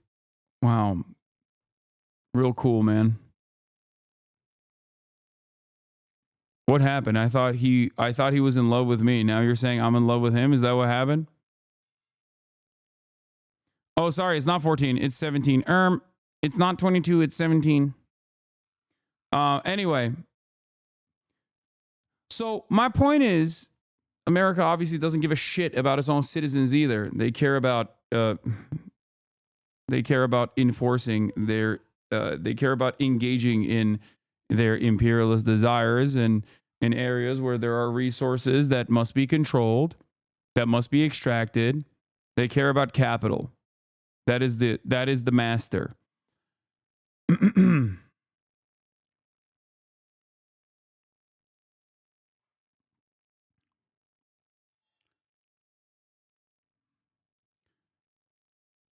So yeah, that's why America lets Israel do whatever the fuck it wants in the area. And I think that a big part of the reason is because we have more important targets in mind. Okay? That more important target that we have in mind is China. And you can't have instability in the region if you have any sort of interest in dealing with China. You can't have instability in the Middle East. You have to, by force, dominate your most important ally's thorn on its side. 5 million people that demand sovereignty, understandably. You can't do that. You have to, destroy them first. You have to engage in maybe population transfer, mass ethnic cleansing. Okay? That's, I think, America's ultimate goal, is to sick Israel on Israel's enemies. And then inevitably, once the region is somewhat stabilized, continue along with the Abraham Accords, normalize relations with all the other client states that already had informal normalized relations, but formalize those normal relations and move on to, Taiwan.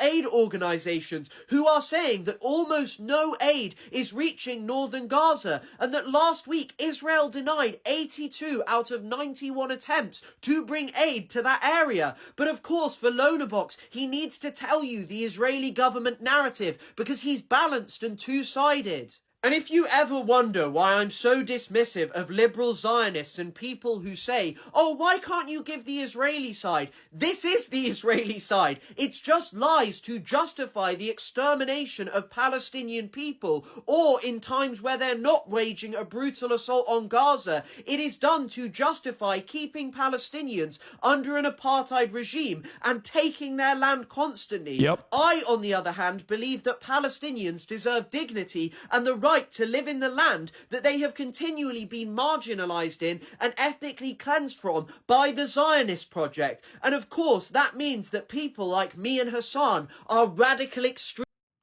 Yeah.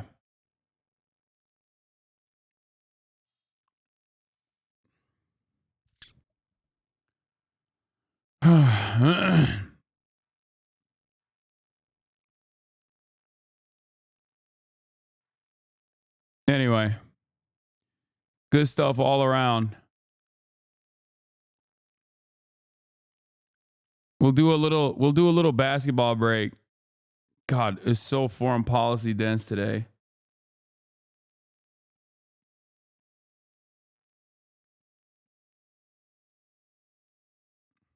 What? He's not a serious person? The dangers of left-wing anti-Semitism? Yeah, no. It's I'm engaging in a lot of dangerous left-wing anti-Semitism. Thanks, man.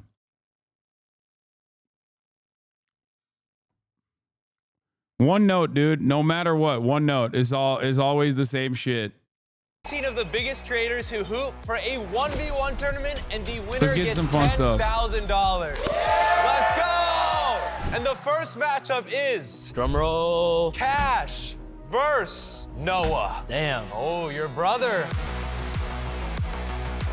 My name's Owen Newman. I do like a lot of YouTube stuff, like basketball. I started in 3rd grade. I'm still hooping. I'm coming for you. I'm not playing. My name is Cassius. People call me Cash Nasty. I do basketball content, workout, obviously. I had 3 hours of sleep, lost my voice. I'm about to drink an energy drink. I'm willing to die on this court today. Who do you guys got? I haven't really seen Noah hoop too much, so I got Cash. I got also Cash. Damn. I got Noah. You got Noah? I think it's gonna be 7-6. Damn! 1-0. Wait, that was a disgusting pull-up. Let me write that down in my notes. Mid-range again. Bro, he is shifty. Oh, he said go left. You said you got no left, Cash. Hey! 1-1. I played Cash before. That bump hurts. Oh, there you go. Oh, trust me. I know. Last time I played Cash. Yeah, Cash is known as a bully baller through and through. And also engages in psychological warfare, apparently. I've yet to play him.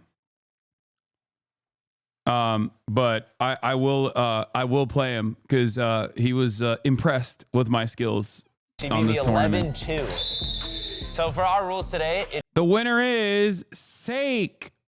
Congratulations. Go to ideology.shop/pages/redeem to claim your prize. it is first to 7 points, ones and twos, and if you get 2 fouls in a row on the same possession, it's a free throw. Okay, 1-1. See one on the top of the key, Cash, top of the key. That's his shot. Right, water! Another one. Back to back. No, he doesn't. Oh, that would have been crazy. Brandon's rushing. You can see it right now. You up top. A lot of contact. Is he a three-point specialist? Oh, good hezzy. What does Cash have right now? He's got 5! Damn. Oh, you gotta get stopped. Don't let him shoot. Lock him down. You got this. All right, Cash is going for a drive here. I think he's gonna drive. Okay. I like that. Oh, I like that cross. He loves the left hand. He loves the left spin. That's his move. Oh, I don't know what that was. Yeah, that was kind of weird. Have you seen that one? He lost He said he's little and he's jumping over him. 4 from that. Oh. You cheering for the white boy? I'm always cheering for the underdog. You'll see. I don't care. I don't care who it is. I'm always. You have to understand the mindset that I had when I was coming into this. Okay, you have to understand the mindset that I had coming into this. I was chosen as like one of the people that's gonna get dominated, right? Because there are content creators on here that are basketball content creators that are very good, and then content creators that are on here that are just not very good. And you'll see who they are. One of them is Jason. Okay. And I was one of the content creators that is not very good. That we were supposed to be, I think we were supposed to get destroyed, which we did. That's a bucket. Shot. That's his shot. Mid-range game. The comeback. Noah could heat up with a 3 right here. Mid-range. He goes to his hot spot. Wow. Yo, Cash, stay up. This game is straight up, so. Same spot. Oh. Yo, Cash, I got 50 on this game. You get the other 25 if you end it right here. I like that parlay. Let's go. Lock him up. Oh, spin move. That's his move. Travel, yeah. Travel. Good call, ref. Good call. That's a solid call. He took 3 steps. Yeah. I didn't even notice. Can't get away with that, Mr. Nasty. That is Cash's weakness, is the ref. Oh, good move. Oh, good move. Finish. And 6-4. That's tough, Noah. That was a super tough move. Cash is locked in now. He cannot afford a 2-pointer. Oh my God. Oh my God. 6. Oh no. 6.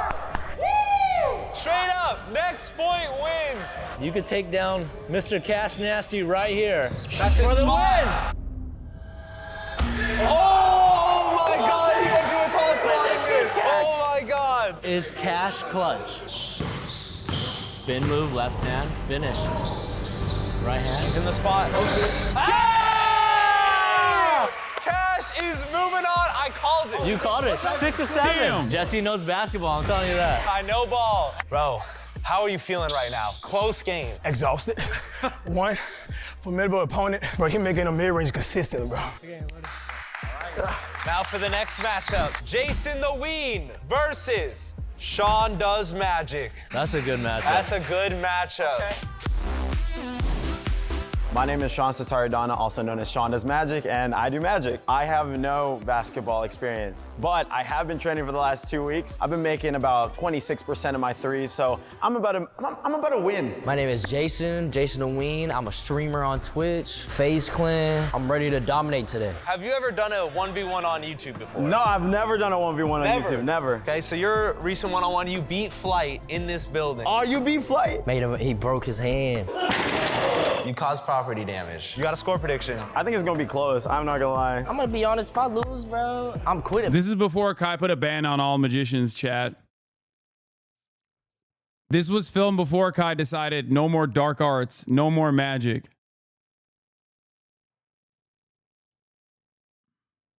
Basketball. Oh. All right, so who do you guys got in this matchup? Right Jason. I got Sean. Honestly, I got Sean. I'm not gonna lie. Dude, you'd be surprised. I think Sean's gonna hit him with some crazy spins and stuff. Get to his bag. Oh, wow. Oh! Wait, maybe, never mind. Okay, Jason. Let me shoot. Let me shoot. Oh, he's talking to him. I'll let you shoot. Oh! Jason! Oh! The disrespect! No, he got in his head. Oh my God, bucket. No, I'm not gonna lie, Sean's jump shot looks like it hurts. It does, it does. I like this defense right now. Oh! The left gets it to go. 2-0. Oh, he's contesting. Jason actually, I will forever maintain this position that Jason actually looks like he knows how to ball. Okay? He does. The issue is he just never finishes. Like, he just can't finish. I don't know what it is. Okay? He does look. He looks like he knows how to ball better than myself. Okay? What do you mean his moves are way better than yours? Yeah, and there is no chance in hell he could ever beat me. Do you understand what I'm saying? I think he does look better. And it's not just his size. Those new glasses ain't working? Pff, okay.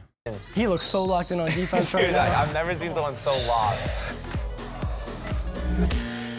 His footwork is impressing me, bro. He actually moving his feet pretty good. Let's see if we can get the bucket here. Give me one. That looks good. He went crazy. He went crazy. He went crazy. Oh, no, he did it. Oh my God. Oh my God. Bang. Bang. Oh my God. Oh my God, cook up. Sean's going to his hot spot, the wing. That's butter. That's butter. My God. 6-2. Oh my God, end the game. He's going to his... End the game. End the game. Oh, he's so low. Oh, he's locked in, bro. Oh, between? Look at... I'm getting Michael Jordan vibes right now. No, LaMelo Ball. LaMelo Ball did this. That's a LaMelo. He did it before LaMelo did. Hey, look at that. One more time. One more time. Bro. Oh, between? Look at... I'm getting Michael Let it Jordan out. vibes Let it right out. now. Boom. One step. No way. No way. Oh, the fade. The fade. Oh my God. I'm sorry, bro. Oh my You got God. cooked. You got cooked by the dark arts. He did magic out here. This is why HasanAbi banned magic. Moving on. Amazing matchup. How are you feeling right now? Feel great. I just gotta get into rhythm. Jason, he's quick. He's not okay. He's done. How the f did I lose to a magician? I don't know either. That's a good question. I'm not gonna lie, I was a little disappointed in Nephew on this one. I was really pulling for him. I'm getting put in a TikTok, bro. It's over. And the next matchup is Jeff versus Topper. Oh, that's a good matchup. My name is Jeffrey, and I make basketball content. I feel like I have a huge home court advantage here. I hoop here every day, so it'll be very embarrassing if I don't make it past the first round. My name is Topper Guild, and I make extremely family-friendly challenge content. I played my freshman and sophomore year of high school, and that is pretty much it. How y'all feeling going to the match? Amazing, amazing. I'm ready, locked in. Good luck. You as well. I'm happy to be here. That's all that counts. We're already winners in my eyes. Good luck, y'all. Good luck, bro. You too. All right, who y'all got in this matchup? I gotta go with my Asian brother. Jeff? You got I'm suspicious of him. Dude, he is literally the nicest fucking guy. Like, he was, yeah, like, Mormon nice, okay? I don't know if he is Mormon, but, like, he looks like a frat bro, but he was giving, like, you know, kindergarten teacher. You got Jeff? Yeah. He also can. He also has. He has really good handles. Super quick. Look at him. And he's quick. He's a shooter, but he's fast. Oh, he can get space though. Oh, ref did not call it. We're playing. We're playing. No, play. Oh, he didn't know. And one. Well, y'all stop playing. Nah, that didn't count. We're F's word. No whistle. 1-0 Topper. I thought I'm gonna be honest. He can't shoot at all though. he got fouled on that shot. Oh, and the spin. Oh, still Jeff on his pivot is though. there. Still on his pivot. Incredible shot. Oh my God! Wow! How did he make that? guess everyone just playing like LeBron today. You're playing like Curry. Ooh, it's a cross. Ooh, try to spin again, going up. Nothing. Okay, now it's Jeff's chance. Okay, Jeff. He's got a chance. Is that gonna translate to the offense though? Oh, he's in his spot. Same spot. And it's bread and butter. Yo, that is bread and butter. cheese. Topper trying to get another foul call. It's a very one-on-one move. He's backing him down. Yo, that's crazy. Yo, that's crazy. Every time! That's shot. 2-2. I think he shoots this one. Oh, I lied. Damn. Ref is just not moving. Ref is just calm. He's like, keep playing. 5-2. Will he end Bang. it with a 3? He thought about it. He could. He's just so good in the paint, though. I think he wants to end it. He retreated. Good defense. The post. This is where he lives.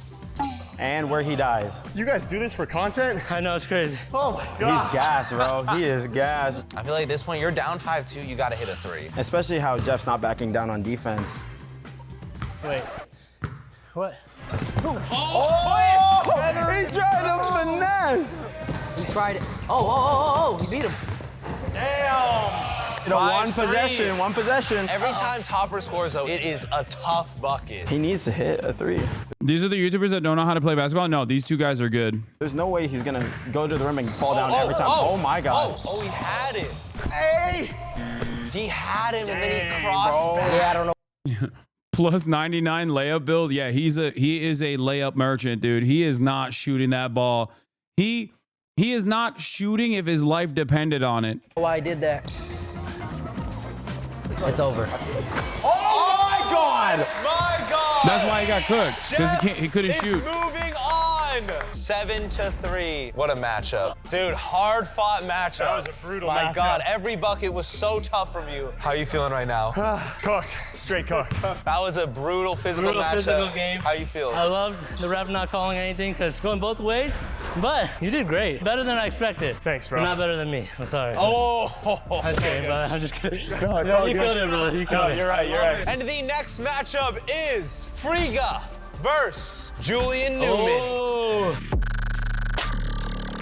My name is Julian Newman. I grew up playing ball all my life. As a 5th grader, I played on a high school varsity basketball team. From then, I went on Conan O'Brien to Ellen DeGeneres and now doing YouTube. And I respect everybody, man, but in between them lines, we're gonna get to it. My name is Devontae Friga, and I have a platform called The Next Chapter, and we actually do a lot of basketball content, and then on my own personal channel, I do basketball content as well. I say I have some experience in the 1v1, but I definitely came here to pick up that 10,000 a day. My score prediction is 7-4. Bro, that man is a fucking demon. Okay. No, I'm not talking about Julian. I mean, he's good too, but. For me. Okay, I like it. 7-5. Okay. Anybody's game. This is it, man. I'm excited. Obviously, Friga's got a big height advantage. It is unlimited dribble, though. So Julian can just... Julian can do his crazy dribble package. Bro, it looks like he's like double his size. Who do you got winning? Probably the taller guy. You got Friga. But, wait a minute. Julian. Wait a minute. Julian up 2. Who do you got winning? I got Friga as well. I got Friga as well. He might be my favorite to win it all. Yes. Oh! Good defense. Good defense, Friga. Bro, he is fast. Friga is You nasty. gotta go to the post, right? Yeah, 100%. Straight to the post. Yeah. Hey, he kind of strong, though. He's strong. Holding it down. Yo, low-key, okay, Forced him back okay. out. Back dry, spin move. I see. Hold on. If you got 2 hands on his waist and he does that, I'm gonna get it up top. We're gonna check it up top. You can't put 2 hands on him where it's an automatic foul. He needs to make that. Top of the key. Bang! And he will. 2 up. Friga's got some aura on the court. He does. Usually he's very nice, but he's on his villain arc. He's been talking trash to everybody. What'd he say to you? He says, I suck. Wow, wow. Hey! 4-2. He's not an influencer. He's a hooper. He's a hooper. Step back. Oh, and one! Gets the foul on the 3. Bro, you calling it one way. This is crazy. You should keep your leg out as far as you can. Hey, listen, play basketball. I'm not that guy. Just play ball. Oh, Julian's known to talk trash to the ref. This didn't go bad for him. Yeah, he need to be getting the ball, standing in the court doing nothing. Hey. He's cool. I got you, CJ. And one. And he played through your foul. And you played through your foul. You're grabbing him every possession. Yeah, this shit, it got heated. Playing through it. You want to blame it on the ref because you ripped my man's shirt and I did that? That's crazy, bro. The next chapter and the next hole has happened. Oh my God! You're a clown, bro. You a clown. You better watch your mouth. I don't care. Watch your mouth. Point count? Yes, Bucky good. 5-2. That's bull. See you later. Uh-oh. Oh my God. It's a 2v1. And that's a foul. Why you didn't call it then? For what? He gonna win on his own. I don't even call nothing for him. Dude, he gonna win on his own. I love it. Oh. Oh my gosh. What was that? I thought this was YouTube, not bloopers. No, you don't want to. Okay. I'll just say it like this. It got very heated, and I don't know how they edited it, but all I'm going to say is there was a lot of back and forth, okay? It wasn't the ref himself coming in out of nowhere. That's all I'm going to say. Also, they did cook Julian by putting him up next to Friga in the first round. Like, that's, you know, that's not going to be nobody's going to have a good day in that process. I mean, he's a fucking demon. Get the ref on your bad side. Bro, the ref is heated. You a clown, like I said. Nah, he calls you a clown. You've complained since you stepped on the court. I don't understand. This is basketball. Yeah, and of course, someone was instigating on the sidelines.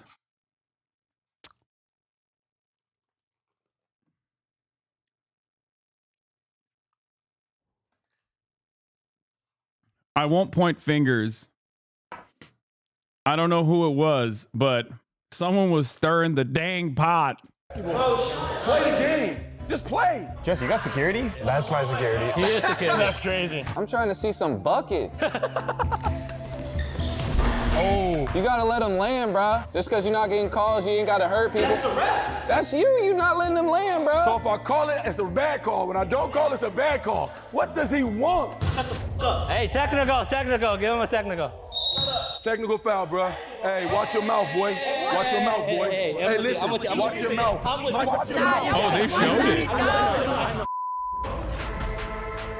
Did you know today is actually Black Friday and Bucket Squad is doing the biggest sale of the whole year? The entire website is 30% off. The biggest sale of all time. If you've never caught Bucket Squad, they showed it. I didn't think they would show it. Black Friday, you guys already know. Best hooping shorts in the world. We also just dropped 10 new. Bro, I'm not even fucking lying. Like, this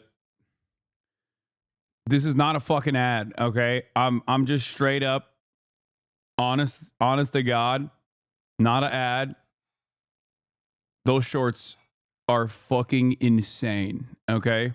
I wear them all the time. Basketball designs, we got the coolest basketballs in the world. 3 of them are collectible. They come in this really sick collector's box. They're numbered out of 100. They might be sold out, so you're gonna have to go quick for those. We got more surprises, so stay tuned to Bucket Squad on Instagram. These promotions are live till Cyber Monday, the 2nd of December. And the best part is our NBA X Bucket Squad collection is live for all of the Black Friday sales. It's a 6-team collab with the NBA. We got Los Angeles Lakers, New York Knicks, Miami Heat, Boston Celtics, Dallas Mavericks, and the Golden State Warriors. We redesigned their logos with a pastel print, and the quality is absolutely amazing. We got the embroidered Bucket Squad, NBA, we got the patch, and of course, we got 2 different pairs of shorts for each team. I got the Knicks one on right now. We got a matching pastel design to match the shirt and our classic title print. So fire! Check out the shirts, they are super dope as well. I absolutely love them. All of these are live with our Black Friday sale as well, but they could sell out. It's bucketsquad.com. You gotta go right now. And now, let's see who the next matchup is. J-Dub versus Beam. I'm Matthew Beam, and I make like crazy challenge and building style content. So growing up, I played basketball my entire life. There was a point where I picked basketball over YouTube, but that didn't end up too well because I'm not that good at basketball, so I'm a YouTuber now. So we'll see how today goes. Jordan. Yeah, I wonder who out of these two was invited with a likelihood of winning the whole thing, and who was invited because they'd probably get fucking posterized, like myself. Do you understand what I mean? There's like 2 different categories here of ballers, okay? It's not even a spoiler, man. I played against J-Dub. You guys know how he fucking balls. I go by J-Dub, and I make some of the best basketball content on the app. I didn't come here for nothing. I'm getting that 10K, baby. You're not gonna dunk on me, right? Of course not. Beam off rip. Oh. All right, J-Dub. I've never seen him play once. Hey. Oh. Man, that was. Oh, he didn't even look. He did not even look. Hey, Matt, stay in there, bro. You're good. You're good. You're good. You got this, Beam. Lock in. Oh my God. There we go. There we go. Let's go, Beam. Oh! Oh! No! No! No! Oh yeah, good defense. That's a tough shot. 5-0. You just can't get him to fall. Bro, that what just happened? Game. Tough matchup. Maybe the toughest you could have gotten. That's the first dunk I've seen all day. J-Dub, I didn't know you were that shifty too, bro. Like that? That was crazy. On to the next matchup. Me versus Nelson. Okay. All right, I'm Jesser. I make basketball videos. This is my channel. I pay the ref, so good luck. My name's Nelson Newman, and I make basketball content with my three brothers, Noah and Niles. I'm a younger hooper here, but I think I got a little bit of the advantage because some people... I think he's number 13 in the nation, and what is it, like under 15? Something like that. He's crazy good. No, bro, he's like, I think he's like 13, 14, 15, something like that. I forget how old he is, but he's actually really fucking nasty, dude.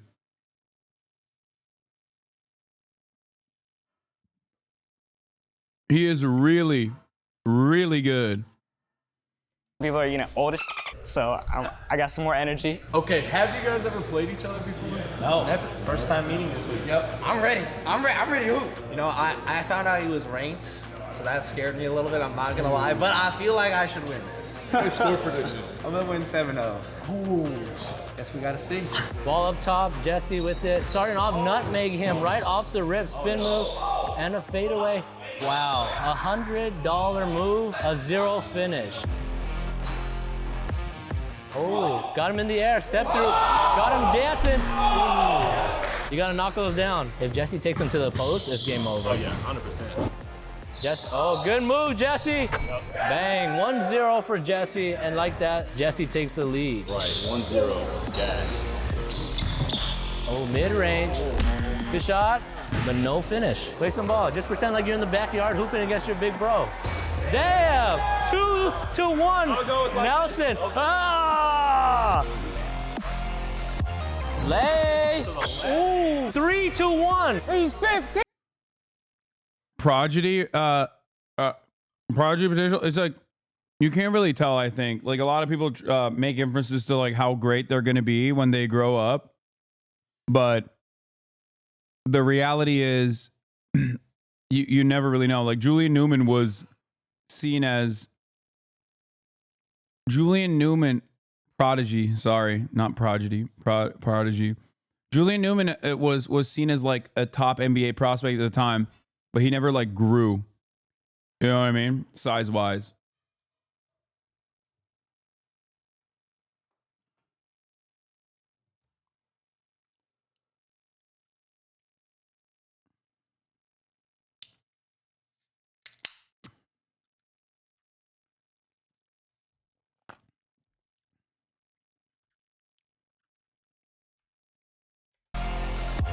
Lay, ooh, 3-1. He's 15. He's ranked.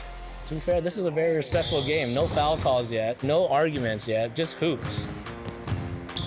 Mid-range. Ooh. Jesse needs a bucket here. He is getting tired. Let's go, Jess, lock in. He said that's not you.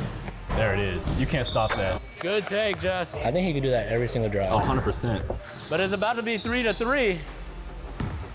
Sidestep, 4-3. That's his shot. That's his shot. Remember, this is his court. Okay? That's his fucking shot, dude. Which is crazy. Also, I never knew Jesser had insane quads. He's got like fucking Jared McCain ass quads, dude. I didn't even notice that even there. Hit him. Yeah. That's what I'm talking about. Let's go, maybe Jesse. maybe not that big, but he looks like he's got some big ass quads.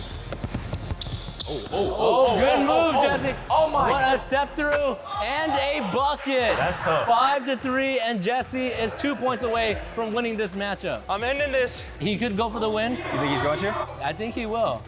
For the win! No way. See? Oh! I told you that's his point. If he would have made that, the crowd would have erupted.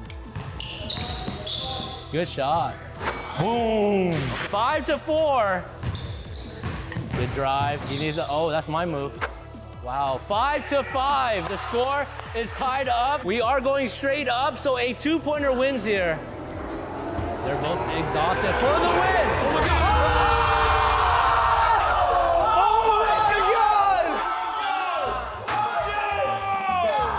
Nelson with the dub, 7-5. We did it! We did it!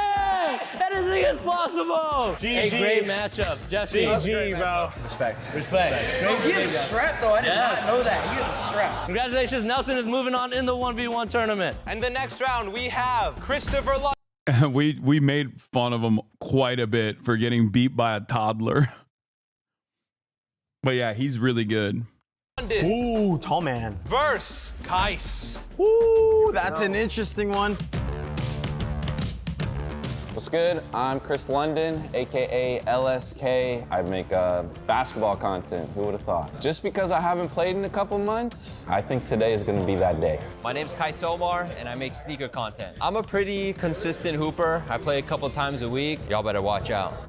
I got Chris. I mean, he's 6'10". Yeah, he is very tall. Oh, the pump fake right there. Damn, off the rip. Ooh, a good little bump right there. Fade Going away. up. Oh, that's a butter shot. Butter. Yeah, Chris is so nasty. He's so nasty. Look at him. Oh. my God! He went what a clip that would have been. Oh my goodness. It's a setup. That would have been the play of the tournament. I would have left. Oh! Through the legs. He tried it. He tried it. You gotta get crafty. You gotta get the clip back. Dunk on him, Chris. It's a spin. Oh, he heard you. Ooh. Fade. Ooh. Bang. Tough bucket. 2-0. It's pretty much unguardable. Yeah, Fade that's away. tough. That's just not fair. Oh, okay. He's Bucket. gonna hit that. And gonna he's hit still that. got a shot. Hey, yo. Oh That's my butter. God, that's a He tough has shot. that in his bag. He needs a 3. He's taking a 3. 100%. I would bet my life. He's literally the Giannis Scuff Yuki versus Scuff Wemby. Or not the Giannis, sorry. Why am I saying Giannis? He's the fucking Wemby build. Life savings on a 3 He is the Wemby of this tourney. right now. $100 on it right now. $100. $100? You even got $100? Go to the rim! Yes. No, yes. that was a 2. I take Cash App. He beat me and I owe $100. Damn. Oh, okay. Oh, he should have shot that way. Double step back. Bang! He's back in the game. Double He's back in the game. Comeback season right here. I'm feeling it. Oh, and he still has it. Curry. He did the sleep. He's emoting. Hey, that's crazy. Pull it. Just pull it. Damn, this ain't playing around no more. He has like an 8-foot wingspan. Oh, there we go. He does want it. Oh, you can't do nothing about that. I want to see you dunk it. Oh no. 6'4". It's tense that's right what now. I'm saying. Hey, Nelson, I'll bet you $100 that Kai gets a 6. Oh, hand down, man down. He let him shoot that. Hands are down. There's no way. Oh no, all the way back here, Dang, no way. I'll take Cash App, Zelle, Venmo, PayPal. I was very nervous. A chatter asked me how nervous were you? I was very fucking nervous. Next point win. No way. No!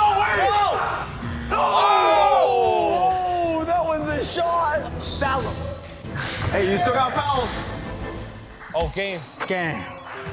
Oh, got hit in the head. Damn. Took him out. Damn. In the game and in real life. All right, that's.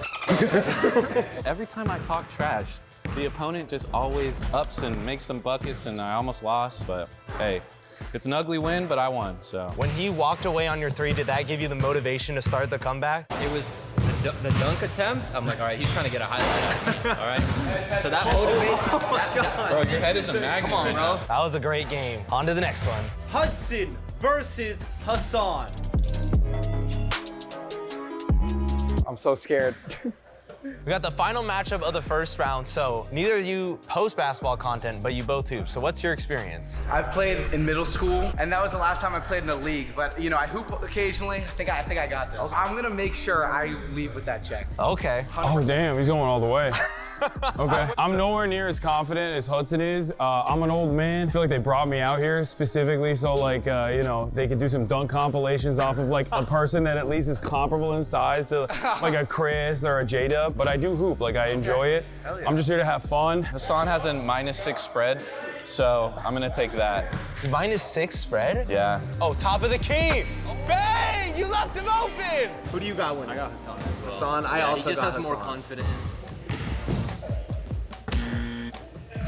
Okay, I've never really seen Hudson hoop. Oh, he's a lefty! Whoa! He's a lefty! Whoa! Bro, he can't score again or I'm cooked. Oh, you bet on this game? Yeah, -6 Hasan. Oh, behind the bat? Wait a minute. Oh, he almost banked it in. Top, he's leaving it open. He's taking it! Bro, you gotta guard that, Hudson. You gotta step up! Dude, he reminds me of like a 1960s power forward. 5-1! Oh, good pump. 6-1! He is at game point. This guy's stressful. Yeah, it's definitely stressful guarding that move. That is game. That was a quick matchup. Well, congratulations, you're moving to the second round. You're playing Chris. Bully. I'm rooting for you now. I'm playing. Oh. Oh no. Fuck you mean bully? I'm sorry. I can't fucking play. First of all, I did a pretty decent job of just like not actually backing him in at all. That's not bully ball at all. Top, What do you he's leaving mean? it open. He's taking it. I Bro, you gotta shoot guard it. that, Hudson. You gotta step up. Oh, good pump. I didn't even do contact there. 6-1. He is at game point. This guy's stressful. Yeah, it's definitely stressful guarding that move. Literally virtually none of that is like. That is game. That was a quick matchup. Well, congratulations, you're moving to the second round. You're playing Chris. I didn't even think I beat Hudson. Oh my God. Hey, you wanna split the 10K? Yeah, you got it. Yeah, just catch Chris in the bathroom, give him a little hook. I got you. All right, on to the second round. Big second round matchup. We got Cash versus Sean. Sean, what is about to happen? I apologize, man. I'm so sorry. Why are you apologizing? For what's about to happen. Hey, It's he not did. He personal. apologized to. Hudson was really nice too. He said he's a HasanAbi head. I felt bad. Just kidding. I didn't feel bad at all. Jason too. I'm gonna show you a magic trick. How about that? Oh, all right, man. Okay. Anything could happen. Who do you guys got in this matchup, Cash or Sean? 100% Sean. Sean's my boy, dude. Yeah. I got Sean You got making it all Sean the way. winning? 100%. That 3-point is deadly. Yo, Sean, win this for me. Yeah, for sure. He's doing it for us. Top of the key. 3-point game, Sean's winning. And so is- far, that's what it is. So far, that's what it is. Sean's Sean, Oh, okay, let's cut that. Oh! All right, we don't talk about it. We don't talk about it. We don't talk about it. We don't talk about it. Cash. Dude, I don't know. Oh! That's some confidence. Oh! bad. It didn't go in. That's a lethal move from Sean. We got a lot of low light edits for the night, let me tell you. Yo, don't make it predictable, Sean. He's got the step back. See, that's what's too Oh predictable. my God! No, it doesn't matter. I like that crawl in, very slow step back, but it's very technical. He got in his head. Bro, he's in his head. Something Chris told me when he played against Cash where Cash won was that he plays a mind game. He's very good at getting in your head, and especially if you're not able to shoot, he will use that to his advantage. And so far, it seems like Sean is doing exactly that to Cash. But finally, the first one comes in. I'm telling you guys, when it rains, it pours with Cash. I feel like he's not talking too much this game. Yeah. He's poised. Yeah, when it rains, it pours. Hey, yo, Sean, get up on him. He's missing this one. Oh. What did I say? Oh my God. What did I say, Sean? When it rains, it pours. I want this win for you. And now he's gonna take it to the hat. No way. No way he makes 4. That would have been crazy. Will he be able to bring it back? Oh, he's posting up. That's Going a to the bad post. I like that. I like that. I like this. No, it's a waste of energy, but okay, it's that's a okay, waste of that's energy okay. for Sean. He doesn't need to do that at all. It's a bruiser. Everyone who's played cash has told me this. It does drain your energy posting up. Game over. Game! And that's game. 2 to 8. Oh, what is he doing? Oh, he's taking a show your magic trick, boy. He said, no magic! He pulled the So trick you did on a him. magic trick on me? Man. I think you impressed a lot of people today. How did it feel in that final No, match? I mean, honestly, even when I'm bad at things, I like to talk myself up. And so I was You're just not bad at basketball, my friend. You're not. I didn't make it to the second round. You did. I lost to a 15-year-old. Hey, you better than Jason. That's true, but how hard is it really, Lily? Oh! Big Jason second got round matchup. We got Jeff versus Friga. You guys have never played, right? This is our first time meeting yesterday. Do you think you have what it takes to take him down? He's a favorite. I made a deal with Friga that he can only take jump shots. So you're only shooting jumpers? We'll see. Maybe, maybe not. I think Jeff has what it takes. Yes, he's Maybe like 1 in every 20 games, Jeff wins it. No. Maybe this is the 20th. That's crazy.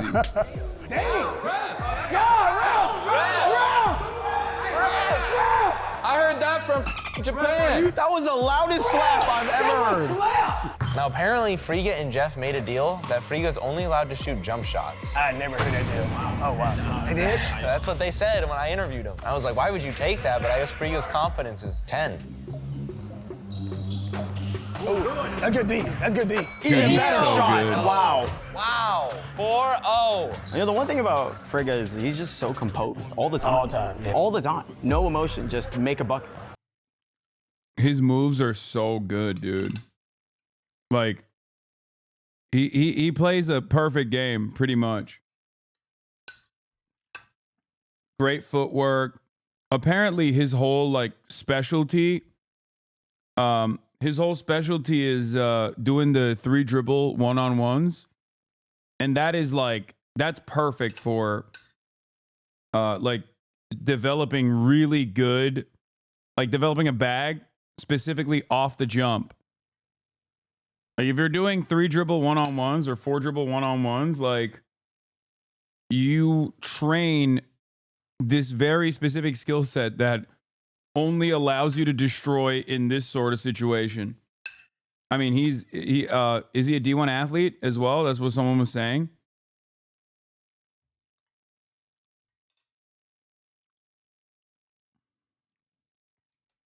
He's a hooper. Hoopus. Hoopus, that's the right word. Oh, he was a D3 hooper and is better now than he was then? Yeah.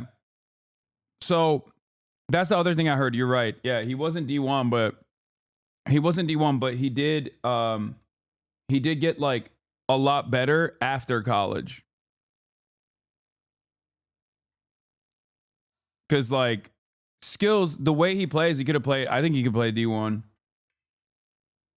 Like if he was at this skill level, I think he could have played D1.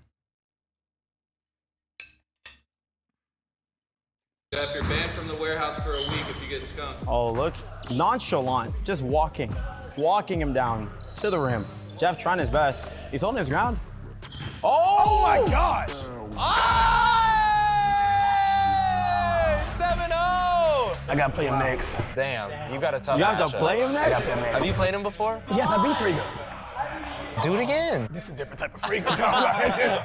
Am I Wait, better he than Julian? beat Friga? Probably take Julian over you, but it depends. I gotta stop asking questions. This is a big matchup right here. Now, Nelson, you said if you're feeling it, you can beat anybody in this tournament. Yeah. How you feeling about going against him? Respectable matchup. It could be anybody's game, you know? You never know who's gonna win. I'm going 7-3 again. 7-3. All right. This might be a pretty fun game. So what makes this matchup interesting is the unlimited dribbles. Oh, good defense. Great D! Let's go! Oh, good leg. Oh my God, deep three. Could he get three? I still got J-Dub winning. I got J-Dub. You got J-Dub? That's a bucket right here. I think once he goes down low, it's wraps. But Nelson is like weirdly strong. Was he stopping you from driving a lot of time? A little bit. Oh my God. That's that. Oh, good defense. He does play good defense. J-Dub's giving it to him. Oh. Okay. Okay. That's another bucket. Oh! That was incredible. That was mean. I ain't gonna lie. That was mean. That's a big two. Oh, you gotta take that. Big two. You gotta take that. If he gives it to you. He didn't even jump. The two-hand block. Oh, that's a bucket. There it is. 3-2. Good defense. Oh. There it is. You gotta take the drives. 3-3. Yeah, once you're losing, you gotta like switch the game plan. Oh, he's back to it. Back to it. 3-5. He's up. Yeah. For the win. Oh, he's stuck. Uh-oh. Got the blinders on. Bro, Blinders what? is crazy. Can't see. What's Fade. this pivot foot there? That was crazy. Babe, he's got 99 hand in the face. Wait, am I crazy or did he actually? He traveled. For the win. Oh, he's stuck. Uh-oh. Got the blinders Oh, on. no. Blinders is crazy. Can't see. Fade. Wait, no, I don't. No, he didn't travel. He didn't travel. I was wrong. No, he got a what is it called? Like a gather step, right? Yeah. What is For that the called? win. No, he didn't. He didn't travel. He never lifted his pivot foot. It's clear. Stuck. It's clean. It's clean. It's clean. I didn't understand. I thought he.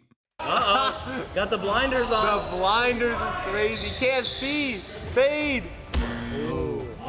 Babe, he's got 99 hand in the face. Look at that. It's an energy game right now. Yeah, uh-oh. He wants an open three, and he's gonna zigzag cheese. Spin move. Oh! Yeah, Nelson is kind of selling right now. I'm not gonna lie. That's a tough shot. Tough shot for the win!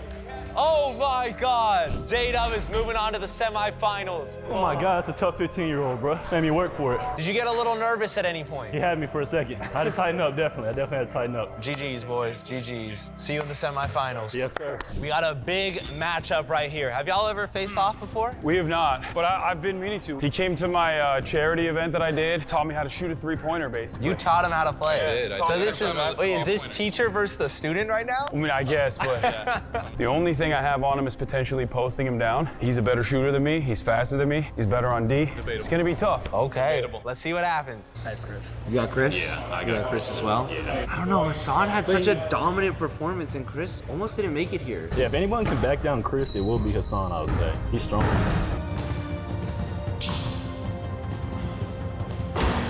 Honestly, I got Chris as well. Oh my God, the bank three. He's already doing better than he predicted he would. Give me another one. Top shot. Another bank! No way!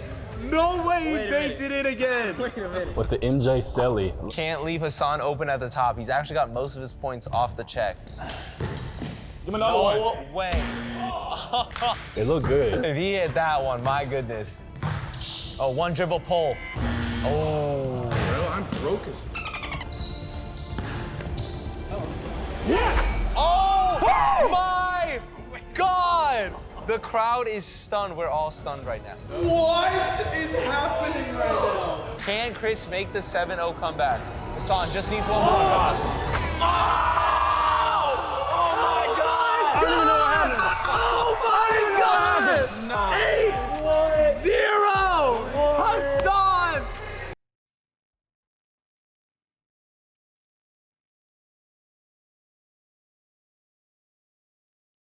He was the top pick. He was like, it's between him, J-Dub, and Friga are like the top 3 seeds. And he got skunked. And it's kind of crazy because like this is the biggest upset in the entire tournament.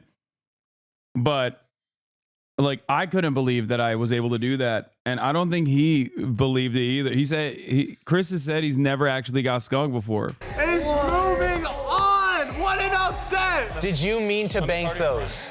Yeah, totally. Bro, he taught me how to shoot threes. Student has beaten the teacher. You taught him the bank. The bank is open. I really did not think I was gonna win. It's a make or miss tournament. Great game. Here we go, semifinals. Winner is going to the championship game. So, have y'all ever played each other before? We sure have. What happened? I've been holding this L for 3 years. What happened, Frigo? Got here, man. He's a good 1v1 matchup. He's a schemer, but now we got some different rules. This is the rematch, 3 years in the making. This is huge. I swear to God, I'm not that guy. If we run it back, I promise you, it'll not be like that. I think I got Frigo winning because he doesn't want to lose twice. I think Cash, so far. I'm going for Cash, the underdog. I like it. Oh, that's Wow, his that's a tough good. bucket, That's Cash. good. If he keeps that up, he will win this game. If he tries to do flashy or all threes, he's gonna. Set that. No, this is what I meant. Freak is a nonchalant hooper. Wow, good speed, very good. All right, 1-1, close game. Oh, good pump. Oh, he has it. Sets it back. Bang. That's perfect. Christopher London comments on the video. You have to see it. To this day, I still have nightmares about what Hasan did to me. Oh no! Oh no! Perfect. 3-1. Cash isn't used to that kind of play. Most YouTubers do not hoop like Frigo. I'm specifically speaking about 2Hype Jesse. I lost to a 15-year-old. I got skunked to this guy. Okay, I'm not that bad. No, I don't think you're that bad, but I mean, like your jumper sometimes looks like it hurts a little bit. Yeah. But it goes in. Damn. Tough. Yeah, as opposed to his jumper, which I is love perfect. the string music. He just needs a 3 to take it. I need to learn how to shoot. Oh! Okay, Cash is getting choppy. He got his one in. He can't do it again, or it is a free throw. What you gonna do, Frigo? Huh? What you gonna do? What you gonna do? Oh, Cash is trying to get into his head. You see that? He's trying to get in his head. Oh, that's does tough. not care. Nice. That is a free throw. Now, the fun fact here is no one even tried to warm up on the free throw. That is something I noticed, so he might still end up missing this. They're trying to distract him. Doesn't matter. 6-1. What you want, Jester? What would make for a good ending? Fadeaway 3. You let me know. Your shot is actually so just disgusting. Chris has to hide his face a little bit. Wait, what? Okay, everybody calm down. I got copium from people who I ball with who also have appeared on Bucket Squad videos already, okay? The copium was, oh, it's because your form doesn't look good that people always assume that you're not going to make it, okay? They go, oh, your shot is ugly, so people give you space. Except if we go back to the fucking footage, 2 of the shots I made were directly contested by a man who is significantly taller than me. Now, I don't have a good shot. I know it. And I do want to fix it.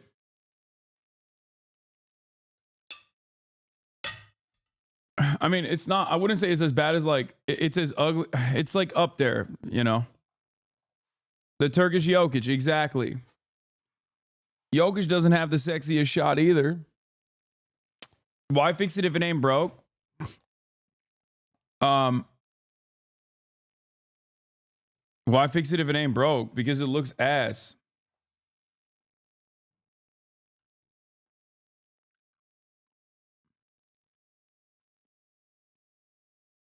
Dude, look. Let's run it back. Let's run it back. It looked good. If he hit that one, my goodness. Oh, 1 dribble pull. Oh. Well, I'm broke as. Look at that. Look at where I'm hitting that from. Like, that's not an uncontested shot.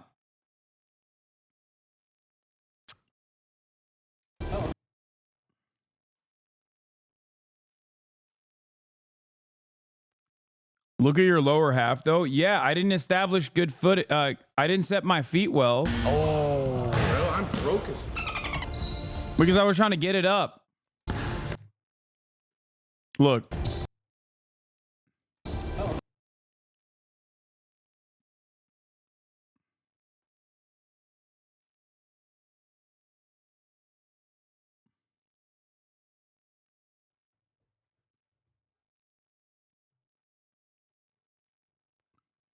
Frame by frame it.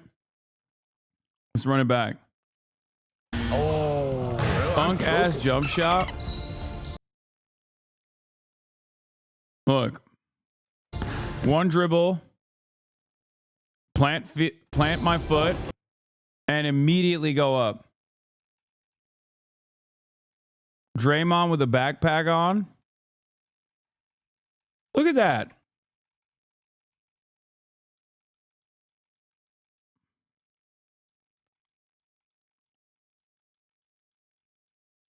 The only problem is I don't flick it all the way. See? It's not supposed to leave your hand here. It's supposed to leave your hand like that. And I don't. And I do need to fix that.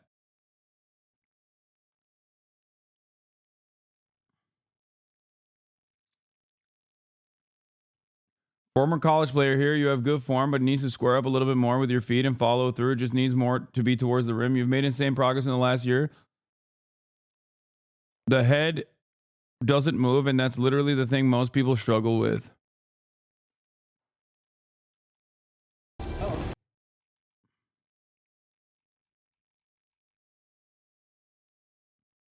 It's cool as fuck to have an ugly shot that always goes in. It's literally a flex.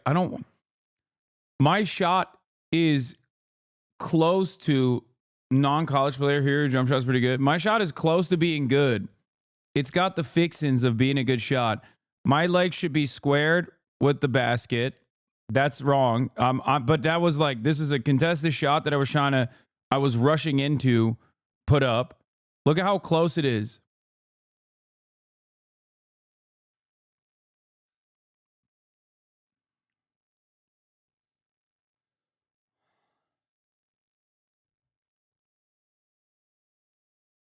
But the problem is I don't flick it enough. So the ball doesn't, like, there is, you know, it rotates, but it doesn't rotate enough.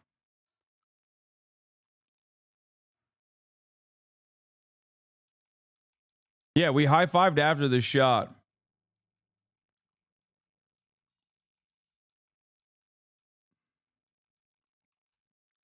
Yes! Your legs seem to be the biggest issue. A lot of times you start shooting when your body isn't facing the hoop. Oh my God! The crowd is stunned. We're all stunned right now. Look at my last one, too. What is happening right now? Can Chris make the 7-0 comeback?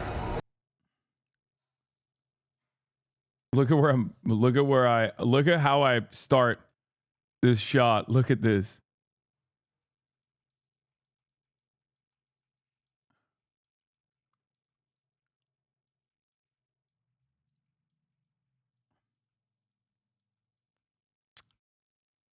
Look at that. Also, I don't want to fucking hear about from people that I'm not like. I don't want to hear from people that I don't have hops at all. Like that's hop. That's hops. Just needs one more. Like that was hops. I'm not the bounciest person, but I got a little bit in me. It's just that because I'm so heavy, I don't stay up there for a while, so you never see it.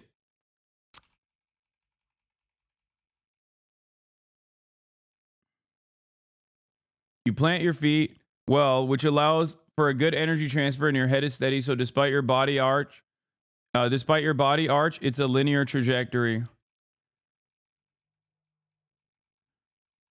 I think ultimately what I need to do is fix my flick.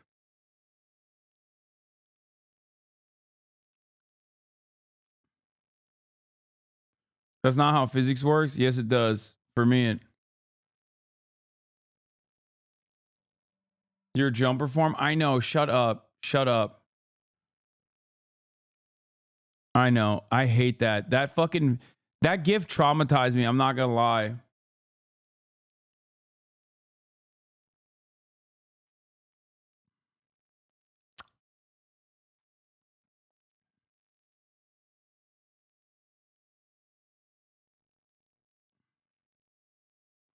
You don't pace and keep defenders on your hip.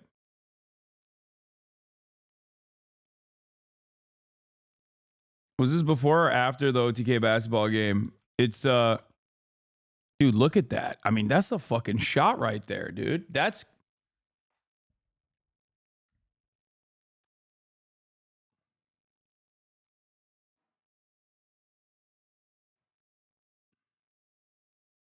just get a coach, stop reading chat. I know what my I know what my problem is. Also, the person I'm shooting against is literally fucking 6'10", and chatters are talking shit in here.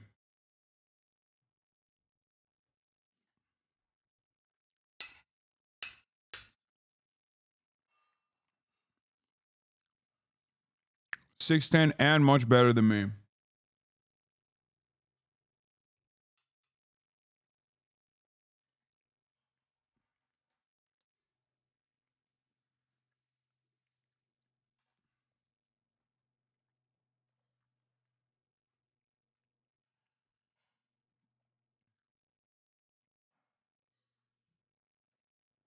I hope a lot on your side. I think the only thing you should try is stop fake moves because it kills your momentum and makes you readable.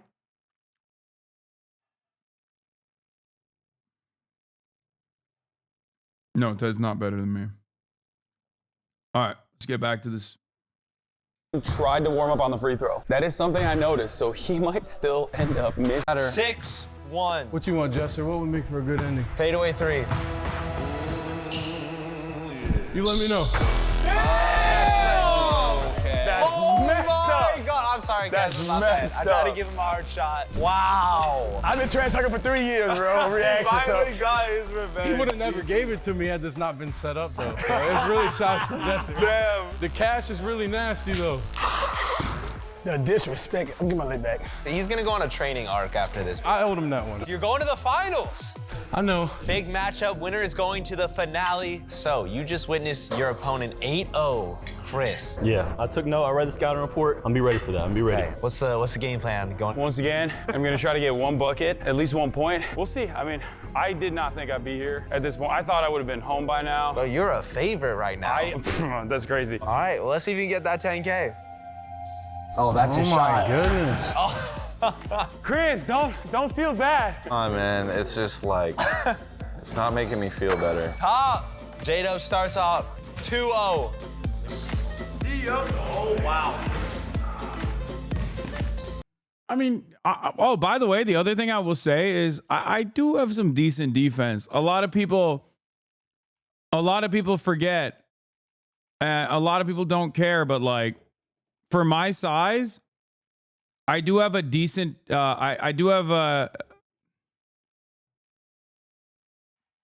You're so cheesy shooting right away. Compare his form to yours.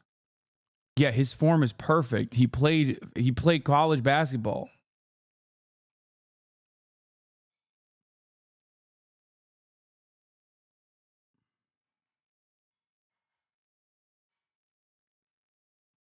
My size, motherfucker taller than most people. Yeah, my size is I'm a fucking massive dude. This person's like what? 6'8", 6'9", and is literally lighter than me. Or actually, he's not lighter than me. He might be like around my size.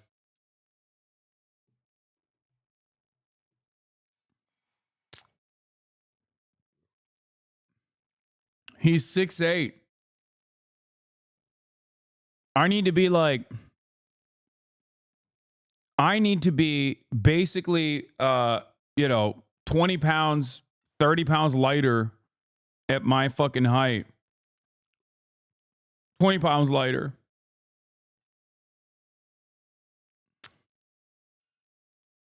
Love chatter speaking big game on Twitch. Girl, please. Yeah, he's way leaner than me. All jokes aside, you're a Twitch streamer that likes the ball, not a ball streamer who likes the Twitch. That is true. That is also true. But yeah, his form is perfect. I wish I could shoot like that. Like, I can't even reach him. Like, there's literally nothing I can do, by the way. When he shoots, and he shoots clean, there's nothing I can do. Oh, wow. Top. Yo, how do you feel right now? That is tough, bro. Chris, stop. Okay. Also, the other thing is, like, you know, if I was putting it down, you know, sometimes when it hits, it hits. And if it doesn't hit, then I'm cooked. And also, I was gassed as fuck at this point, dude. I'm playing against one of the best players that I've ever played against. It's 1v1. It's my fucking third game of the day. I'm dying. Me up. You gotta hit one. Just hit one, please. Another one. Oh.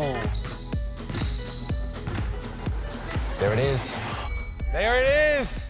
2. Let's run it back. Let's run it back.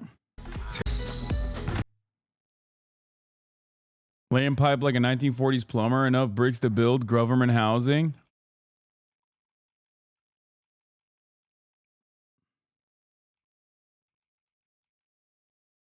The hezzy is your bag. Why am I licking my lips?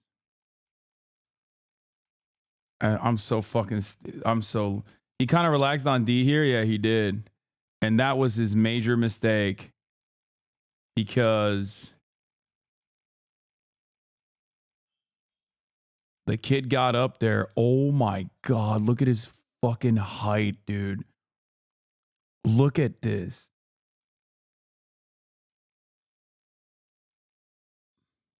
That's my bag, though.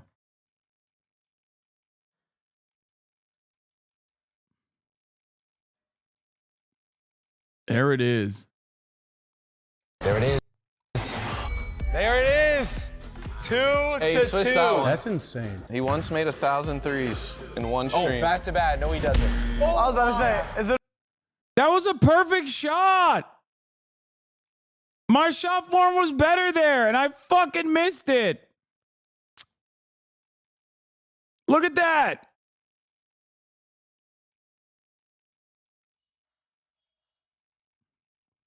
I even flicked it better.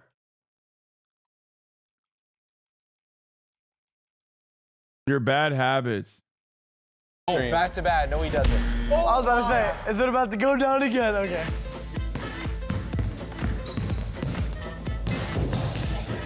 Damn. Oh. You gotta hit those. There it is. He's gonna hit him, bro. 4-2. Hasan might go to the finals. Dude, what? What the fuck is that reaction? Hey, yo.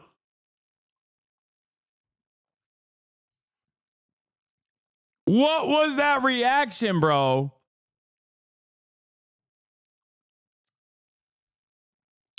I didn't even know. That was uncalled for, Chris. I didn't even know he was talking big shit. If anything, you'd want him to want me to go to the fucking finals so you can be like, yeah, he beat Jade up too. No offense, bro, but you're like Kent. You're like Kent SD. What is that?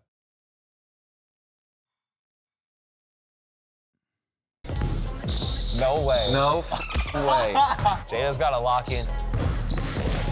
Oh, good move. He cooked me there, by the way. You can hear me breathe. Look, look. He fucking went. Good move. That's when I was like, damn, this motherfucker's not just, he's not skinny at all. Look, you'll see. Yeah. When I go, right here. Look at my face.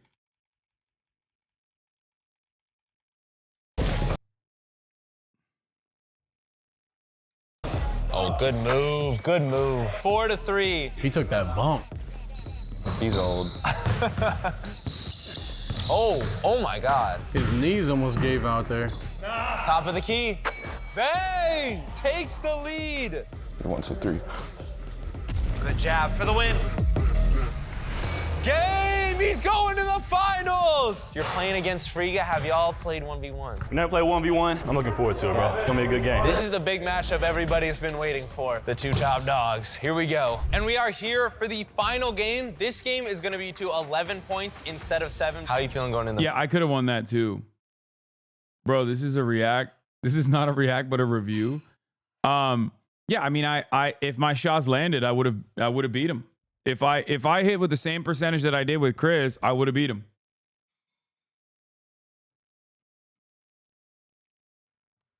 The matchup. Great. I mean, this should be the best game of the day, best matchup for both of us. So anybody's game now. We made it here. 10K on the line. Do y'all have a score prediction? What's your score prediction for you? 11-8. Say 11-7. Me. Oh, I like this. Final game. Who do you guys got winning? Friga. You got Friga? I think it's gonna be a blowout. A blowout? I think Friga wins blowout. Wow. You gotta give It's us... hard. Like, it's going to be a close game. I'm going to say J-Dub because of the size of it. All right, Jeff, who do you got? I got Friga. Friga? I got Friga. Who do you got? I got Friga. Friga? Let's go. Let's get. I got J-Dub. I'm gonna go with J-Dub because he beat me. So You got Chris? I got Friga. Who do you guys got winning? I don't know, man. It's really, really tough. It's really about rhythm. I You feel got like. Friga? Yeah. I gotta be real. I got J-Dub, man. Really? Yeah. Bro, Friga a different level. But I don't think Jadob's been fully locked in yet. Oh, he has it. Still has it. Hold up. Bang! J-Dub with the start. 1-0. Once you see one falls, your confidence is so much higher. Oh, I like that. Oh. Good move. Oh, great move. 2-0. I didn't see this J-Dub. That's what I'm saying. Yeah. Out of 20 times, how many times do you think you'd beat Chris in a one-on-one? 0.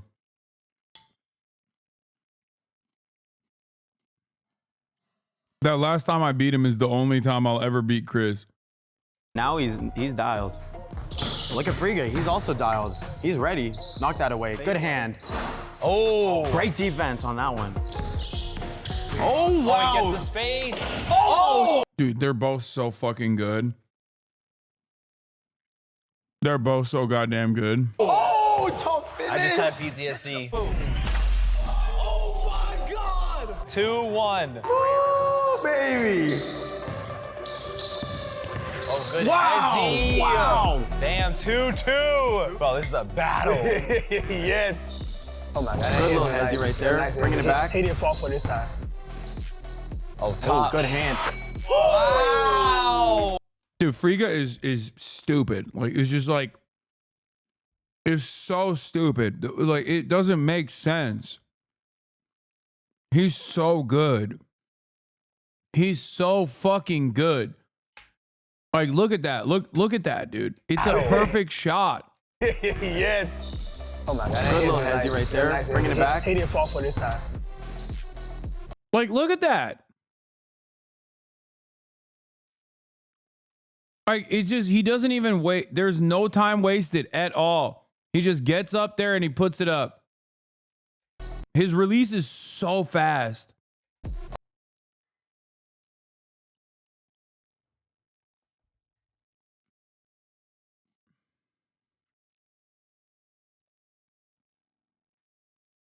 Like, he shoots. He plays like a bad player in the NBA. I don't know if I'm gassing him up that much, but I feel like he's like a 15th guy on the team, the level player, which is an insane thing to say. Maybe it's because he doesn't have the size for it.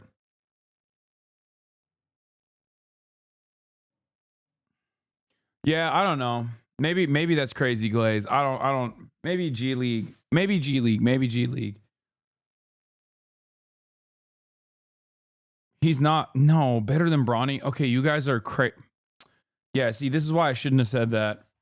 No, I don't think he's better than. I don't think he's better than Bronny, dude. What the fuck?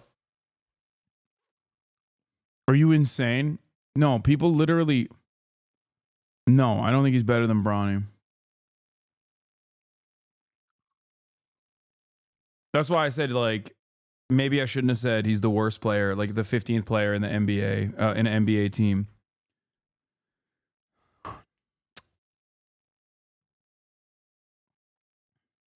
Bro, people literally look at Bronny's plays and don't understand that the people that he's playing against in that situation are, even if he's playing against G Leaguers, chat, you've never played against a G Leaguer, okay? You've literally never played against someone who can competitively play in the fucking G League. Every single person that plays in the G League could fucking destroy you. Every single person that plays in D1 could fucking destroy you. Straight up. It's ridiculous. Not even a question. You will never, ever, ever reach the level of athleticism and skill of the average D1 player even, or even a D3 player. This is something that I've stressed quite a bit, and people don't understand it when we talk about it. Like, the way I was able to, the way I played is insanely good for someone who never played, okay?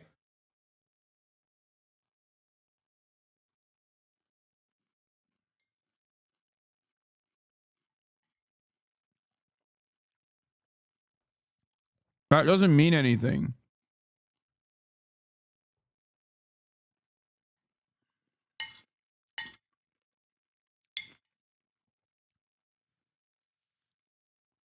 Bro, no hate, but Friga is that good, but he could only... No, he's better than D3.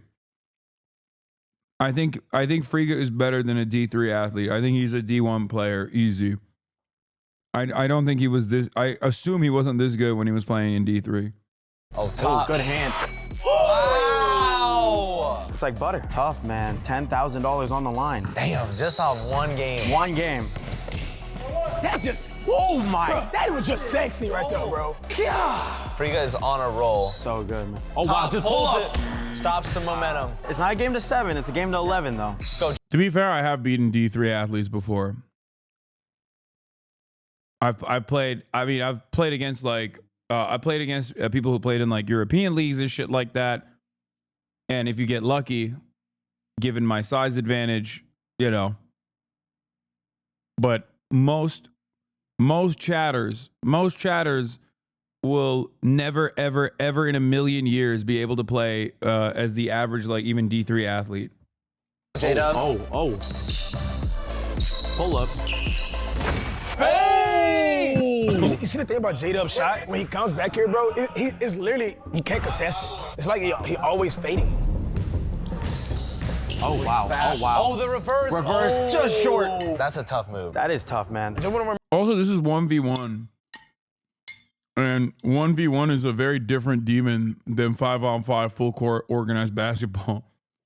Like, it's an entirely separate skill set. Man, yo, it's $10,000 on the line. Every possession matters. Facts. It's silent in here.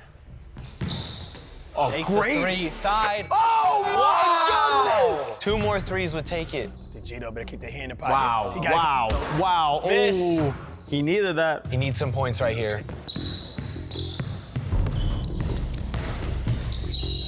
And one. And one. Go. He's flexing on him. 5. Ooh, swipe. Oh, wow. Great defense. Oh! 7-7. What a shot. How did he hit that? It's anybody's game. Anybody's game. Oh, my goodness. Who wants this money more? Who won it?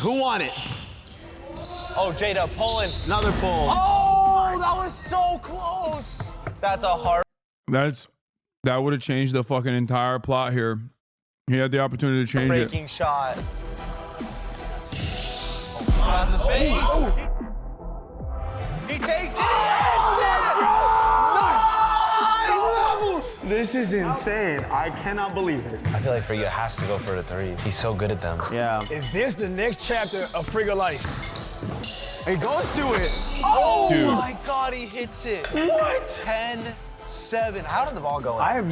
Dude, that's brave, by the way. What he's doing right there is brave. That's a brave man, okay? Going up against J-Dub like that, when he's demonstrated his capacity to fucking posterize.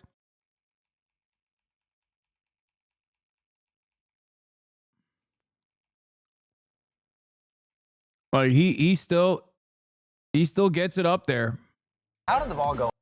I have no idea. But 1 point separates Friga from $10,000. Oh my God. You could hear a pin drop right. Would you have posted J-Dub? No. No, J-Dub is stronger than Chris.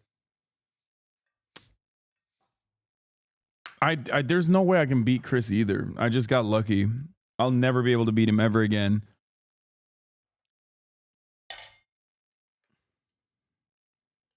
Friga is a hoopist. No, Chris is big, but J-Dub is definitely... I think J-Dub is stronger. Right now. Yeah, this is so intense. You got 2 at home, Friga. You don't want that. You don't want that. Oh, they're talking. They're talking now. He's hungry, he's hungry.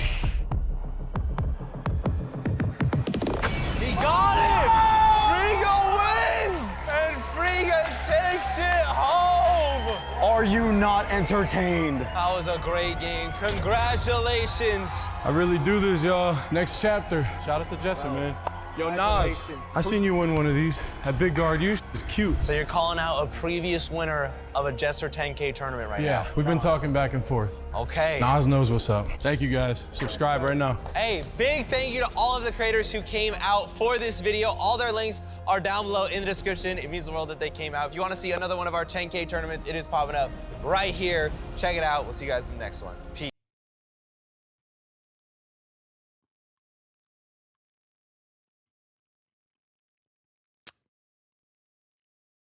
I brought 16 of the biggest I'm creators so who lucky. Like, I got so fucking lucky. You know what I mean? I brought 6.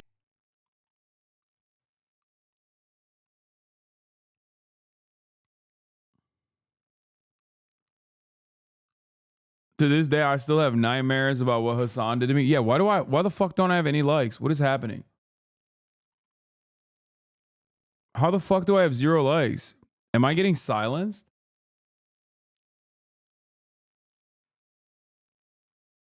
Oh, people don't see my comment? I wonder if it got auto-modded.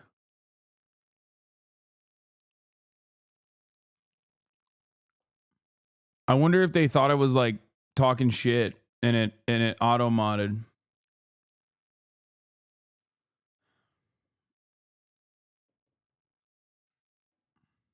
You got stuffed, dog.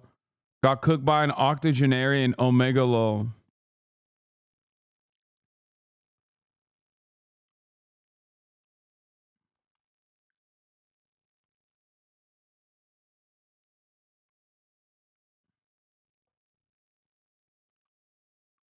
Oh, I wonder if because I said 1948.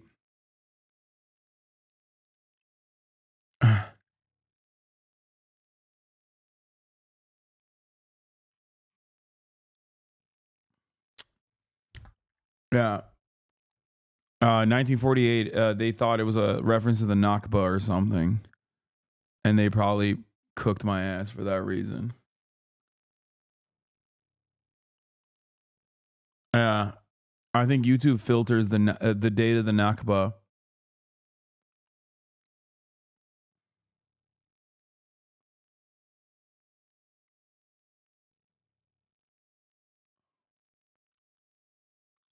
Yeah, no, it's all caps. It's got 1948 in it, and I'm like talking shit about myself, but YouTube probably a combination of one of those things or one or two of those things assumed it was a hate comment, so it probably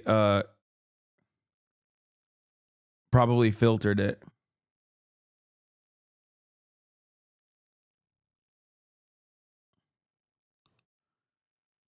I don't see your PodSave comment either. Wait, what? Wait, are you serious? No.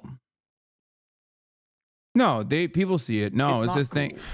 No, people saw that one. People for no. They're just lying. Yeah. Yeah, see? I said thanks for having me on. 3.3 thousand likes. No, people see the... No, I think it's because it's not like an account specific thing. It's because it's because I said, it looks like I'm talking shit in all caps.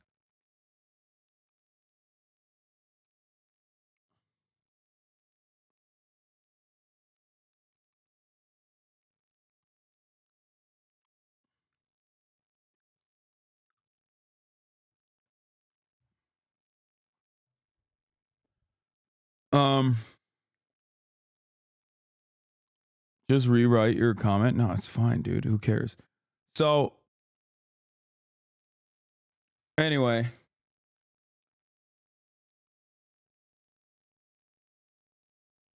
What? Stream is not working either?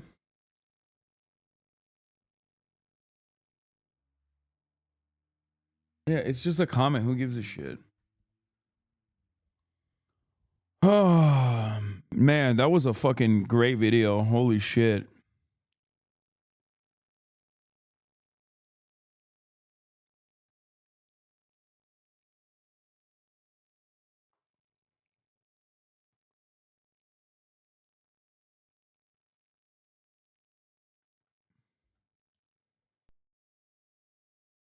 This CENKSGIVING TikTok has 74,000 likes. Is it the Twin Peaks one? Yeah, I liked this and reposted it.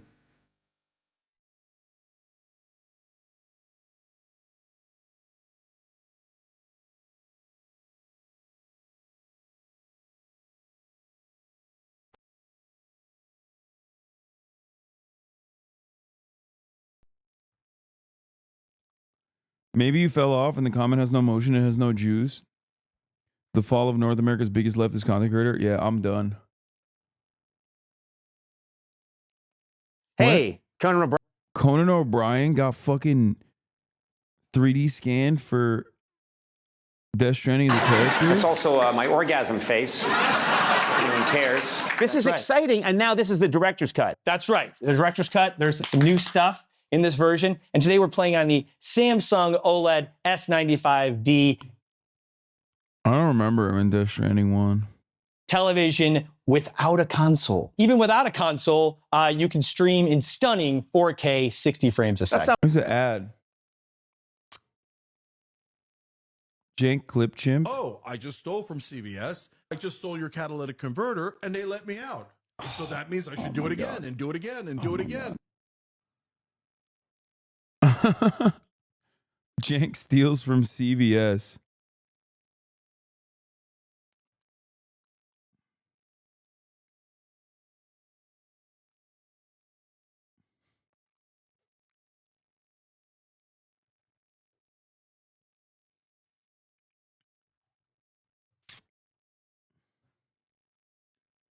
Is anywhere safe? What do you mean? No, there is nowhere is safe, dude. Nowhere.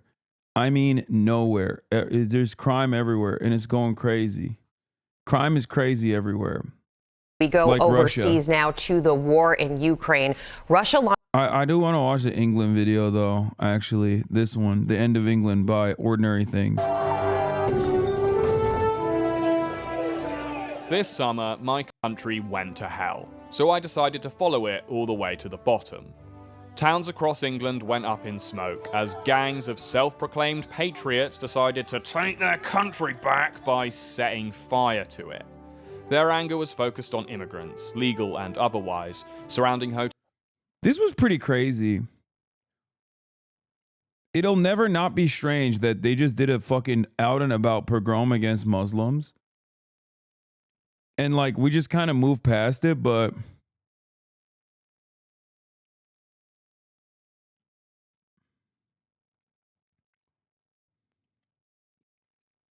I don't know.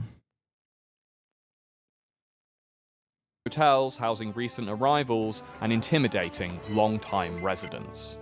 The sorry display didn't make me feel very patriotic, but then again, nothing much has lately. It's the one thing that everyone in England can agree on. Our place has gone to the dogs, mate. Living standards, salaries, public services, investment, all in decline, while crime, costs, prison populations, and the percentage of human shit in our swimming water spiraling ever upwards. Patriotic? Nah, mate, couldn't be me. But recently I've been wondering if my attitude is part of the problem. After all, how can you fix a country that you're ashamed to be a citizen of? So to kindle some country love in me, Ed, I took a trip to the most iconic natural thingy-mabob in the UK, the White Cliffs of Dover. A symbol of national pride and the last place where England was successfully invaded from. Here, at the end of England, I thought I might figure out where we went wrong. Lock up the borders. Weatherspoons first and also last orders. Don't want them in unless they're good on corners. Lost map for the Weatherspoons toilets. Lock up the borders. What is this song, bro?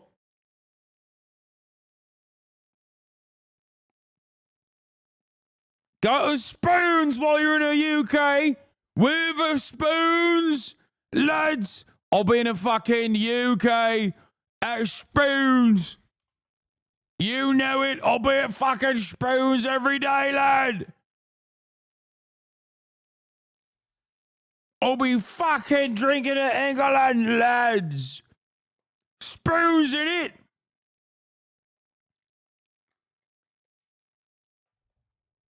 Or Tony or Peter. If I see a snowflake turn on the heat, I'm freezing for breakfast. Fuck right. I've been to a Spoons, bro. It's fine. It's like a normal. It's not that cool. Like, it's fine. It's like a local pub, but a franchise instead. Like, I don't understand. It's like people being like, you gotta go to a fucking Applebee's, bro. If you come to America, you gotta go to Chipotle, or not Chipotle, Chili's. Like, I would rather go to a local pub than go to a fucking Spoons, because I feel like Spoons is just like a cheapened version of it, you know? It's like a mass-produced version of a local pub.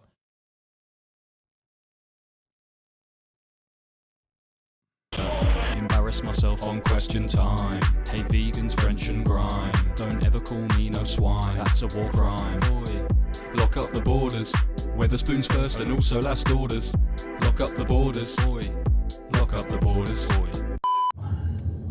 This country's gone to the dogs, mate. I'm not a racist. I sound like it probably, but I'm not. You should look. What? Did this guy volunteer? Dude, is every fucking Uber/taxi driver in the UK like this? I'm not a racist. Out of nowhere. Like, he just volunteered the information that he is, as a matter of fact, indeed, a racist. Yeah, mate. I'm not a racist, but I am a gammon. Look after your own people first. You know, if they can't control immigration, you know, we've got our kids and that need housing and stuff like that, and it's like they get preferential treatment. Being the closest part of England to mainland Europe, Dover has had an unlucky history because of this continental proximity. On a clear day, you can see France, and on a windy day, you can smell it, although that might just be the ferries swapping out their septic tanks. William the Conqueror landed in Dover in 1066, then marched his boys all the way up to Hastings, where he shot King Harold in the eye jelly, forever immortalised on the world's most famous piece of wool as the last man to successfully invade the English.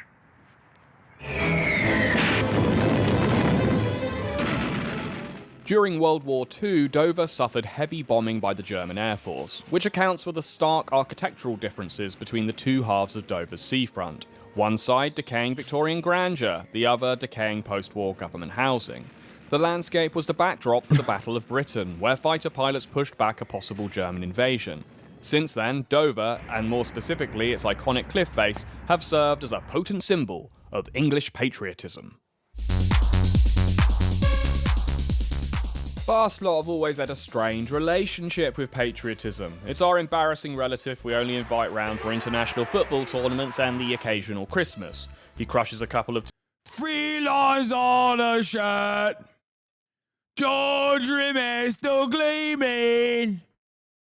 30 years of hurt. Never. What was it? Never stop me believing? No. I forgot what the lyrics are. Fuck, I got Jules Rimet still gleaming. Oh. Never stop me dreaming.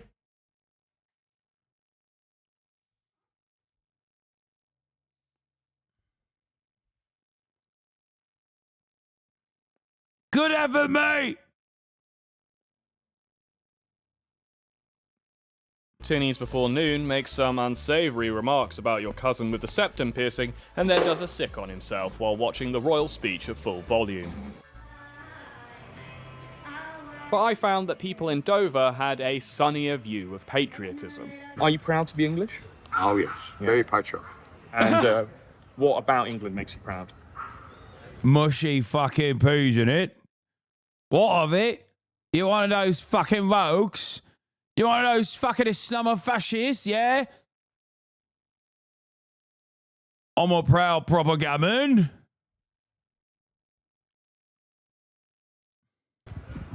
every single part of my being. I think we've got a good system of government, if it worked. We've got pretty much free to do as we please, aren't we? Do you like Dover? Proud to be a Dovidian? Is that right? Dovorian, excuse me. It's better than what it was. It's better than what it was? Yes. How so? There was a lot of immigrants when we came here, but that's gone away now. Do you think England's better now, or? Dude, people need to stop. I don't know what else to say. I'm being kind. I'm trying to do this new thing. I'm trying to do this new thing where I be kind.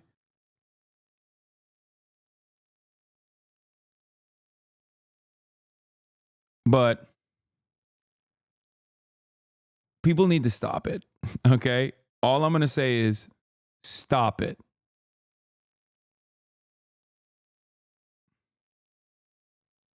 In the past? I personally prefer the past.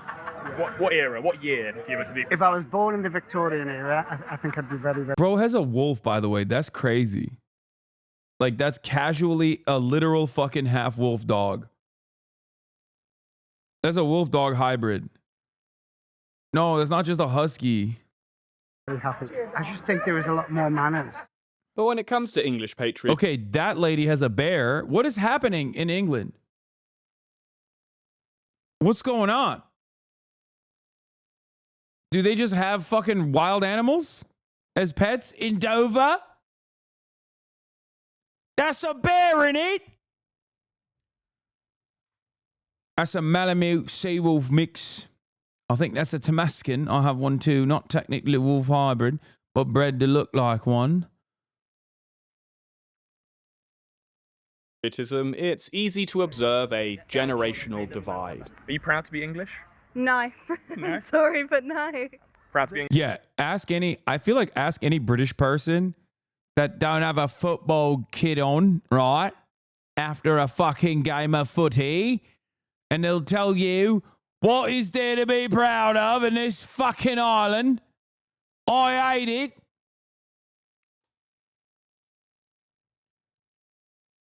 I'm under 30, lad. What do I have to look forward to?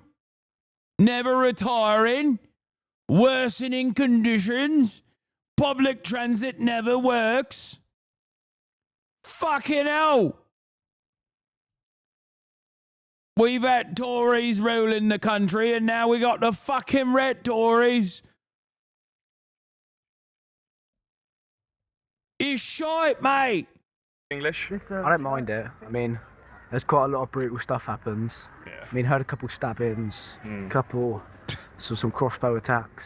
I don't like that we're known for being massive smash heads, and like we're known to being quite dirty and overly polite as well. I don't like that about British culture. And a bit fake, like. Yeah, because it comes across as fake and two-faced. We're known as being two-faced. I don't like that. I'm not proud about that. Growing up here, it's not the easiest. Every single corner you turn, drug dealers. Welcome to Dover. That's how we do out here. Bow. Fuck you mean bow, bro? What are you gonna use, the blunderbuss? Like what do you mean bow? You don't got fucking you don't got guns, dude. Crossbow in it. Making a documentary about Dover. It is a shithole. So a lot of young people in England today feel completely alienated from the idea of patriotism. It's outdated, it's unethical, and crucially, it is cringe. But I spoke to one young Dover resident filled to the brim with... Okay, bro, look, I'm not going to judge a book by its cover, and I'm trying endlessly to be positive about British people, okay? But that looks like a Nazi. Like, that, I'm sorry, that looks like we got those here, okay? We got them here, too, on this side of the pond. That's a pedophile in the making, at least by the looks of it, you know what I mean? A Tory. It's just...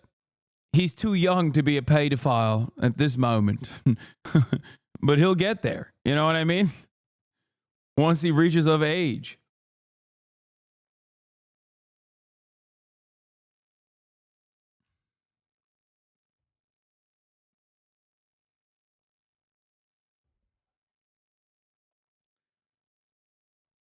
Patriotism. Not for England, mind you, but for a country of his own creation. What? Would you renounce your English citizenship if you were able to like return to Verdis and live there permanently? If we could build Verdis's international recognition, then I think we would certainly, I would certainly consider renouncing my citizenship. If you haven't heard of Verdis, that isn't a surprise. The nation existed physically for about 48 hours. Daniel and a small band of fellow patriots decided to start a new country on an unclaimed half-kilometre of floodland wedged between Serbia and Croatia. It remains unclaimed today thanks to a weird quirk of geopolitical loophole. I'm sorry. I'm not into biological predeterminism by any means. Okay?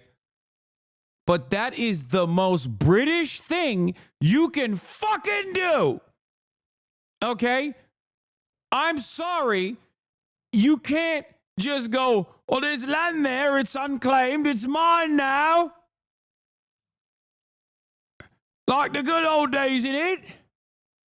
That's crazy. This is literally, he just unlocked epigenetic memories. It's looking proper. Might as well put a fucking flag on it, yeah? Call it mine.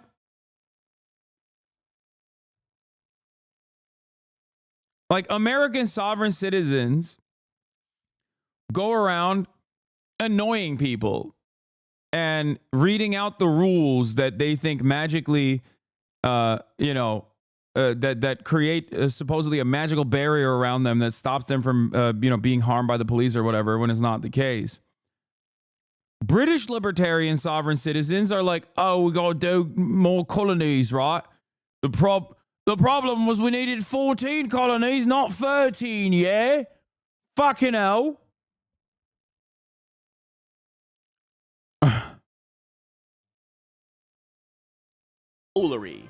Neither Croatia nor Serbia claim it because they are arguing over larger, more livable pieces of land to Verdis's south.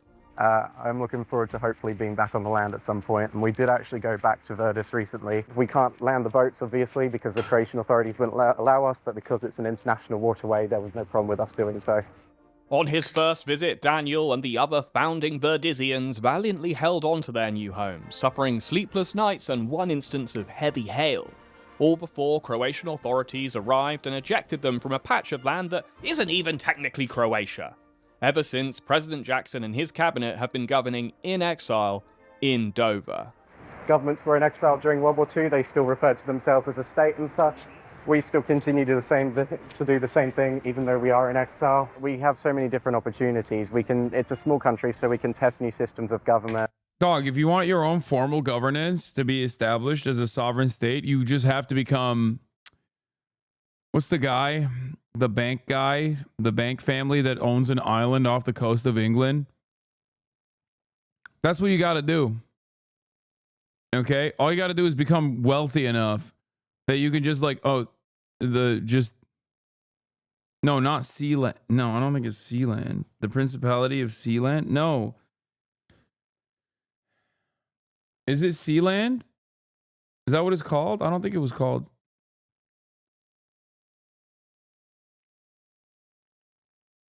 The guy that owned the guy that owns a fucking island. The two brothers that own an island off the coast of the two brothers that own an island off the coast of fucking off the coast of England.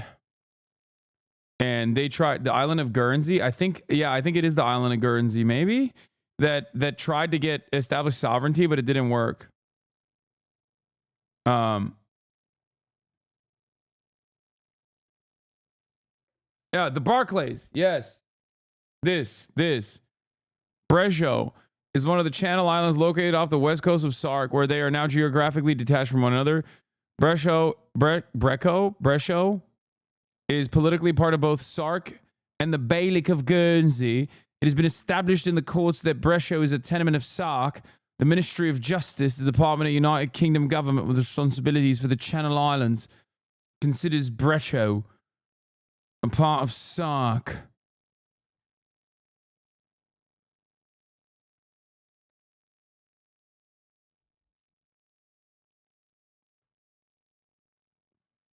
There's just like one chateau on it. The Barclay brothers built this.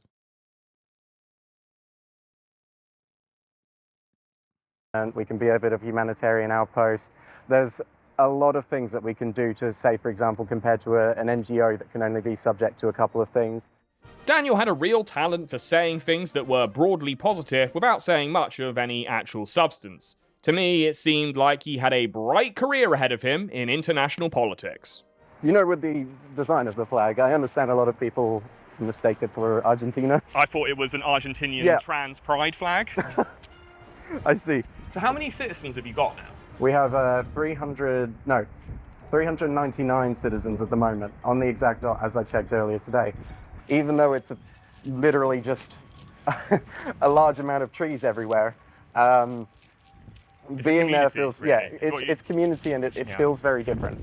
Yeah, the community has evaporated, and that's why a lot of people don't feel as much of an attachment to their national identity, right? Is that there is less community, but you've built this community partly by staking land in this unusual way, but in a more... I wouldn't say it's an unusual way, especially for British people. I feel like it's the most usual way that British people operate. Am I crazy? I guess it's unusual because for once, there's no one that lives there. For once. Relatable way to a lot of people, you found a community online, because that's where most of the discussion about this country takes place now, right? Nowadays, yes. Daniel might be an extreme case, but I think his story speaks to an alienation that a lot of English people feel. In the age of the internet and an ever better connected world, it can be easier to forge a community with people thousands of miles away than with people in your local town or even your own country.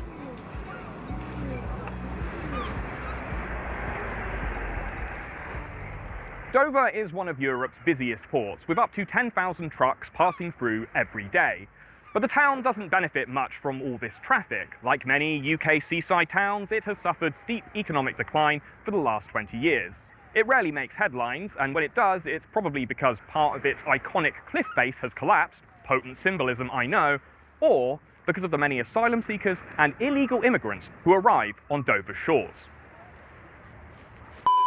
When polled, immigration and asylum compete only with health and the economy as the issue that the English get most riled up about. But it's also the most polarising issue in the country because of how partisan reporting on the topic is. When it comes to the tragic loss of life during channel crossings, then both sides of the political spectrum are interested in relaying the facts. But this is where balanced reporting on the topic ends. Thanks to this channel's long-time sponsor, Ground News, this divide is made starkly clear. They're an app and website I use to challenge mainstream media's reductive narratives on the most nuanced issues we face today. Their platform gathers related news in one place and then points out political bias or corporate backing that may be skewing or suppressing the facts. Time and again, the Ground News blind spot feed shows that stories about illegal immigration are the near-exclusive domain of right-wing media. Even when Oxford University publishes a politically neutral study finding Britain has the most illegal migrants in Europe, is completely ignored by the left-leaning press. It's easy to write this news off as just another example of hostile political discourse. But Ground News also lists original research, so no matter what political ideology you personally subscribe to, you know where the information is coming from. Both sides of the political spectrum in England are guilty of only wanting to confirm the biases of their regular readership.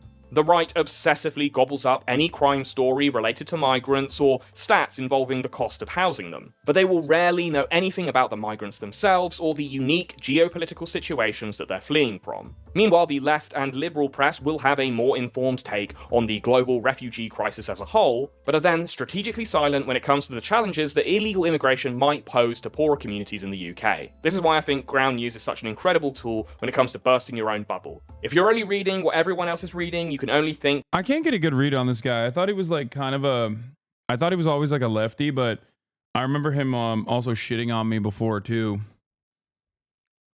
I guess he's somewhat of a centrist. What everyone else is thinking. So go to my link at ground.news/OT or scan my QR code to think for yourself. They're offering my viewers 40% off the same unlimited Access Vantage plan that I use. Subscribing provides you with an excellent product, but it also directly helps me make more documentaries like this one. Once upon a 10 years ago, smuggling people into England was a high-cost, low-margin business. People attempted to cross the channel secretly in the backs of trucks arriving in Dover by ferry. Professional smugglers charged upwards of €9,000 per traveller, leaving most of their potential customer base to try their luck on unsuspecting vehicles instead. At the time, only around 12,000 people were detected crossing every year. That all changed after Brexit, when security checks tightened. He's adjacent to the weird drama YouTube circle with Kima Muda. Okay, that's actually kind of surprising to me because he definitely is intelligent. And I feel like a lot of the Keemstar adjacent drama orbiters have one factor. I don't think that that is true. Like, regardless of his opinions of me, he's like very clearly a decent, well-researched YouTube essayist. And border infrastructure improved, rendering many of these attempted clandestine crossings unsuccessful.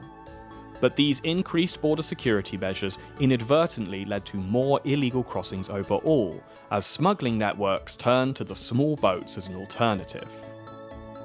Since the pandemic, small boat crossings have skyrocketed, peaking in 2022 when over 45,000 people made their way across the channel illegally. It is now a popular and profitable business, as smugglers are able to charge a fraction of what they used to. Mostly because they are overloading their boats with up to 60 passengers at a time on vessels designed for a maximum of 30, leading to an increased number of deaths by drowning every year. Successive prime ministers, and you know, we've had at least 4 since the crisis began, have pledged to crack down on the crossings, and all have seemingly failed. The government has lost control of our borders, and we can see that with the number of crossings there are across the channel in small boats. We have to stop that. And I think the only way to stop that is to smash the gangs that are running this vile trade. Each government has focused mostly on stricter enforcement and more effective policing of the border, with the British government handing French border forces £150 million a year to prevent further crossings. But just like the tightened security on the ferries a decade ago, this is also having unintended consequences. The smugglers are hurrying launches to evade police and crowding boats far beyond their capacity to make up for earlier intercepted launches. As a result, 2024 has been the deadliest year for channel crossings on record, while harsher policing hasn't made a dent in the number of crossings overall. It's all a bit depressing, really, which is why most Brits prefer to just look the other way and pretend it isn't happening. But for a growing minority, illegal immigration has become the defining issue of our time. Okay, let's talk about the riots. They started in Southport, a semi-deprived seaside town in the northwest of England. The riot was sparked by the brutal murder of 3 young girls that had occurred the day before. The 17-year-old suspect was arrested, but authorities kept his identity hidden, as British law provides anonymity for anyone under 18 when they are accused of a crime.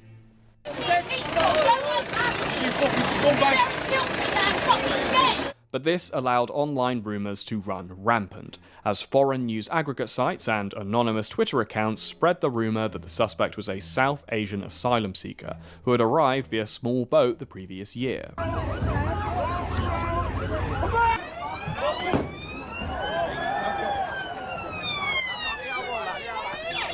Thousands. Like that right there is it. That's it. It's it. One dude, one random fucking insane dude does a heinous crime, and then pogroms start. Your society is deeply unwell and it's fundamentally broken. Okay? It's over. At that point, it's over. You got to fucking wipe the slate clean and restart. To me, that is like the greatest indication that this is a society that is collapsing on itself. Okay? America's not entirely there yet, but we are getting there. It wasn't even that, my guy. They lied about him being Muslim and other bullshit. Like, even if he was Muslim, it doesn't matter, chat. What are we talking about?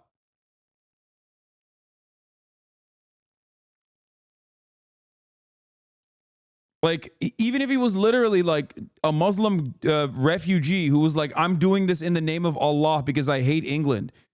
The idea that like you're now going to start killing every fucking person that you assume is a Muslim migrant is insane. Like, do you not understand how racist that is? Do we forget? Like, crimes are committed by every ethnic group, okay? Everyone, every single one of them. I know that he was, he came from a Christian family, but who gives a shit? My point is, even if he was a fucking Muslim, like the notion that this is like a justifiable act is crazy.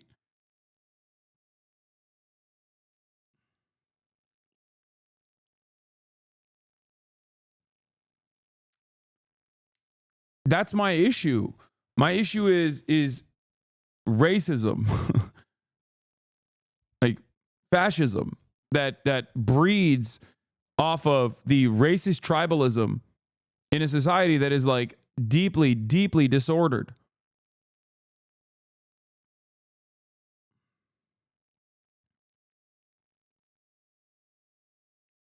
It's not even just collective punishment either. I mean, collective punishment inherently is just bad. It's not appropriate.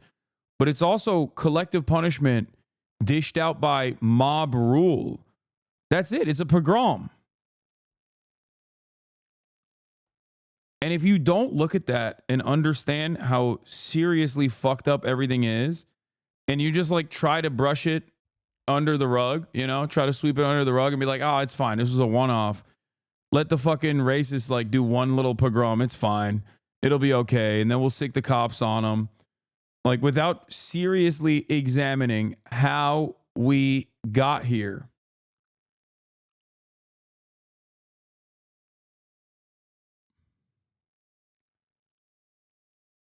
It's going to happen again. Thousands of rioters gathered at Southport's only mosque, where projectiles were thrown at police and 50 were injured. While this guy got his dick and head bricked in a moment of perfect comic timing. This was amazing. Shot out to offer the nation a moment of slapstick solace, you know, among everything else that was going on. 2 days later, public interest was deemed significant enough that the real identity of the suspect was released. But by then, the fires in Southport had smoldered and spread to other parts of the country. A small-scale demonstration followed in London. Like, do you see what I'm saying? Like, even if he wasn't like a Rwandan, it wasn't born to like a Rwandan Christian family in the Welsh part of the UK. Like, even if his name was like Ahmed Mohammed and he was directly from Syria, the idea that like every single Syrian refugee or every single person that's like Muslim looking deserves to be like violently purged from the ranks of the nation is insane. Okay? Like, I hope people understand that. The Welsh part of the UK, brother, you mean just Wales? Yeah, that's what I meant. Wales. Like that in and of itself is just racism. That's what it is. And a lot of people look to that to be like, I'm rationalizing my racist opinions by saying, no, we have to do that.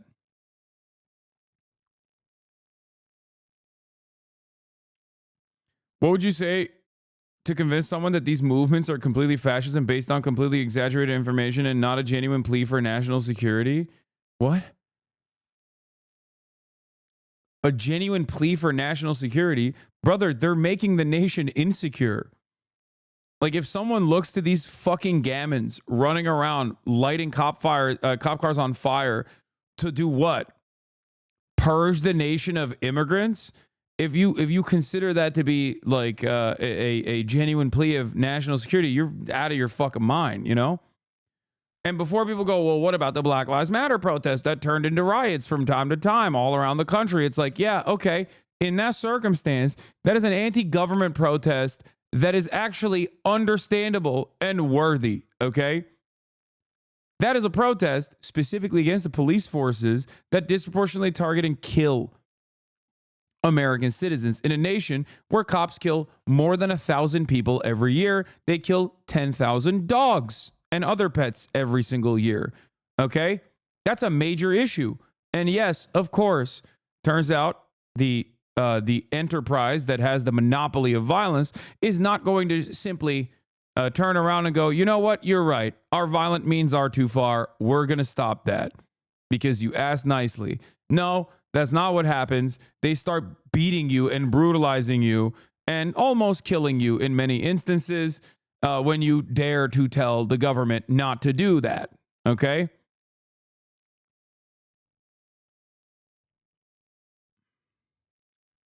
So once again, the age-old HasanAbi adage of there are differences between good things and bad things. There are differences between good causes and bad causes. There's a difference between worthy causes and just pure virile hatred.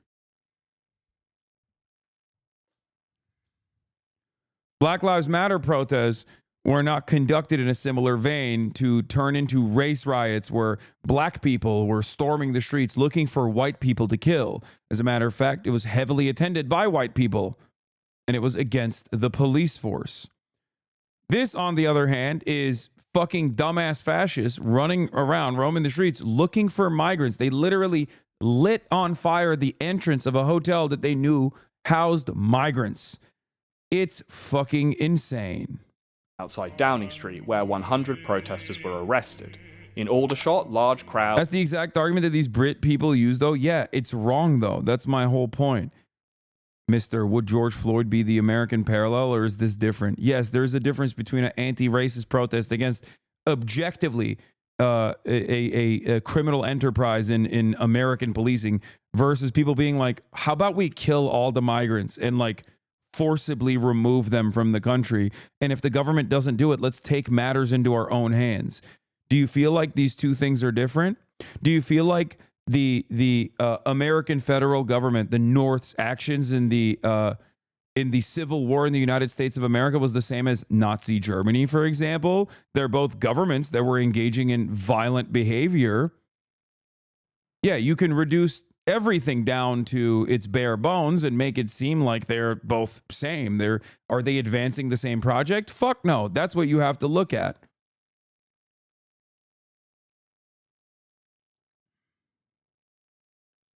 gathered outside a hotel housing asylum seekers, while in Hartlepool, private homes were vandalized and a police... There are protesters burning the world and you're out here winning anti-Semite of the Year law? Yeah, except those protesters are trying to kill Muslims, okay? So they would never win anti-Semite of the Year.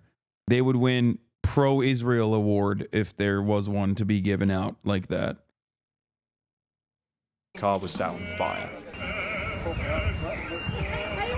We want your country back.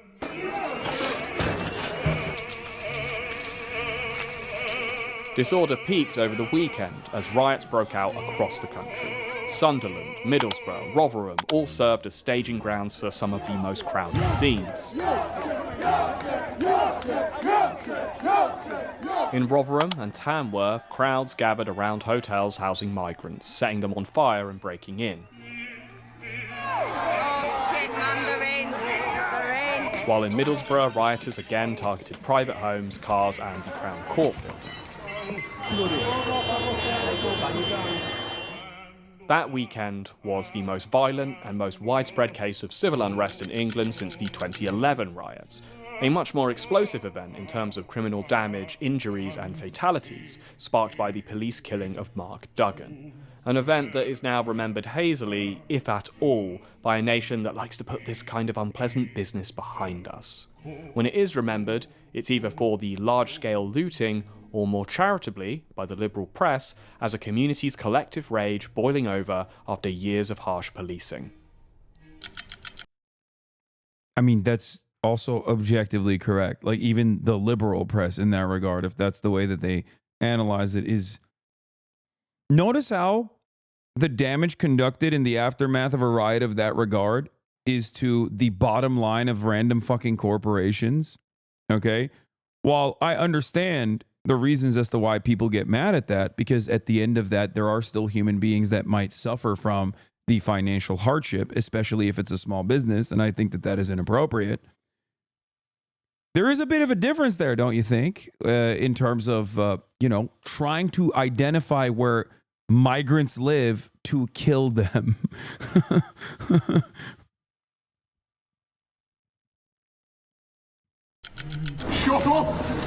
The reason being is, you dress like a dickhead, you're gonna put a dickhead in here. The recently elected government reacted to the riots with a shock and awe crackdown. More than 1,000 were arrested at the scene and in the weeks that followed, while local police slapped together some social media propaganda to show what a good, scary job they were doing.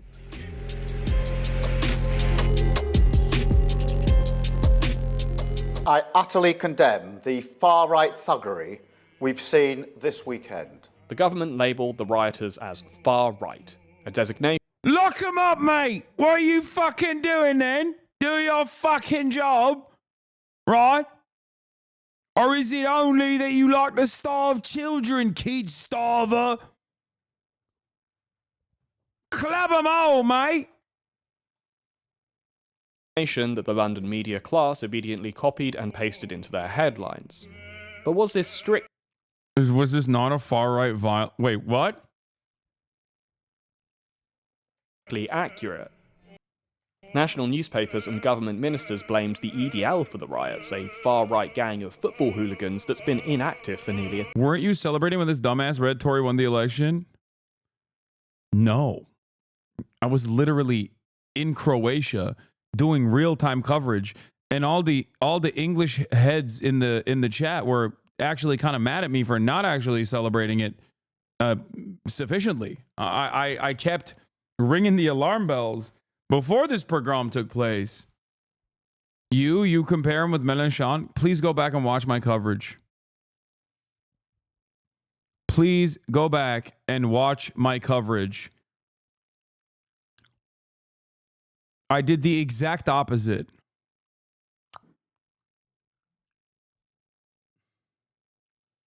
I think he heard me joke about me saying Keir Starmer is actually Keir Stalin, and he took it to heart. Like, he was like, oh yeah, this guy definitely believes it. Yeah, no, I wasn't fond of Keir Starmer, who ran on a platform of we're going to stop the boats, and that my opposition is not serious enough about stopping the boats. And we're going to do austerity, or we're going to also continue.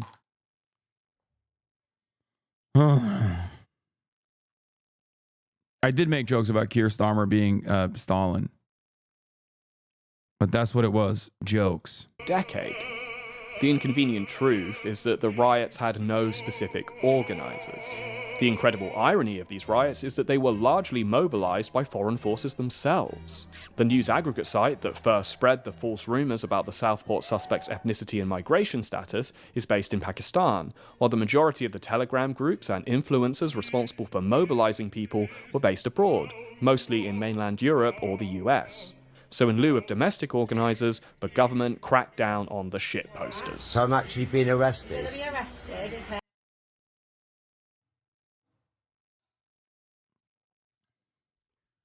Dog.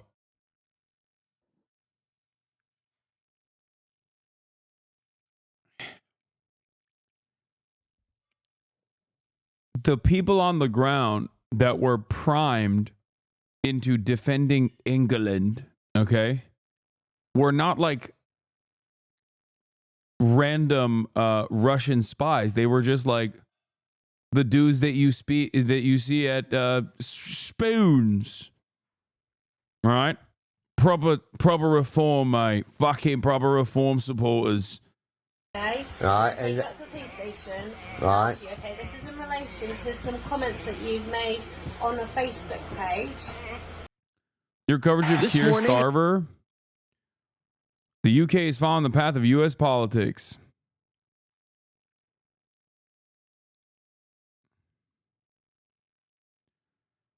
Here, this is a fan account. This is from Daily Dose of HasanAbi. Labour leader Sir Keir Starmer celebrated landslide victory with Labour winning 170 plus majority. This raises questions about whether the UK Labour Party will devolve similar to the American Democratic Party. Usually when centrists hold power, they shift to the right.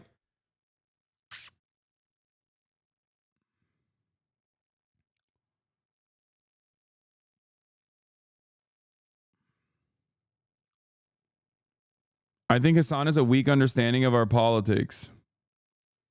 I agree. I usually can listen to Hasan's stances, but his takes on labor right now are painful, clouded by his Anglophobia. Because I was very critical of Keir Starmer.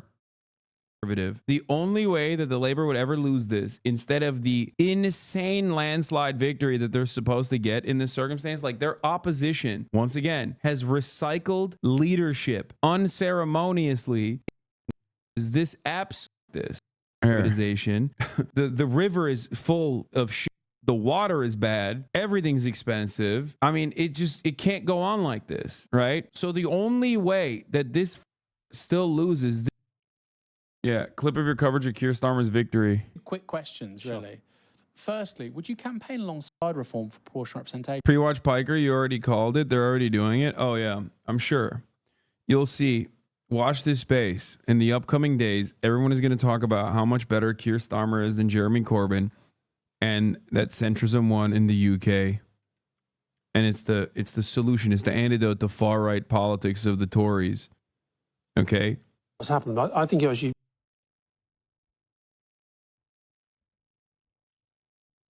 You have to excuse things we were saying back then. Died in the wool. Marxists were so briefly libbed up. Yeah. It's funny though, because people go, I think you have, like, this person has me in his fucking PFP, I think. Oh no, never mind. It's actually Keanu Reeves. I thought it was like an old photo of me with long hair. But I thought it was from when I had the long hair. People would make jokes about how I look like that fucking Lord Farquaad. You are clueless about UK politics.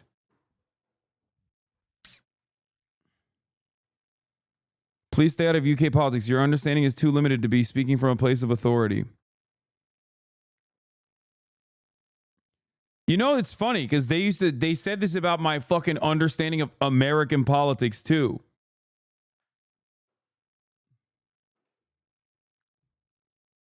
Now Nigel Farage is more popular than Keir Starmer already.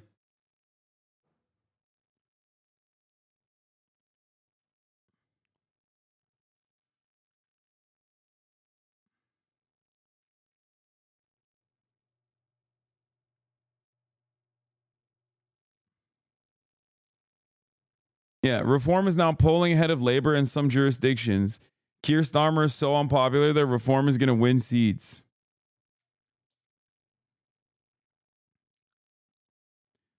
And they're campaigning on 3 largest deportation flights in UK history.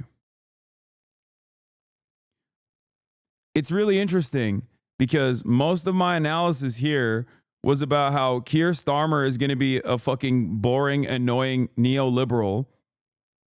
And he's also uncharismatic.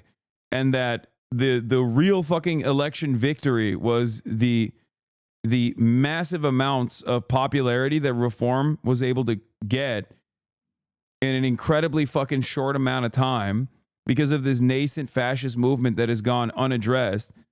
Okay? And yeah, the post-Corbyn Labor Party is actually dog shit, and they are very similar to the Democratic Party in America.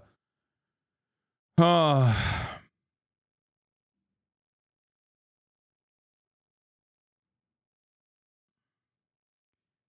it's really interesting because everyone hates the effects of Tories' austerity policies, but the problem is that they have a very sophisticated media behind them.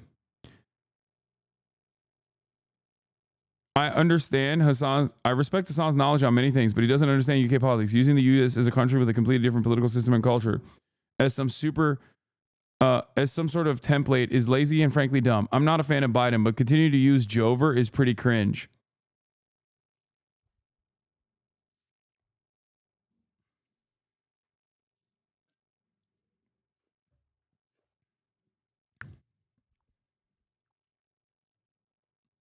Labor aren't like Tories. They're center-left, but still have a large contingent of socialist members. In a year, he will be pressured into more leftist policies.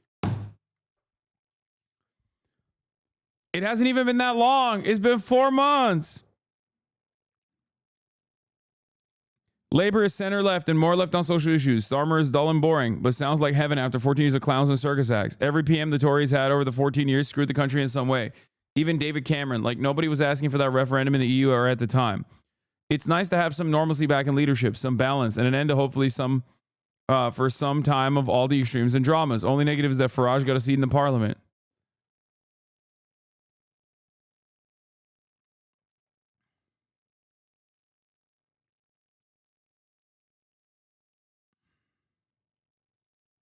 Maybe it's because of his centrist views that he won.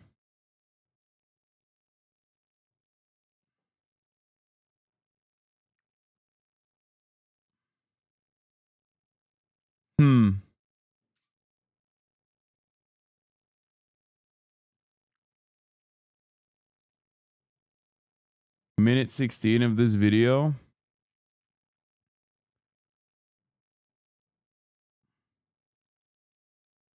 This space. Keir Starmer does privatization, continues the austerity regime of the Tories, and then basically all the labor strongholds go to reform. Reform comes in hot as a motherfucker, gets more legitimacy from the Tories. The Tories have no one else to rely on, so they try to bring the Reform Party on their side, set up a coalition, and then that only ends up legitimizing the reform positions. Keir Starmer turns around and in a last ditch effort, he already signaled towards this. He signaled towards this in the debates, and he has signaled towards this.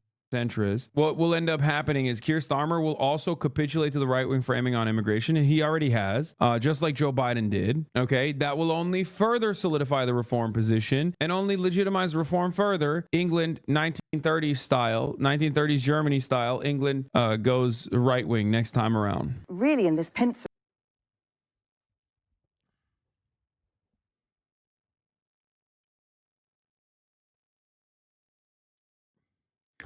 The thing is, my naysayers make this kind of shit sound sweet. It's not. It's not that insane. It's not like that crazy of a prediction. I'm just looking at fucking patterns throughout history and applying the same analysis that I apply usually. And yet, ironically enough, there were still hella people being like, dude, you're out of your depth. You're out of your element. Will those people turn back and be like, okay, maybe he was right? Probably not. Probably not.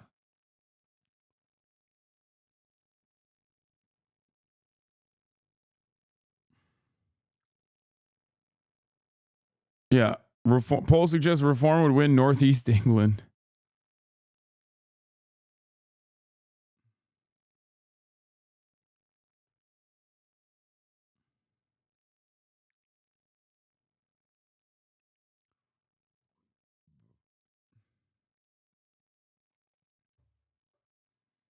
Yeah, I had the 14th key, dude. Yeah, it's not particularly brilliant. Like, these opinions are not that crazy. I'm just saying. North England has always been racist, sadly. Stop. The idea that, like, people are intrinsically racist and unsalvageable is silly, okay? It's silly. That's a nonsensical, silly position. You can't create winning governing coalitions with that mentality. You can't do anything with that.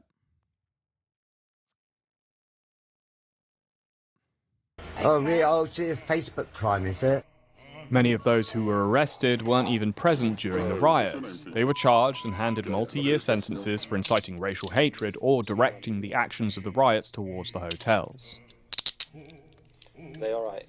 Yeah, essentially he was telling people on Facebook to go and attack a hotel in Leeds housing asylum seekers. He didn't actually take part in that action. We understand he was at home with an injured foot, but it was his messages online that were seen by his friends and other people they shared those posts with. Every man and his dog should smash the fuck out of Britannia Hotel in Leeds. That were at the root of his sentencing. The sentence that I pass has been reduced by 1/3 to reflect your guilty plea. The sentence is one of 20 months imprisonment. Martin Luther King said that a riot... What is this? Rev up your judgment by my enemies tweet. Another Hasan hater got exposed for pulling a V. Who? Who did? The language of the unheard. a quote that is inconsistently applied by liberal commentators. Happy to roll it out for causes we sympathise with and... Ain't no fucking way that this man is using an MLK quote to talk about what the fuck? To talk about a fucking pogrom? What is happening? First, he said it was actually not the proper British gammons. Muda? Wait, what did Muda do? Oh no, is he into lolly? Shut the fuck up. Ain't no fucking way. Ain't no fucking way that Muda is into lolly shit. Muda is a lolly enjoyer? No, I don't believe that.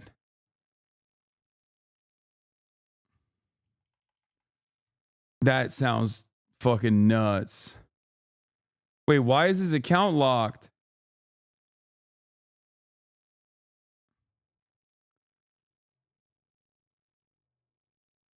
Why is his account inactive, preventing impersonation? Wait, what?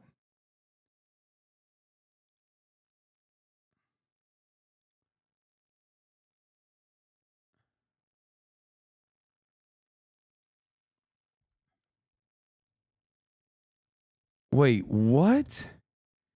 Resurface video of Oompaville, some ordinary gamers and Nooks Taku watching lolly porn together on a Discord call? Can't speak for Caleb. From what I remember regarding stuff like this is stuff from Nux showing us hentai for his competitions, and usually in this there are around multiple creators. No defense here. I'm not knowledgeable about anything anime, and I blindly assume someone we collaborated at the time showed us hentai and nothing illegal. Since this appears to now come from something more sinister, I apologize for what I said in this, and I'm livid at Nux, who was quite against this kind of material in both public and private conversations with us. Whatever he showed us at the time, I had believed would just fall under legal hentai banner in Canada and the US, and assumed poorly that all of it would just be legal, and after filming, just go on with my day.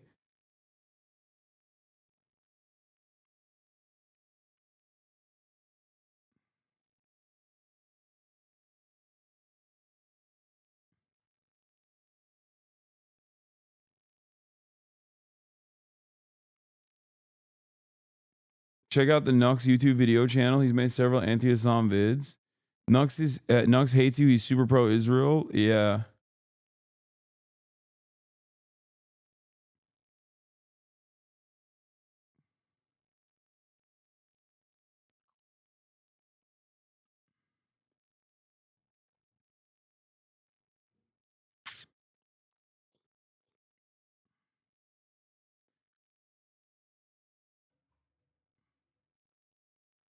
Let's not dive into that somber pit of hell, please. Yeah, I mean, this doesn't seem like it's entirely Mudahar's fault. Now, in a situation, if there was ever like a comparable situation where I was in the crosshairs in a similar vein, I'm sure he would farm that fucking sweet fuck Hasan points aggressively and in the most sinister fashion possible. I will not be doing that to him. I don't think that he was friends with that one fucking guy, Nooks. He's the guy with a VTube avatar, right? That like definitely is into some weird shit. But you know, I won't do that to him. I don't think that this is as damning for Mudahar. I don't know what the fucking video is. I don't know what he says in the video. But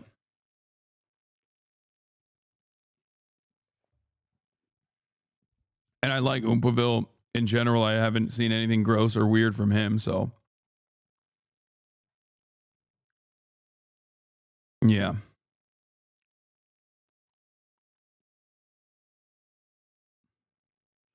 Hopping on a Discord call to watch hentai is wild though. Yeah, no, I know it's gross, it's weird, but I don't think that Mudahar is like a fucking lolly enjoyer personally, or at least that is not the damning evidence that you think it is. Once again, though, I will repeat, Mudahar especially runs with a very weird crowd. And not only does he run with a very weird fucking crowd, he has time and time again tugged on the fuck Hasan heartstrings over and over again with all the other weirdos that he aligns with, and has actively played a role in the we should get Twitch banned, or we should get Hasan deplatformed train. Extra weird considering that he, you know, went to the Hajj, did the Hajj, went to the Mecca. And not only that, but also, you know, the fan base that he's trying to cultivate desperately dehumanizes him, or at least the people that he aligns with legitimately fucking hate Muslims, like actually despises Muslims and brown people. So kind of odd. But, you know, you got to do what you got to do. Rarely for those we oppose. Understandably as well, as the hate that was on display makes these rioters incredibly difficult to sympathise with, while their outright idiocy makes us feel like their motivations are too stupid to bother analysing. But failing to assess the reasoning behind these riots will leave us open to being surprised when they happen again. The way I see it, there were two riots this summer. The one that happened on the ground and the one that happened online.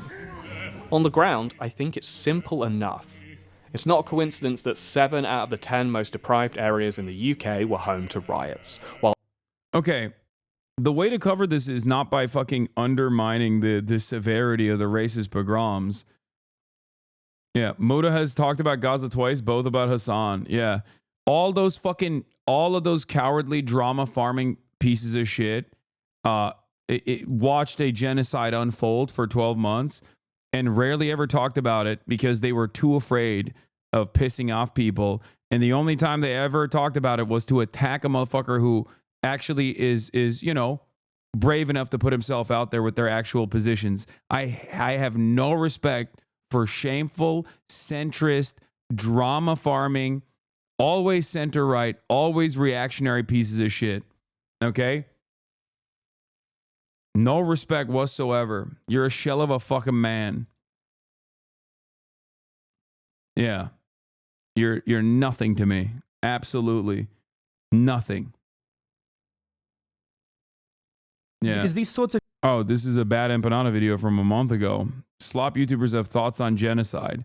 Oh, this is a long-standing bad empanada tradition, I guess. I didn't even realize. Yeah, these fucking guys, all of these guys. What is this? Nicholas DeOrio or whatever? The Oreo guy.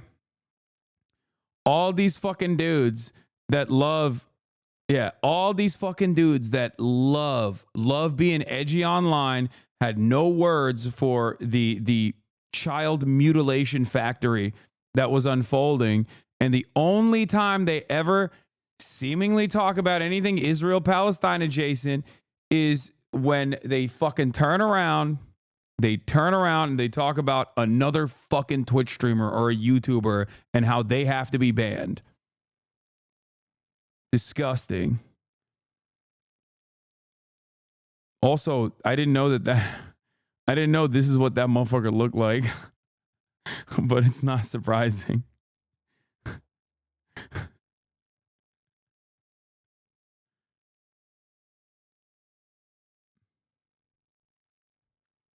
Look at this guy.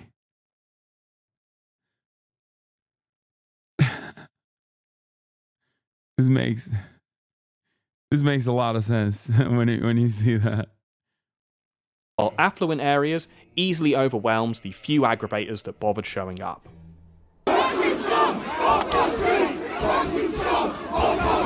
Now, are these guys idiots? No doubt. Are they bigots in large number? Yes.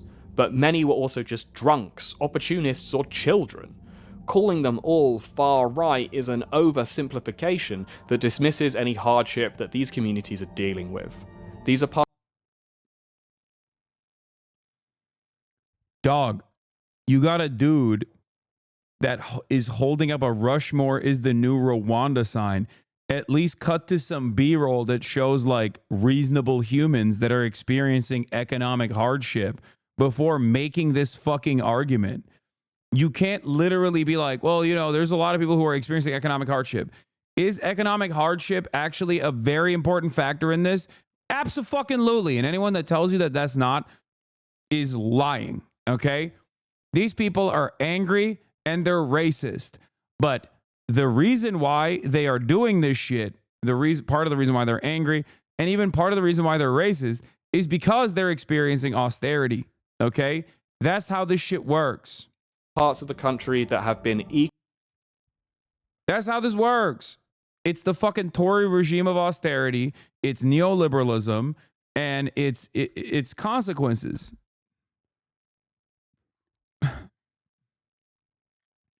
Desperate, vulnerable, poor people that are experiencing economic hardships are very easy to manipulate, especially when there is a lot of unexamined white supremacist attitudes that people have. Okay? Economically neglected for decades. Communities that are struggling with the challenges of immigration and experiencing little, if any, of its benefits. The riot that happened online is more clear-cut. It is the ongoing product of a new international far right who are spreading misinformation and hatred from Malaysia to Middlesbrough to Missouri and all the way back again. This new far right has adapted to the post-COVID internet faster than many of its mainstream opponents, realizing that they can reach more eyeballs as influencers than they ever could as third-party posers. I'm not gonna lie, I used to like Muda's deep dives into niche IT topics. Is informative, but after what he's been doing for the past year, I lost every single iota of respect for him and unself. Fuck this coward. Oh no, I used to talk to him. I used to talk to Muda. Like, we used to DM back and forth. I thought it was chill. I would ask him for advice on fucking Steam Deck related shit. Like, I'm not expecting him to be, you know, to avoid talking about me for that reason. Okay, that's not what my expectation is at all. But I would have thought that he would be at least somewhat charitable and more understanding, or even fucking reach out to be like, hey, I've been hearing a lot of stuff that people are saying about you. I wonder if it's true. Because I feel like that at that point is not even friendship. That at that point is just like doing your goddamn journalistic due diligence if you're going to fucking write a YouTube essay.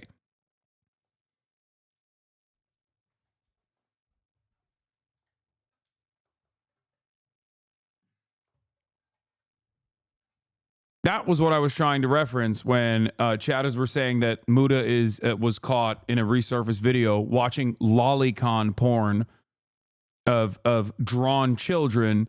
That charitability that I offered in my analysis is not because I'm friends with him. I clearly am not. Okay? It's because I'm not a fucking asshole. Muda is a large content creator. It'd be fucking super easy for me to just like make a YouTube video dedicated to exposing him and demanding accountability. Okay? And I'm sure there are plenty of people who fucking hate him as well. And they would also get on board with that. That's usually how it works. That's usually how these fucking dipshits make YouTube videos. The reason why I'm not doing that, and the reason why I don't care to do that, is because I don't think that there's enough evidence for him to, to be called a lolly porn enjoyer. He simply was, it seems, friends with one.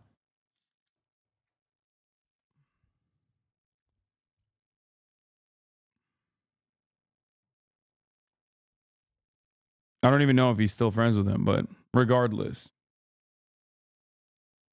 The former leader of the EDL, Tommy Robinson, has rebranded himself as a citizen journalist, reaching a worldwide audience now through Twitter and podcast appearances. Getting on to the fact that there's been riots in the UK. This guy is literally a white supremacist terrorist, by the way. The fact that like the Daily Wire is offering him a platform is, of course, the most expected outcome, but like they're making it seem like he's just like a normal dude. He's just a straight up fucking Nazi.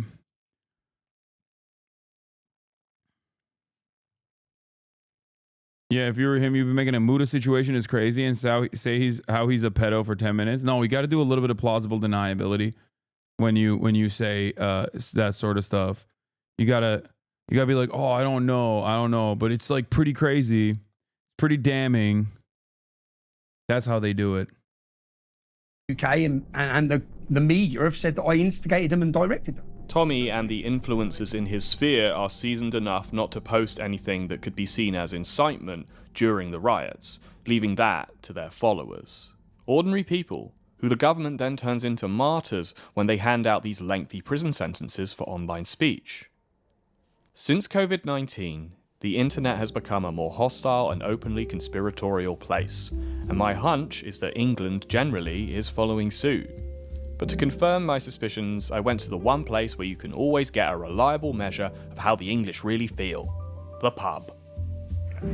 If you are not English and you are watching this and you want to know the best way to integrate yourself with English culture quickly, the moment you get off the plane or small boat or whatever, you want to get yourself down to a Wetherspoons, get a full English breakfast and order a pint of the cheapest lager possible. Only in England and only in Wetherspoons, the biggest chain of pubs in the UK and the nation's public living room.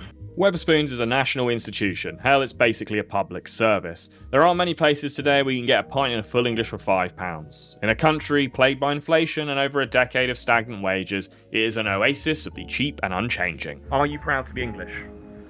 That's an interesting question because I'm not too sure. So I think the EDL is a bit of a twat. England's always been a cosmopolitan, mixed race country. Are you proud to be English? Very proud. Why? It's where I was born, where I brought up, English through and through. I think the English should come first. I don't mind anybody coming to this country if they're legal. If they work and pay taxes and everything, I'm fine with it. But they come in on the boats, they're giving hotels, food, lodging and money. So they're getting everything for nothing, and they even get to come on the waiting list before English people. So when you're just a racist, I would excuse. Yeah, it's like these people that are coming from war-torn parts of the fucking world actually have it so much better. They have it so much better than the average lad. You know?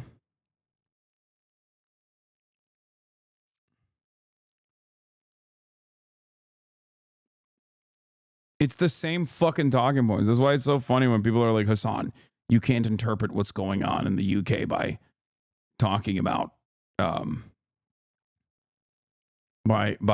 making a comparison to America. It's hollow. Also, I read somewhere on the Reddit that Mudahar actually basically nuked his whole account and is keeping it inactive, preventing impersonation, exclusively because Twitter got too racist for him.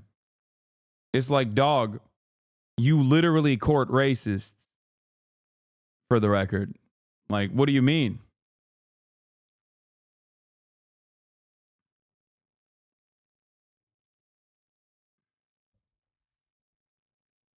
Excuse me. I am not a racist. I'm a bigot. Two very different things.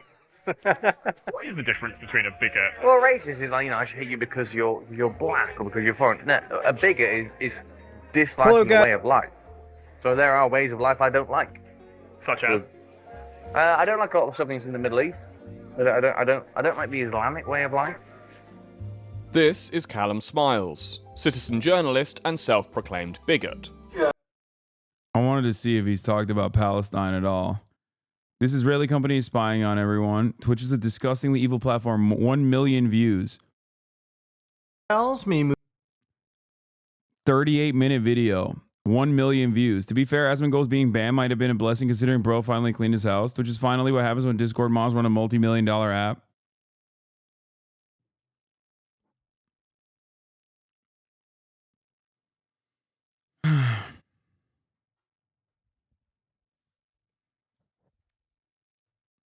I usually avoid these issues and don't take sides because I'm not knowledgeable on the topic, only to immediately proceed labeling people knowledgeable on the subject and speaking out against genocide, polarized extremists.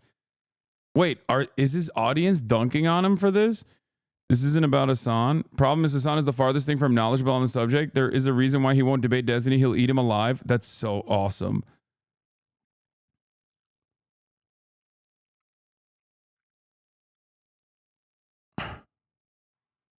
Mudahar trying to both sides an active genocide will never not be funny to me. Dude, just shut the fuck up. Making fun of veterans is just unjustly invaded nations at the behest of an empire is incomparable to an idiotic slop content creator. Asmongold's the worst kind of slop as he barely makes any creative content of his own. Making an incentive sweeping generalization about victims of genocide. He literally said the Palestinians came from an inferior culture. No dog whistle, no insinuations. I like how he's talking about the U.S. military like he isn't Canadian.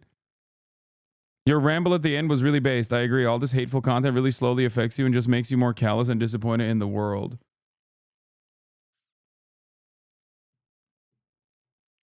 On streams, I've maintained this is a conflict that shouldn't exist. With the death toll rising and innocents displaced, I would hope this conflict ends at some point before the end of my life.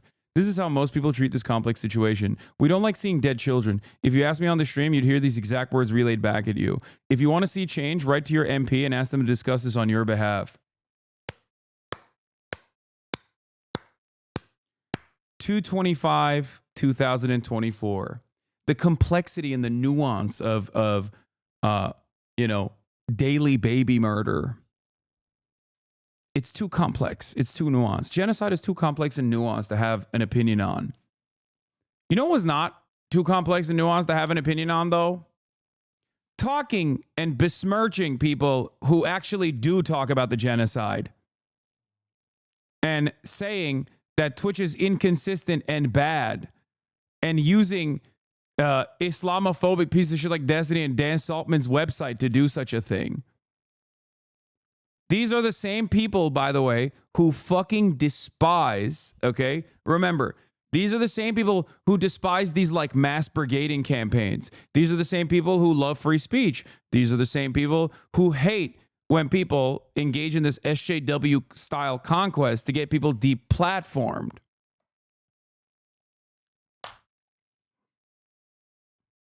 You know, the centrist guys.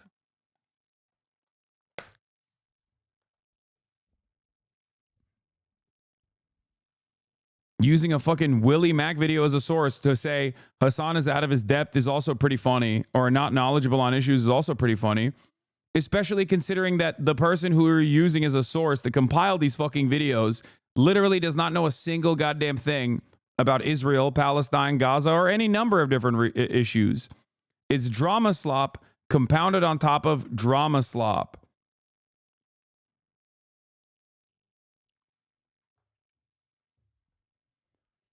Oh.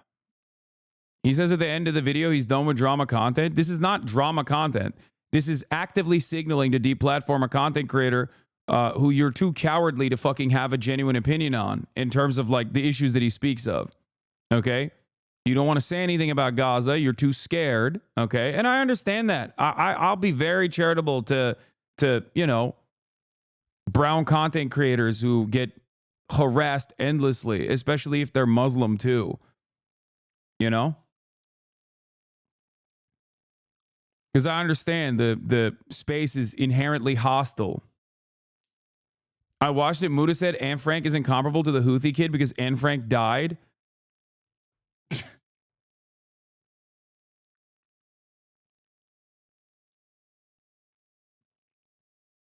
That's an insane thing. They're both teenagers who experience a genocide.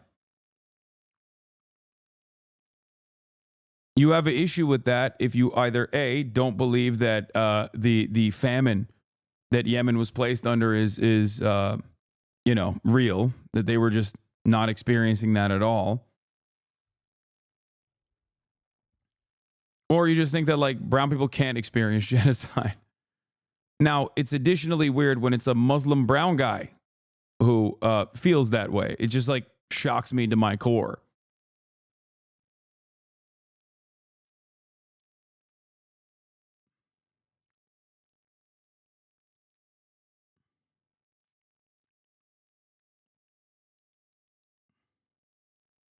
He's Indian? So, yeah, okay. What, you think Indians don't get fucking an endless amount of smoke from racists online? What are we talking about? They're like the number one primary target of white supremacists, especially online. That's the reason why he had to fucking bail on his...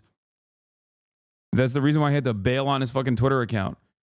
He's Indian and Muslim. He's getting double fucked. This, I think, is really fucking cowardly, though. Okay? Because, like, say it with your chest. Say that you actually like what Israel is doing then. Or say it's defensible. You know, if that's truly what you believe, you could be that guy. Be that guy.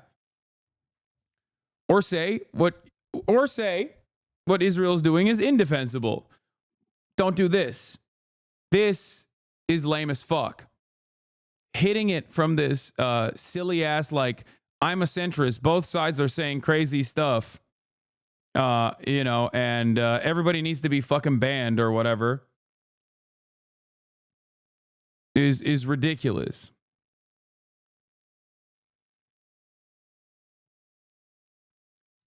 It's my least favorite characteristic of a lot of these like drama orbiters. They don't have any sort of like real political convictions.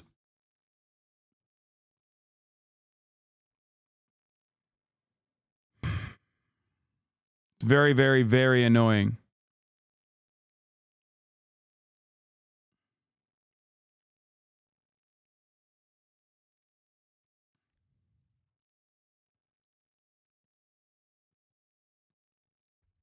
But I do see that even his own fan base was like, the fuck are you talking about? Mudahar trying to both sides an act of genocide. It makes me happy to see that there are people in his chat who are like, what are you doing? As a Libyan man, I call bullshit. You are insane if you really think you're helping anyone by invading and killing innocent people. Calling it they're fighting for freedom is just wild. And either I lived in Libya before your freedom came. Man would die to bring that back. What?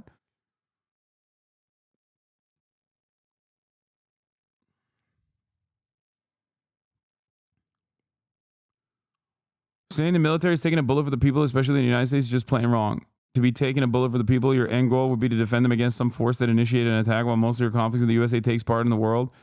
On the initiator side or this. Dude, everyone's shitting on his take.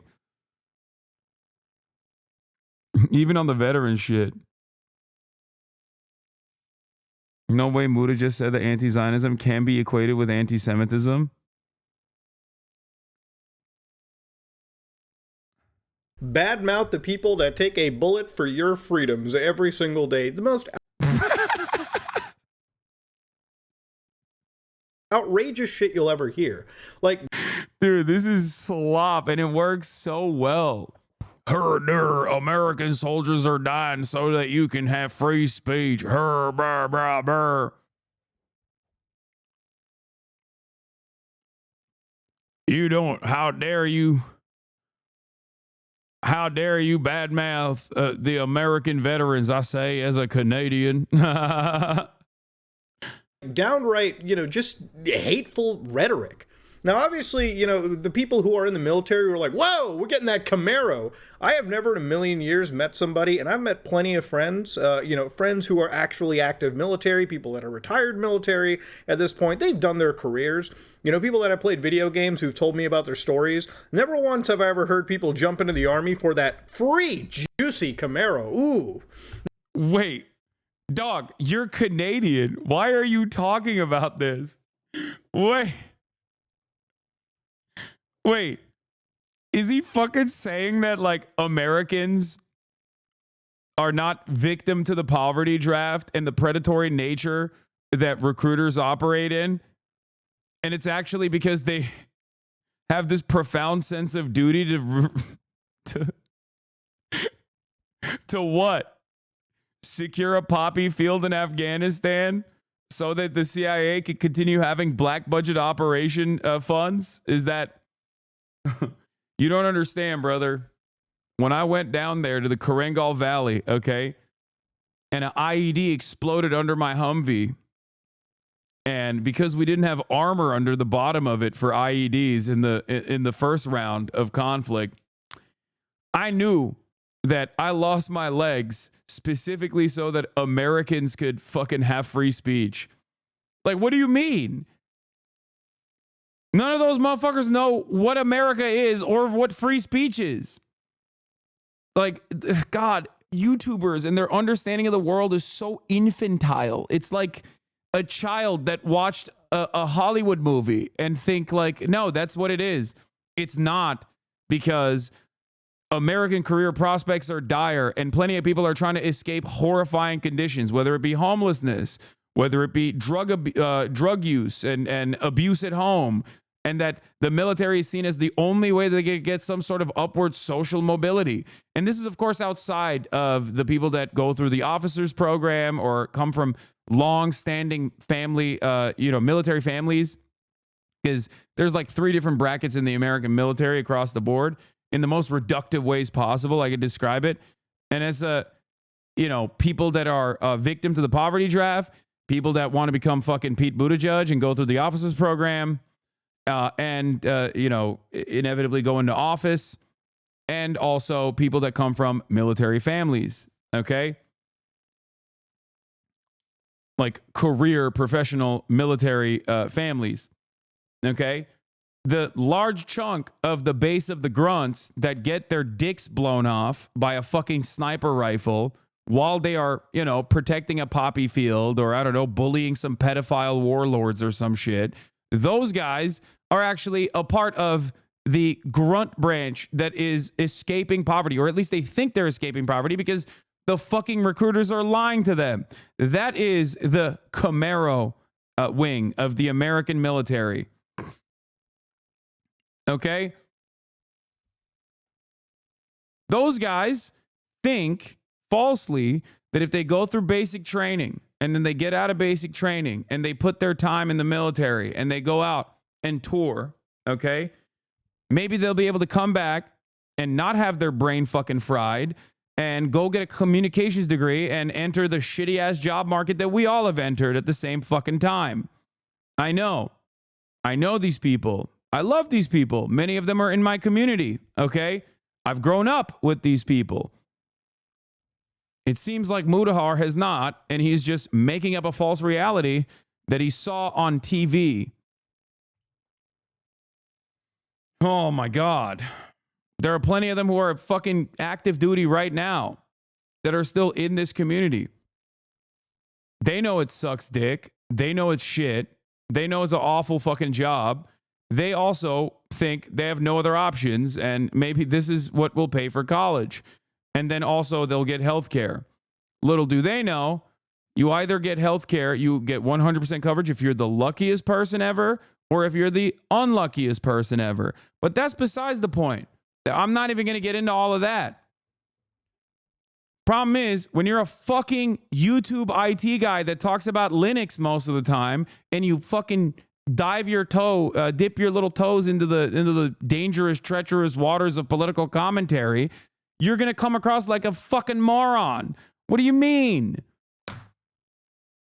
And I will admit, like, I think he's decent when it comes to some random Reddit post about some tech issue that he covers fairly well, I assume.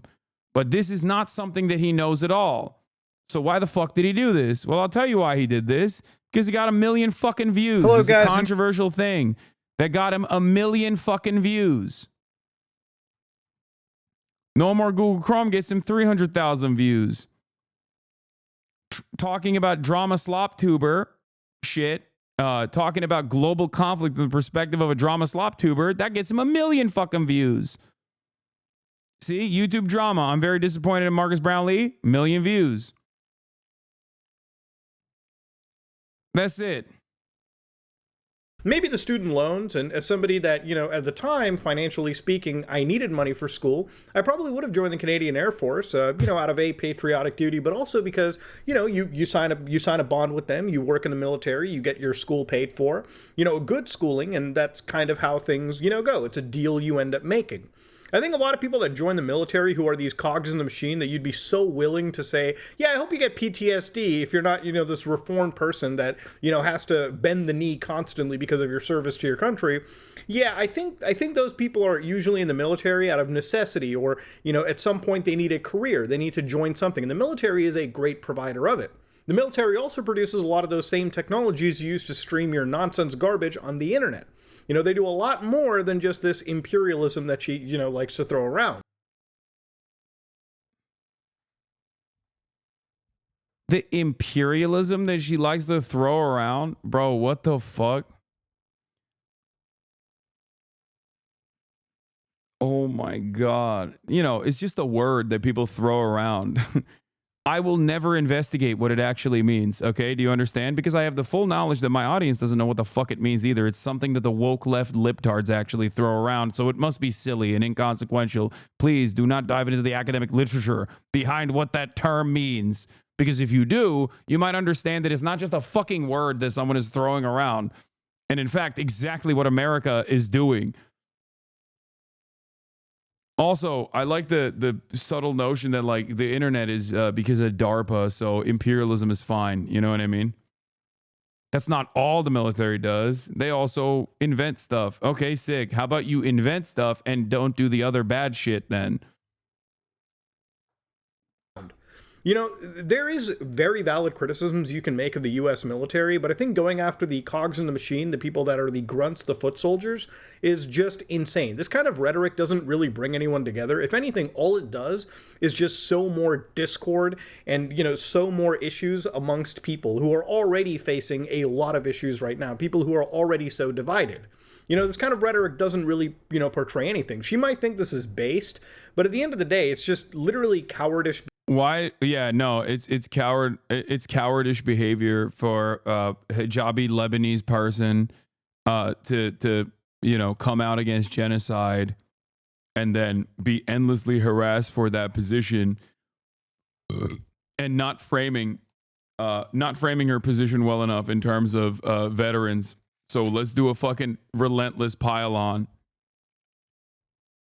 Behavior that, you know, you're displaying from the internet. You're not He literally says the same thing you said, lol libs. Really actually providing any solution. You're just sitting over there wishing that. Yeah. She still has a Twitter account, by the way. Mudahar doesn't. I'm just saying.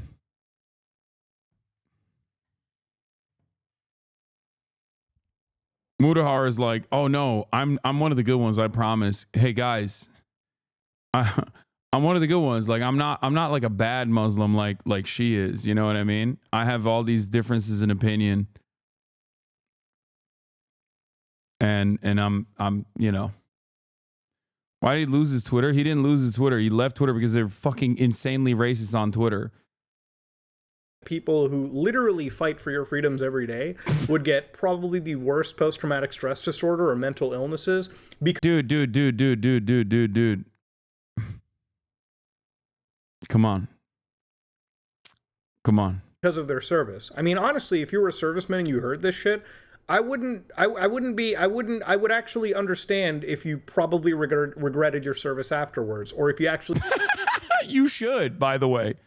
You should. It's healthy. And many do, as a matter of fact. People who are right-wing still fucking regret their service, oftentimes. It's 100% a healthy fucking attitude to have. What do you mean? I stand by that. I think that it's understandable that you look at that and you look at the experiences that you got from that process, recognize that it changed you in a pretty meaningful way, and then work against that to ensure that other people don't actually fall into the same fucking traps that you did.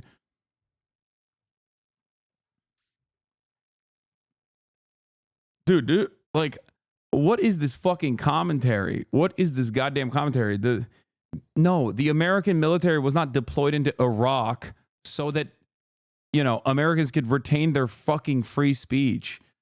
What the fuck? Even the biggest chuds within the veterans, within the crop of like veteran influencers will laugh at that notion, I think. Like that is, you have to be extra stupid to be like, yeah, no, you don't understand. We went out there, brother.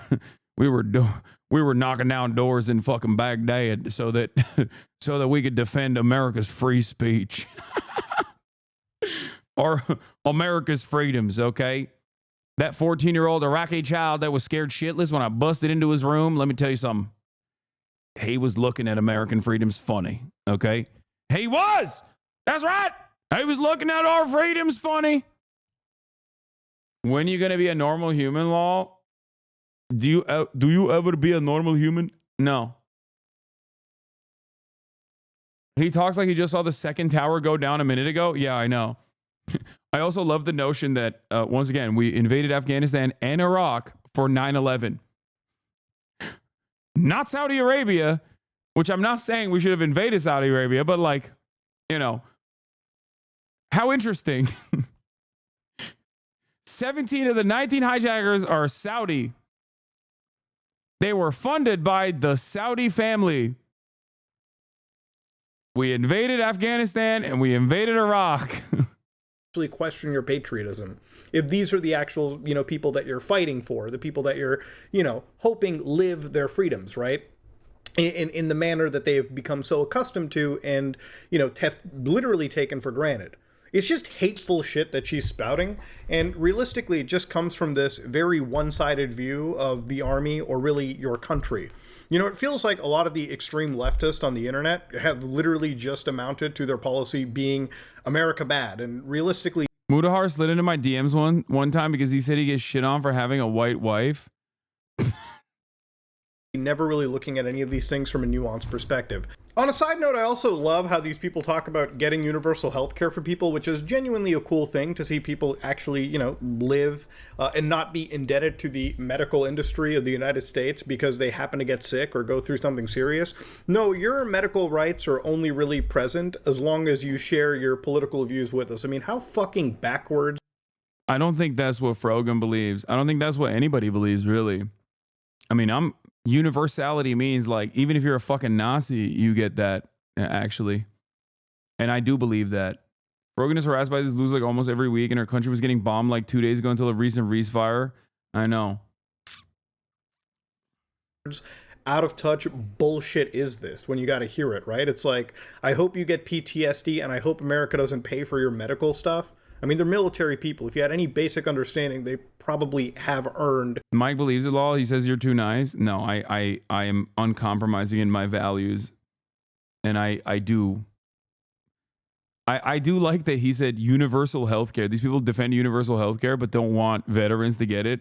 And that's pretty funny because like, if you recognize that they, you know, defend universal healthcare, I think you should understand that on principle alone, you're recognizing that they want everybody to get healthcare. That's what universal means.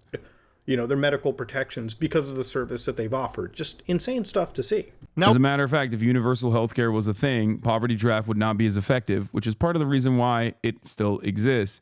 Upward social mobility can only happen with educational attainment. If free college existed and universal healthcare existed, it will be a lot less likely for people to fucking join the military. A lot of those grunts that we were just talking about, they probably wouldn't join the military. Why the fuck would you? Now, will Twitch ban this person for, you know, their obvious, obvious hateful conduct on the site? Probably not. They're just walking around. They did. And also you're demanding, they did, but also you're demanding someone get banned. You're demanding a content creator get banned. I thought these guys love free speech. Turns out, I guess there's limitations to free speech. It just doesn't extend in the opposite direction. I doubt that he would be making a YouTube video about fucking neo-Nazis that must be banned, you know? Around completely free. It's insane shit. These guys hate cancel culture, but then also simultaneously love deploying it. Love deploying it against people that, you know, their group of friends despise. Let me see. How many? So, let's see. Maybe I'm wrong. Cancel culture. I got canceled over this video. Twitter is horrible. Netflix should be canceled. Sorry, just killed Concord within 2 weeks. Game Grumps cancellation. Genghis Khan is finally canceled. So he's written a decent bit about cancel culture and cancellations in the past. I just want to see.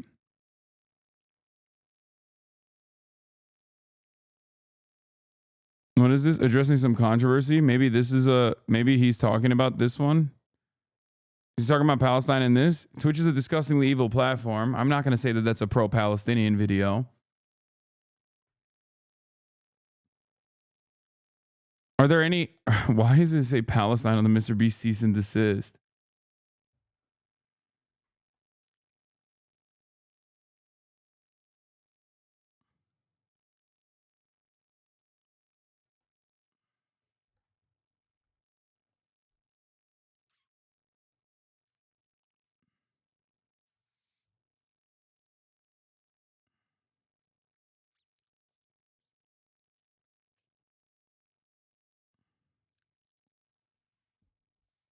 He's using the Palestine tag for clicks. I doubt it. It's a bad day for video games. Canada is destroying the internet. Yeah, ordinary slop. Yeah, maybe he made a lot of pro-Palestine videos, but he privated them after because they were too, you know. It's a laissez-faire attitude. Now, obviously, after some backlash, this complete dipshit comes out and goes, I realize that wishing people harm isn't the best way to talk about these issues. Really? Really? No, the best way to talk about these issues is be a fucking coward and never say anything about it. And then shit on people who are talking about these issues when other people are logging through every little thing that they say so they can find an angle of attack.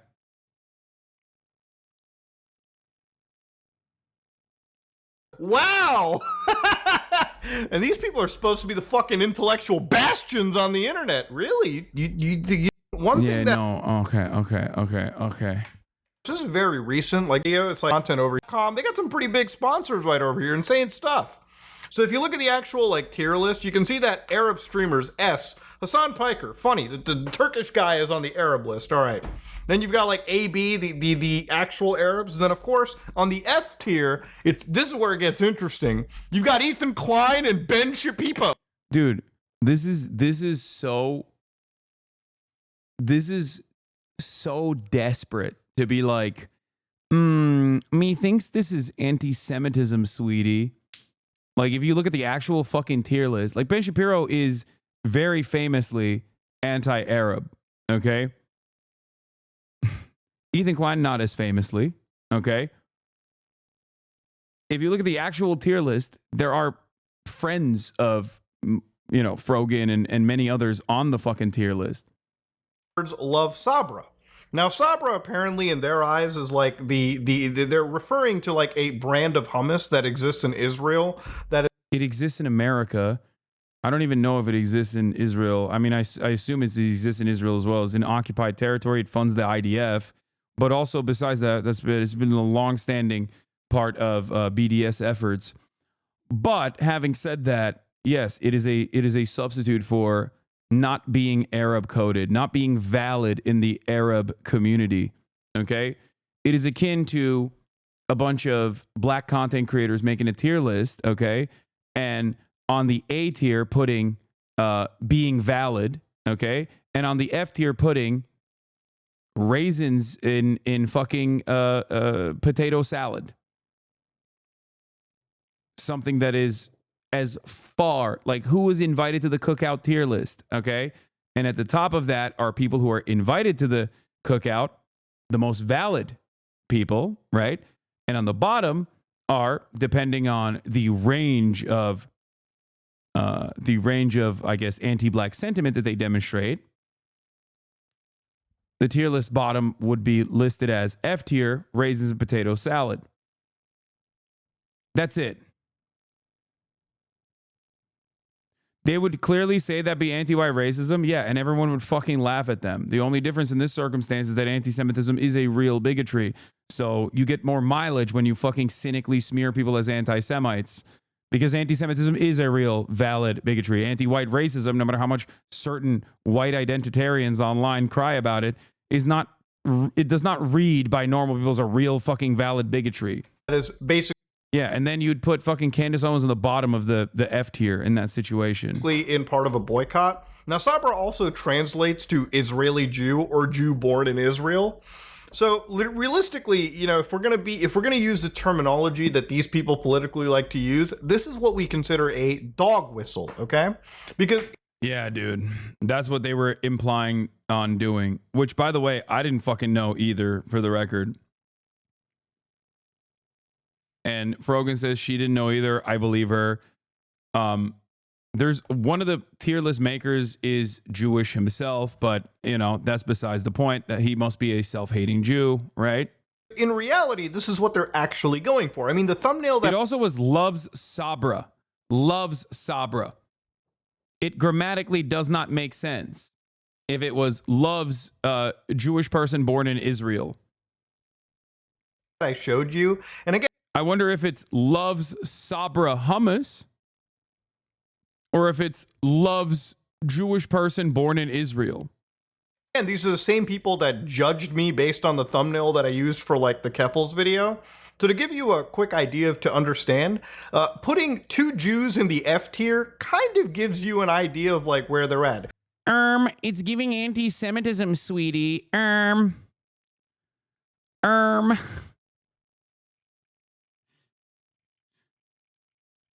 It's kind of funny to have this kind of take when like every single one of these like centrist fence sitting try hard fucking drama slop content creators are so firmly planted in the edgy boy spectrum, so firmly planted in the edgiest side of the internet, who routinely rail against cancel culture, routinely championing being free speech warriors, and actually in many instances will look at like real fucking racist shit and be like, oh, people are misunderstanding my racist friend Himmler Groiper 1488 when he said, when he said that like white people are superior, he was simply talking about something different. He wasn't being serious. Oh, it's just a joke, lol.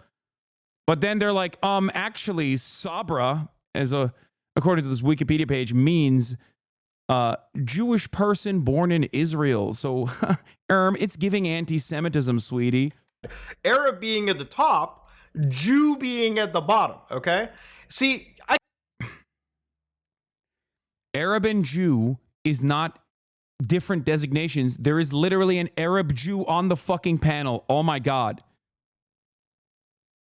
There is an Arab Jewish person who was banned in this process.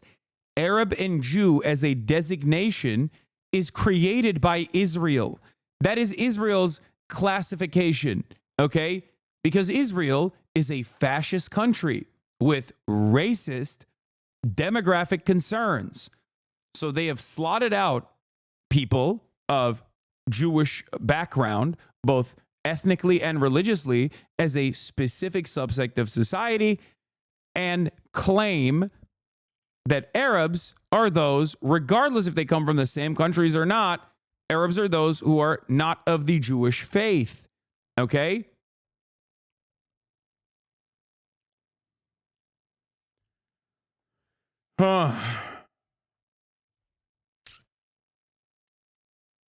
This is not an Arab Jew classification. Notice how you had to go through different hoops to be like, yeah, this very obvious thing, the Sabra hummus, love Sabra hummus in this tier list to determine whether someone is valid and Arab coded is actually racist and anti-Semitic. Notice how you had to jump through 11 different fucking hoops because that's not what the intention was. And that's not what anybody actually thought it was. It was a goddamn Twitch approved panel at TwitchCon months ago. I can look at this and immediately understand that this is most definitely designed to be. He literally laughed that you were top of the list. This is so-called Arabs at the top, Jewish people at the bottom. I know. That's the most Reddit thing you can do. Remember, it's a very Reddit thing. You land on a faulty premise and then you add on and you start cracking jokes off of that faulty premise. Like, oh, these idiots don't even understand. Like, Hasan is not even an Arab. He's Turkish. It's like, yeah, maybe that should cause you to re-examine your perspective, you know? No, I will not be doing that. I'm just going to be a smug fucking dipshit and cynically behave as though it actually was secretly a dog whistle to be fucking anti-Semitic. This is what is so goddamn frustrating about this process too, because there are a shit ton of out and about anti-Semites out there. They do not see any reason to try and dog whistle.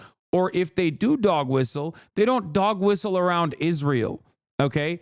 They dog whistle by saying, ooh, I'm noticing how many Jews are in positions of power. That type of shit, okay? That's what a fucking real dog whistle is.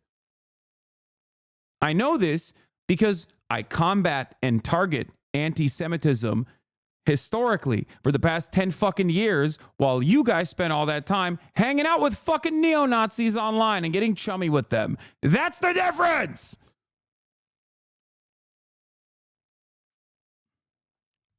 Hateful rhetoric, right? Like, no matter how you want to cut and slice it, if I had done this, or anybody had done this, or people who were opposed politically to these people would do it, they would say that this is hateful conduct. This is literally hateful conduct occurring on the platform. Now, yeah, this is the hateful conduct, dude. Yeah, for sure. Oh, he's gonna get to the Houthi video. Let's see. Or like music video and like playing, sitting with another actual streamer, and when you watch it, he's literally walking away and like playing literal like creators. Now, if I was actual terror like music videos to like random creators. Now, if I was to do this on YouTube or really any other platform or even Twitch, I would actually be expecting a ban. You know, a couple. Would you? Those fucking YouTube, those videos are on YouTube. They're on Twitter. It's a video that's hosted on YouTube and Twitter. It's not akin to ISIS, dumbass. Like about a year or two ago, like I was actually assisting a couple smaller YouTubers who basically had memes. There are literal neo-Nazis on YouTube. What the fuck are you talking about? Apparently, some of them even, maybe not neo-Nazis, but some YouTubers even sit around and do reviews of child porn, drawn child porn, hentai, lolicon. That's how little YouTube gives a shit about their own terms of service.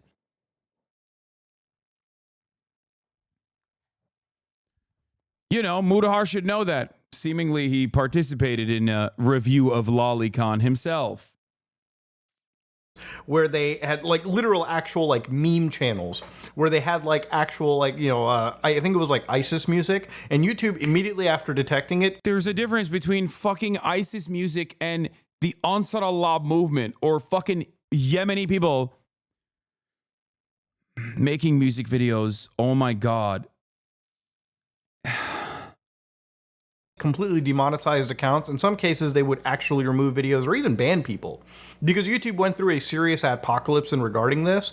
And obviously, I think most platforms understand that, you know, highlighting illegal criminal organizations, they don't even have to be terrorists. They can be literal criminal gangs. Like, you know, if you're out there promoting the Hells Angels or you're promoting the Mexican drug cartels, you would probably get a serious ban.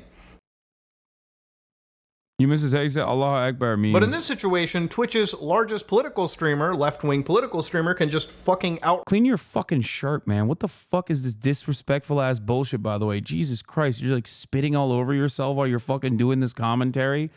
How fucking gross. Oh my God. What a goddamn slob, dude. You got fucking cum stains on your fucking t-shirt. Talking about shit that you don't know anything about. Ugh. Bro has never watched a Vice video? I know. Spitting out fucking tonsil stones on his shirt. Oh, Jesus. Right. You know, promote this kind of stuff on the platform. And it's not even just that. It gets to a point where, like, imagine being a political streamer and you bring a actual pirate, a actual criminal onto your streams. And instead of, you know, being respectful and being a proper journalist, you get on your knees and suck their dick for about... Yawn. I can't believe it. You mean you had a... Yeah, an actual pirate. No, he's not an actual pirate. Okay? He's not. An actual criminal. Mods! He's a criminal! Once again, 10 months ago. Once again, every fucking other outlet has also interviewed him. And also, they didn't fucking call him a Houthi either. You want to know why? Because he's not one. And it would be ridiculous for them to say that if he's not it. Okay?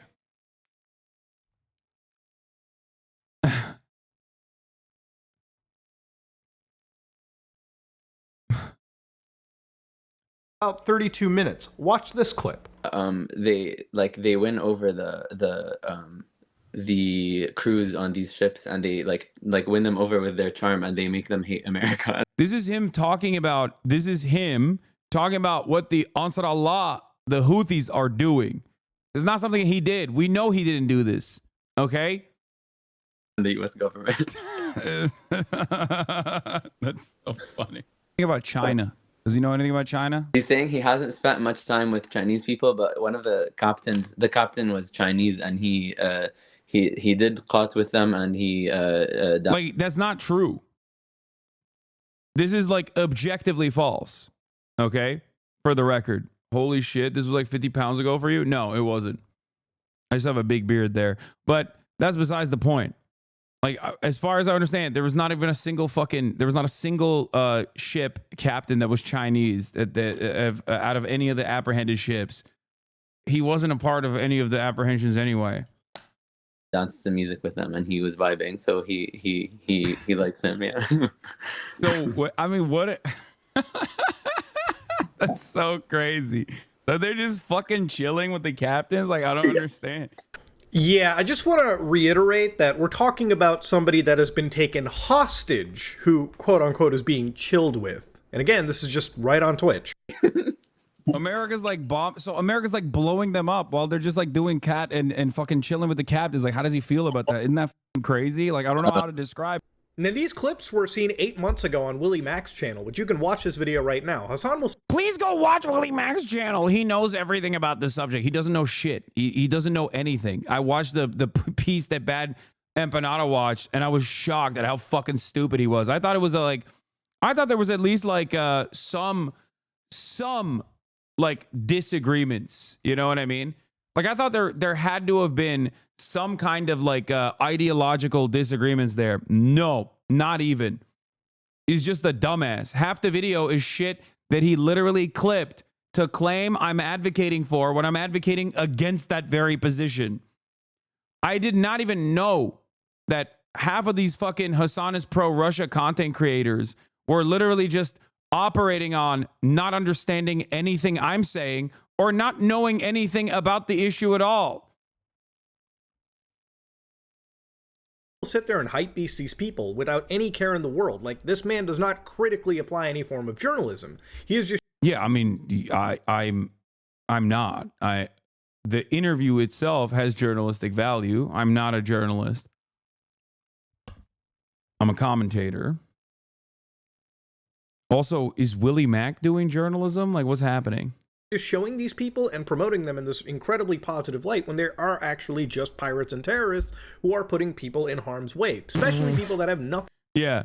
The state that is implementing a blockade on the Red Sea in an effort to stop the genocide is actually putting people in harm's way, not the fucking state that is doing a genocide, and not America and all of the other fucking coalition forces that started blowing up Yemen because they decided to fucking stop ships from going through the Red Sea because they wanted to enforce some kind of penalty for the genocide that Israel was conducting. Oh my God. Thank you, Mudahar. I'm glad that you arrived at a reasonable conclusion. It's actually, yeah. Why does nobody want to talk about the Warsaw Ghetto Uprising and the violence that these Jewish people in the ghettos were subjecting the Germans to? Oh, the horror!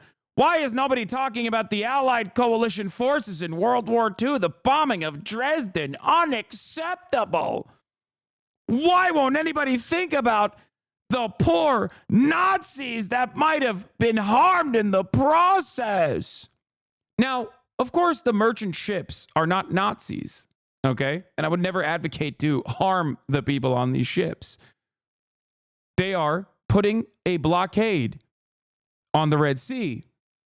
They very clearly have said that their goals is to stop Israel from harming Palestinians further. This is an understandable and, dare I say, just goal. Okay? That's it. And in the words of Norm Finkelstein, who talks about his parents, who are Holocaust survivors, quite a bit, when he talks about this specific comparison to the Ansar Allah movement, to the Yemeni Houthis and what they are doing in the Red Sea. He asks, if you had the opportunity as a state to stop the Holocaust and you took actions such as a blockade that disrupted German supply lines, for example, would I sit back and say, how dare you do that? Or would I champion that cause? And the answer is clear for many people. The answer is pretty clear. And that's kind of what I try to communicate to people who usually approach the subject matter with the exact same idiotic fucking perspective that this dumbass Mudahar is implementing here. Brown guy terrorists, bad. They're doing piracy. It's unacceptable. We never have that same principle for America's blockade. America's literally overtaken shipping tankers between Venezuela or Cuba and Iran, right? The Cuba blockade is unjustifiable and inhumane. The blockade implemented by the Houthis in the Red Sea is perfectly moral and perfectly understandable. It is there to stop a genocide. And it has been successful in spite of the billions of dollars that, the American Navy spent on Operation Prosperity Guardian. They have disrupted trade from the Red Sea so significantly that all of those ships had to go around the Horn of Africa rather than directly cut through the Red Sea. It bankrupted one of Israel's ports. This is one of the least violent ways in which you can resist against an ongoing genocide.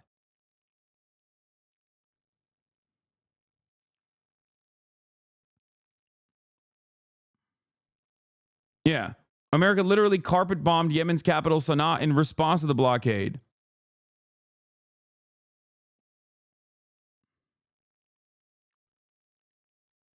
Israel itself has also instituted a violent blockade for the past 2 decades around Gaza, not allowing Gazan fishermen to go beyond the 6-mile boundary, and even actually killing humanitarian aid ships like the Turkish one, Mavi Marmara, and killing all of the humanitarian aid organizers that were on that ship for penetrating the Israeli blockade instituted upon the Gazan shores.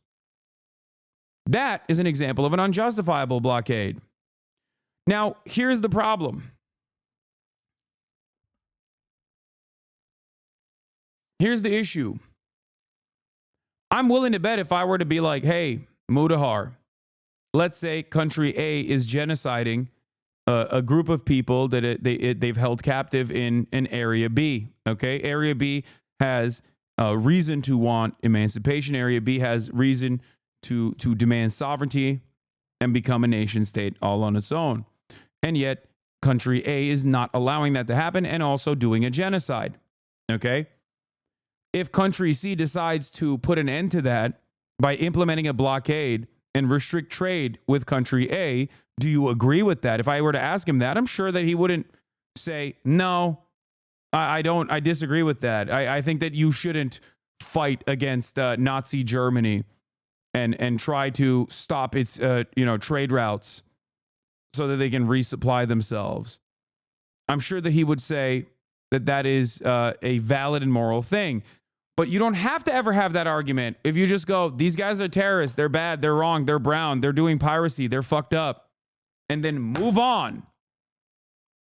You don't ever have to. Come on, Nazi, really? Yes, Nazi, really. What the fuck do you mean? An ultra-nationalist ideology committing an apartheid and partitioning an ethnic and religious minority in direct contravention of international law and then also conducting a genocide? Yes. Nazi, really.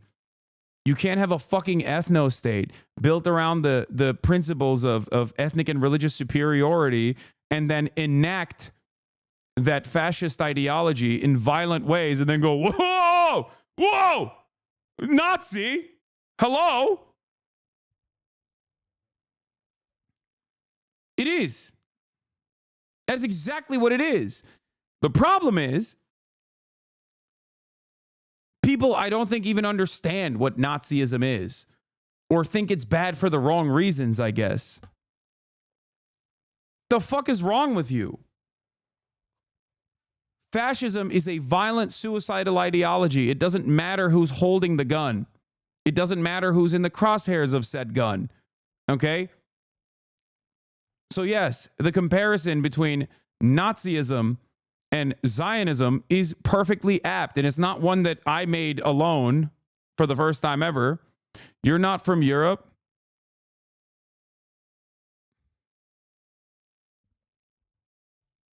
What? Dude, why is every European liberal like this? I can never tell if they're flexing or not. I can never. Oh shit, I made him a mod on accident. And I'm banning him, but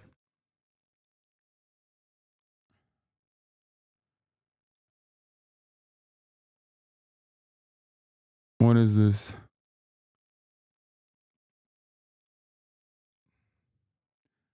Oh my God.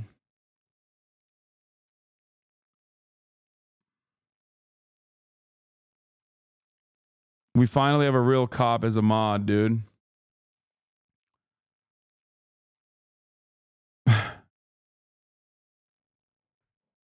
Nazi ideology. How dare you fucking say that, lad?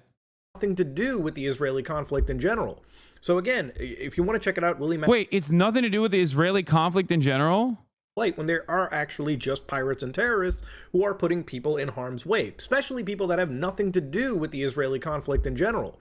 So again, if you want to check it out, Willie Mack's video is great. He covers this topic. I would highly recommend you see this to see actual proper journalism and an actual proper objective.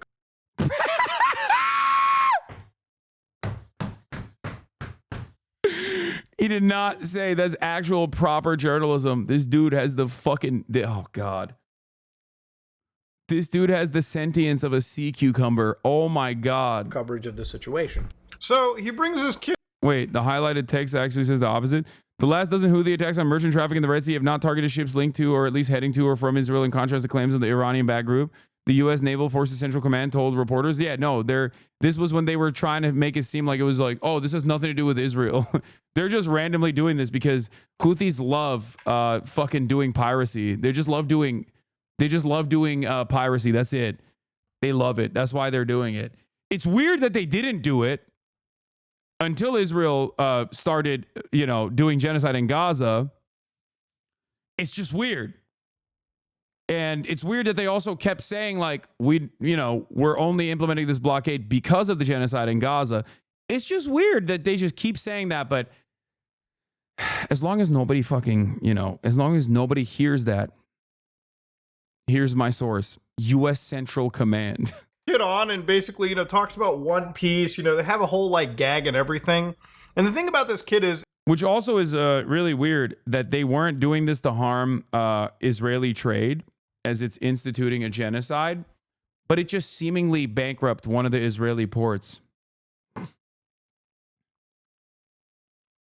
Yeah, they just hate boats, bro. You don't understand. The Houthis just hate boats. They don't like the science of floating above water. They hate that.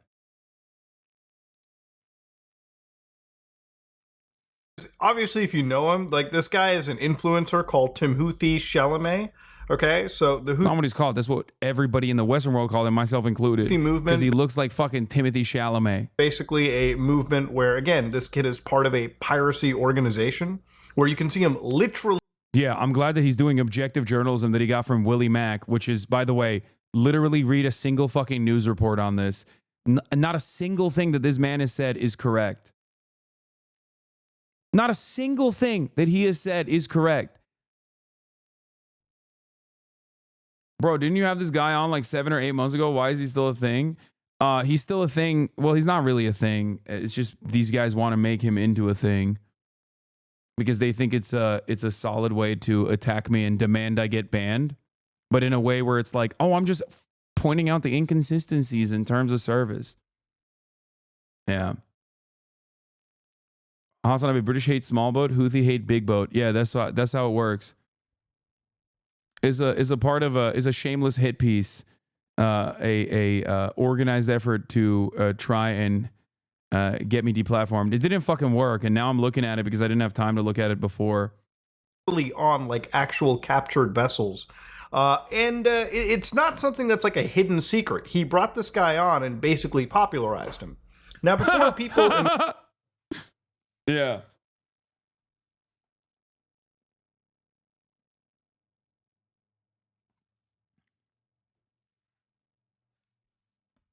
Yeah. Yeah, I popularized the Ansar Allah movement, baby.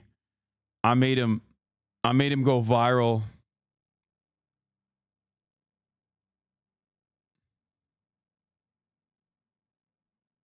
The Hasan camp go, but Muda, this kid has seen only suffering his entire life. So obviously, he's going to be part of these situations. And, you're being a little bit harsh. Now, I am one of those people that is empathetic towards individuals. And obviously, if this kid has only ever seen death and destruction in his entire life because of the Saudi-Yemen conflict, then yes, I can understand why they would do such a thing. But never in a million years should you as a content creator or a journalist, I guess, or a political commentator ever bring somebody on and kind of popularize these things, okay? These people are ultimately part of a criminal operation, an enterprise, a terrorist movement that... Yeah, you should never do a podcast with someone who's a serial lolicon enjoyer, for example. You know what I mean? Year in, year out. Who also happens to be a fucking genocide denier and a genocide lover, as a matter of fact, because they're super fucking pro-Israel, on top of a litany of other problems. And I actually went on that podcast, and I didn't know any of this shit, by the way. But I'm sure that his podcast co-hosts were very fucking familiar with his, the full breadth of his perspective, especially considering the fact that they apparently sat in a fucking Discord and enjoyed the lolicon together and criticized it, I guess.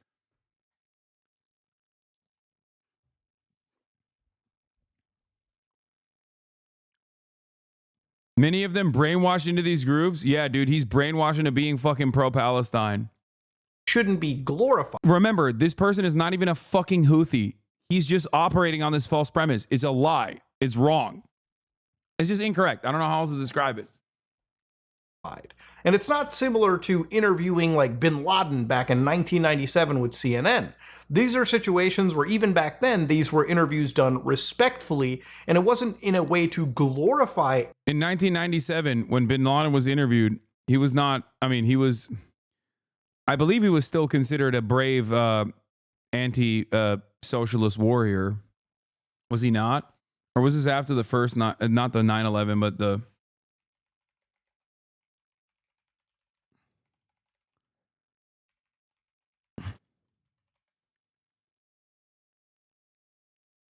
Yeah, I'm pretty sure that the interviews conducted with Osama bin Laden originally were very positive. In 1993, the original one that I'm thinking of is from The Independent by Robert Fisk, who called him a anti-Soviet warrior, puts his army on the road to peace. But I think by 97, he'd already done some attacks. Fisk interviewed bin Laden again in 1996. He'd just been exiled from Sudan and was back in Afghanistan. The interview was conducted 10 days after bombing Al-Khobar. Saudi Arabia killed 19 U.S. soldiers, and though responsibility for that attack has been attributed to both Al-Qaeda and Iran, bin Laden told Fisk that this doesn't mean declaring war against the West and Western people, but against the American regime, which is against every American. The explosion in Al-Khobar did not come as a direct reaction to the American occupation, but as a result of American behavior against Muslims. Its support of Jews in Palestine and the massacres of Muslims in Palestine and Lebanon. During one of Fisk's interviews with bin Laden, Fisk noted an attempt by bin Laden to convert him. Bin Laden said, "Mr. Robert, one of our brothers had a dream that you were a spiritual person. This means you are a true Muslim." That's funny. The interview he's talking about, I believe, is probably the CNN one, because bin Laden has been interviewed a shitload of times. And this was after he declared jihad on the United States.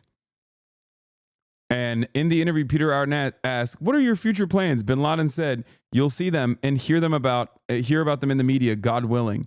CNN producer Peter Bergen, who produced bin Laden's interview with Arnett, was also present during this interview, and it became the first television interview in which bin Laden declared war against the United States for a first time to a Western audience.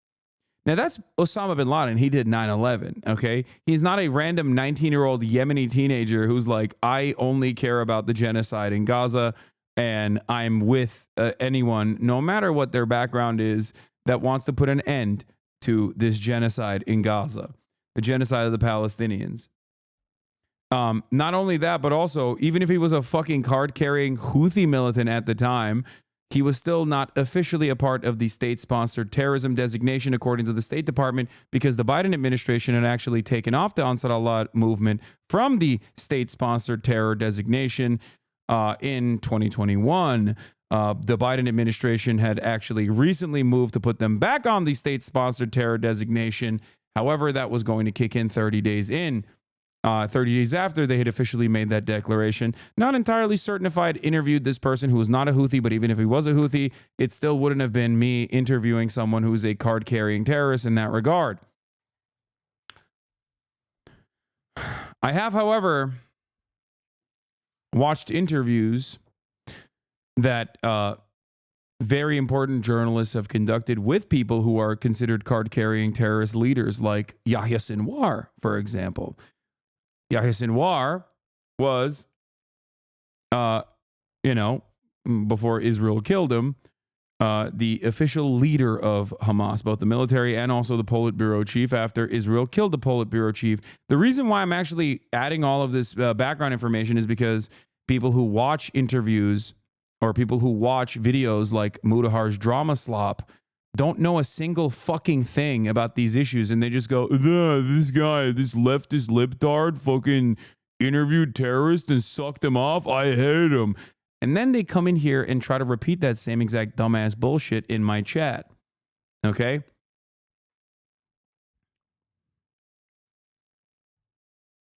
So baffling how the most mediocre Cheeto dust cum stain covered man can say dumb fuck coworker takes online, but because he says it confidently, people think he's correct or smart. Because there's a lot of fucking dumb fuck Cheeto crusted dusty ass motherfuckers out there who also hold those same views, and they love watching other people say it back.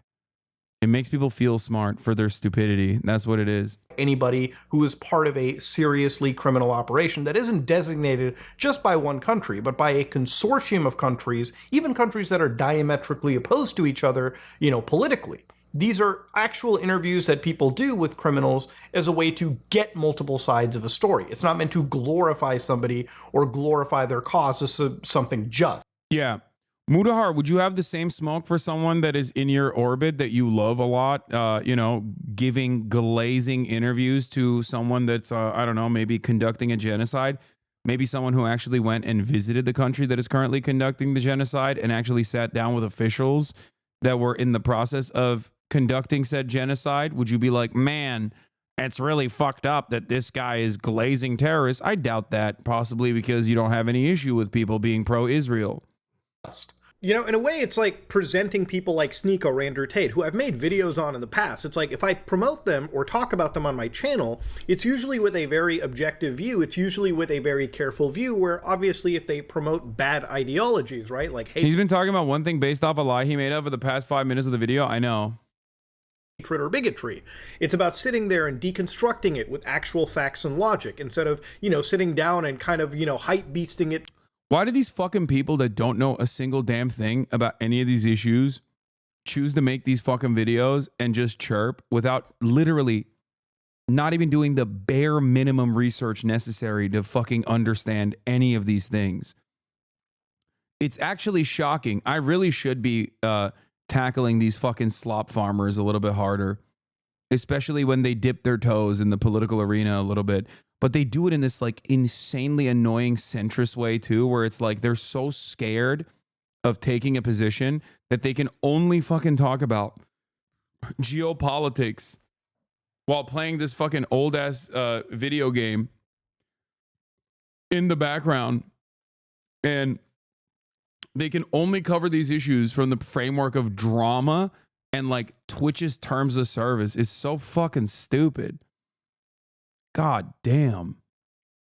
We are making an entire generation of people intellectually uncurious. to the point where you're normalizing it to a whole bunch of communities, right? You know, it's like hosting a neo-Nazi on your actual channel and not combating them on their terrible beliefs or their violent or extremist beliefs, right? You have to be able to counter these people if you're willing to platform them. I know, it'd be really bad if you were like friendly with a neo-Nazi, like if you went and got chicken and waffles with them, if you openly admitted that you gave his phone number to other podcasters so he could go on all these other podcasts and shows. It'd be really bad if someone that you're friends with, someone that you really like, Mudahar, if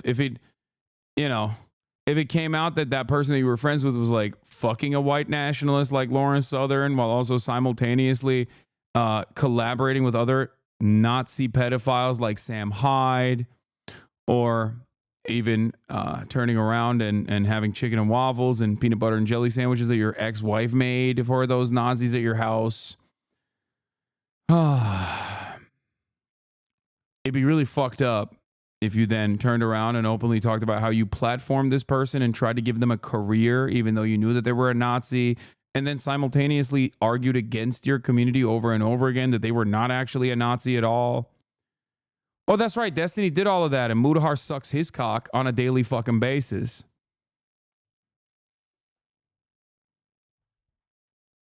Otherwise, they just have a free speaker to operate their, shitty beliefs over. And these are things that, again, no matter which side of the political spectrum you fall onto, I would imagine political content creators would be a bit more careful than even average YouTubers. If you got people like me who are just engineers and computer scientists that know better and know how to actually handle these facts, then these people are... Yeah, we should leave it up to people who know better, like Mudahar, a person who I don't think has said anything about Israel-Palestine up until this moment. The only time he opened his stupid fucking dumbass mouth to talk about Israel-Palestine seemingly was to shit on, suspiciously, a lot of people who are pro-Palestine. He said the Israel-Palestine issue is too complicated. Maybe he was worried. Maybe he was worried it was so complicated that, like, him as a brown Muslim guy talking about Israel-Palestine was going to draw a lot of ire, similar to this hate video that he fucking put together haphazardly. This fucking slop-ridden smear shit. Complete buffoons. I'm not an expert on this issue, guys, but let me tell you for 38 minutes why these other people who are infinitely better read than myself on this issue, who have talked about this issue and have interviewed academics on this issue, interviewed journalists on this issue, actually had not one, but multiple genocide survivors on this issue, from Motaza Zaiza, award-winning photojournalist who escaped Gaza, all the way to Rashid, who is, someone who actually is still living in Yemen.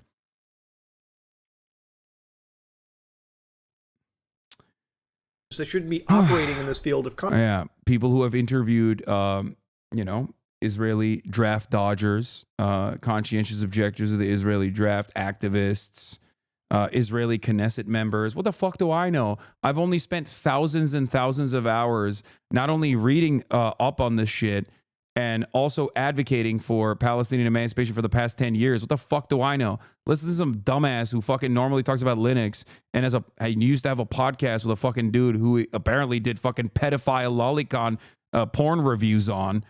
Let's hear that guy's take on what I'm doing. Yeah.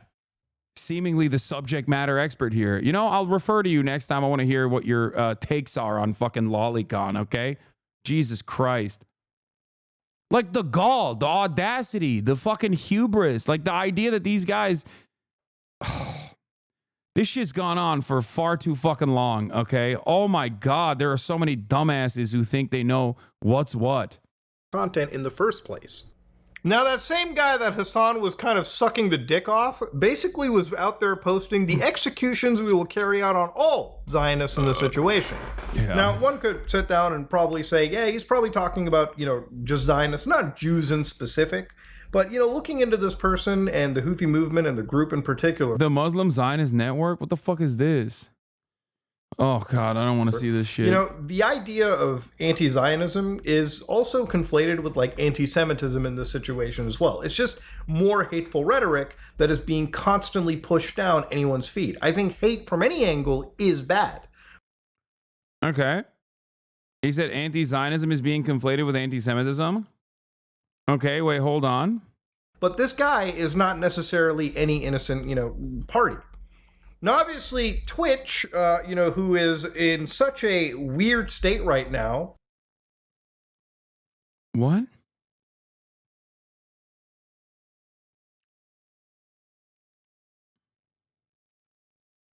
Did I misunderstand this? Just to clear it up, you interviewed Rashid on January 16, 2024, and the U.S. designated the Houthis as a terrorist group again on the next day on January 17th.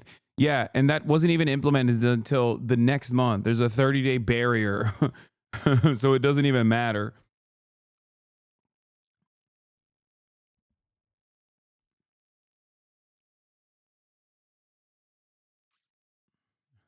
This Belarusian child said, fuck the NSDAP.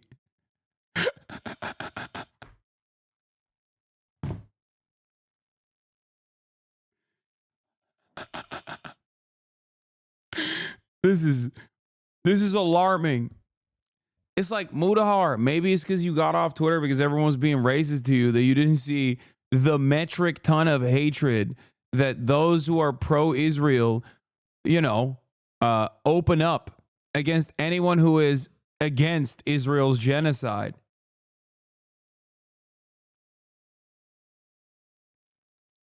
Like, this man's like, I can't believe what he's saying. Well, wait till you use the translate from Hebrew option on Twitter, okay?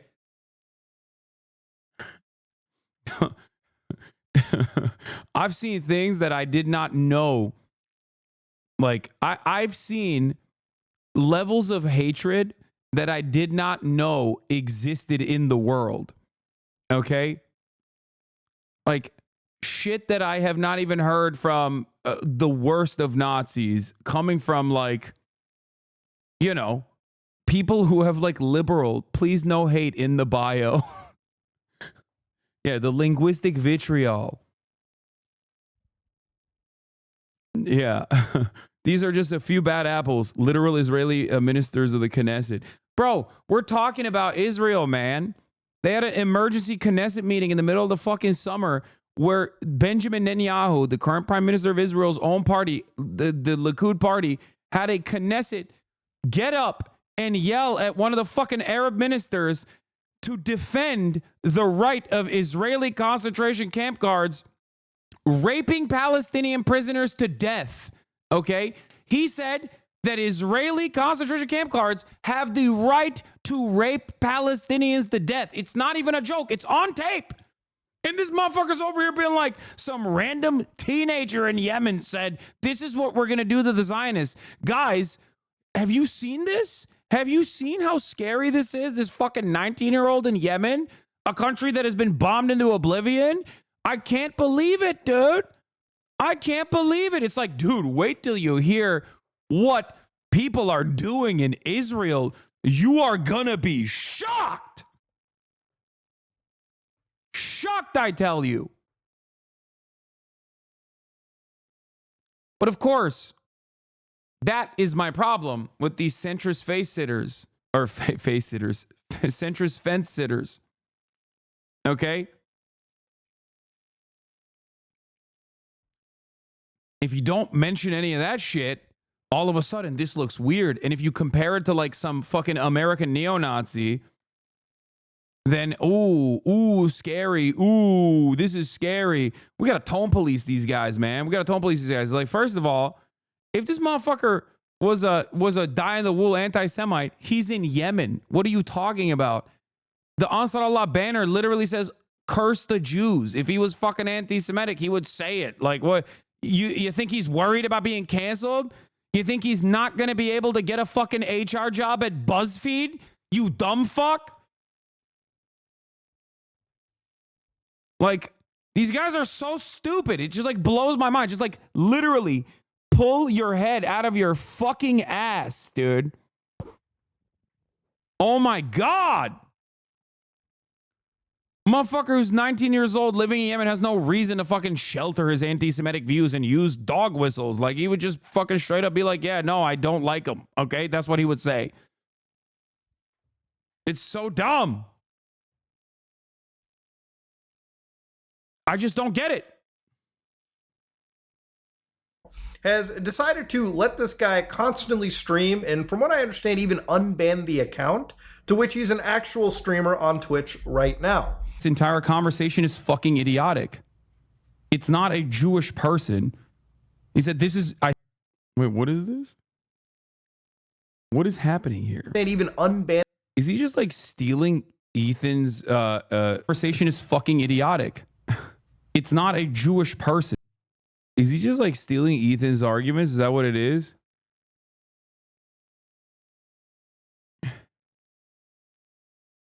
Oh, it's the pic that Rashid posted. He said, this is, I think, is Mudahar your op now? Dude, anyone who maxes out at fucking 4 brain cells is my op going forward. And yes, this is a lot of the drama slop tubers who try to fucking present themselves as like intellectual giants, okay? By simply just never really taking a firmly held position until it's actually being fucking anti-left.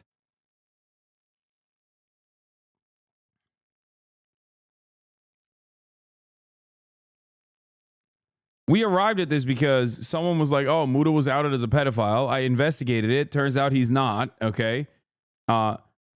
Even though most of my ops end up revealing themselves as that. He was, he had a podcast that I've literally been on, by the way, with some fucking freak loser. Oompaville's fine. He's cool. But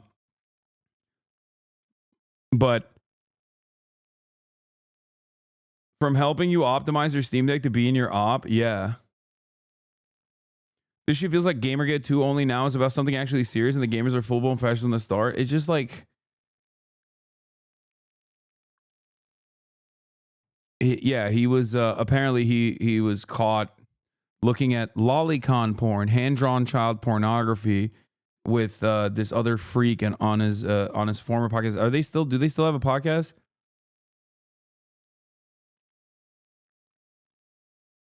Do they still have a podcast together, or do they not have a podcast any longer? I don't know. Well, I've been on that fucking podcast. What do you call Mudahar and talk about it and confront him? I don't even know how the fuck I would reach out to him. But yeah, no, I wouldn't have a problem fucking talking to Mudahar about this shit. What do you think? You think he wants to fucking have a conversation with me about Israel Palestine? Are you fucking crazy? Are you insane? This motherfucker has avoided speaking out on the issue, saying it's complicated. The only time he's actually ever fucking talked about it is apparently to shit on me. So I doubt that he would want to fucking talk about Israel Palestine with someone who's actually knowledgeable. He would much rather write, rehash what other dumbasses have fucking put together in a 38-minute video to be like, oh, why are Twitch is a disgustingly evil platform. They're allowing meanie bobini things to be said about Israel. Oh, it makes me so sad. Why is Twitch not banning these people? I also love principled free speech. I'm a principled free speech defender. Yeah. I hate this shit. These guys are such little fucking cowardly losers, dude. I have no charity for you any longer. What is this? This is who he hangs out with? They even hung out all together in Keemstar's house? Ugh. Ugh.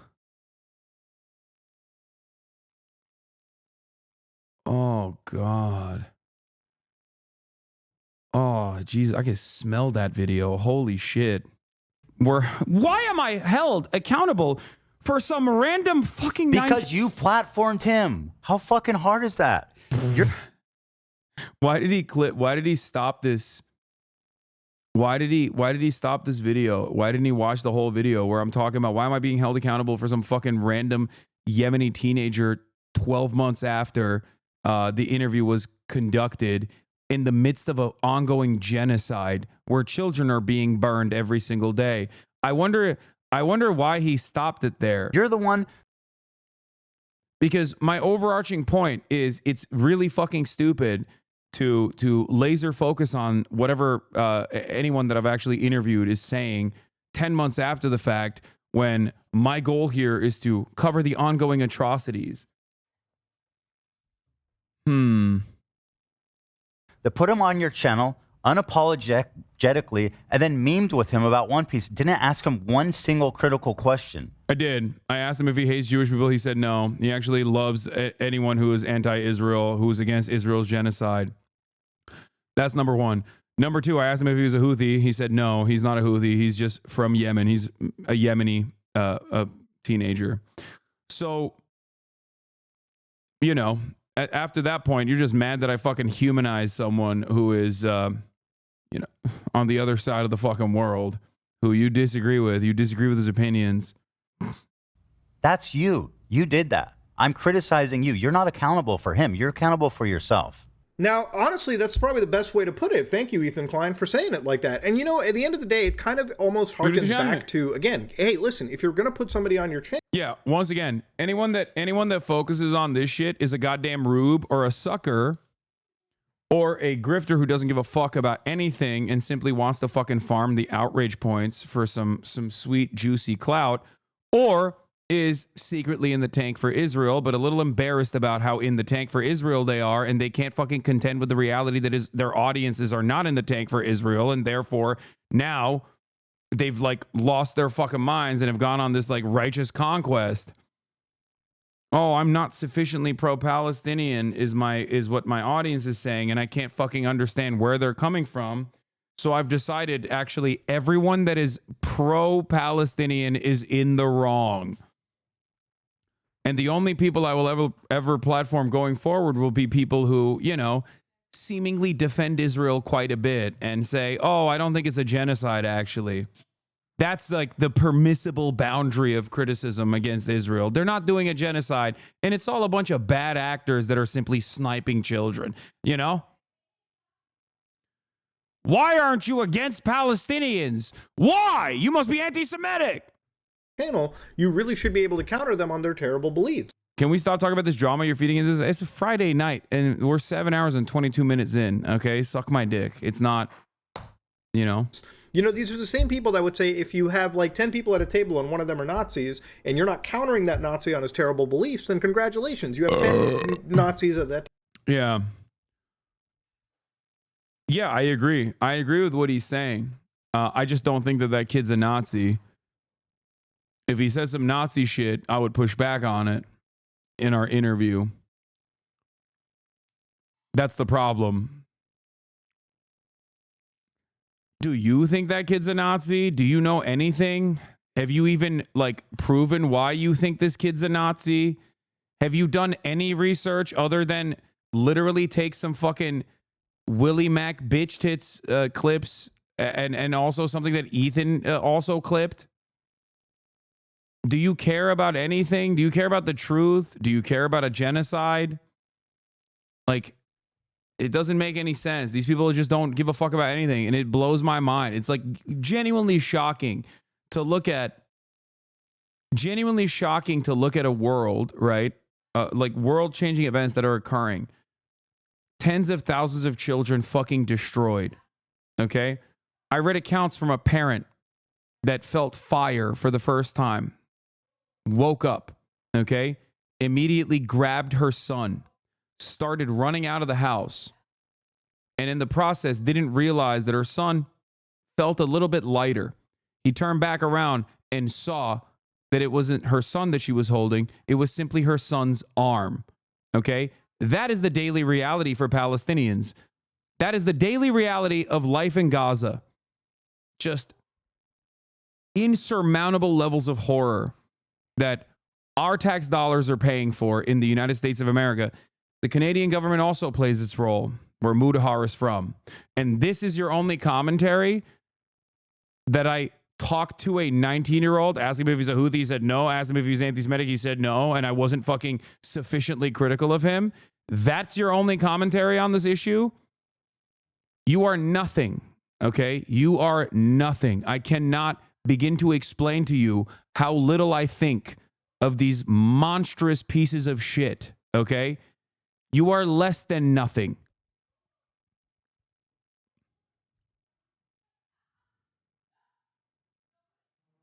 Yeah, anyone and everyone.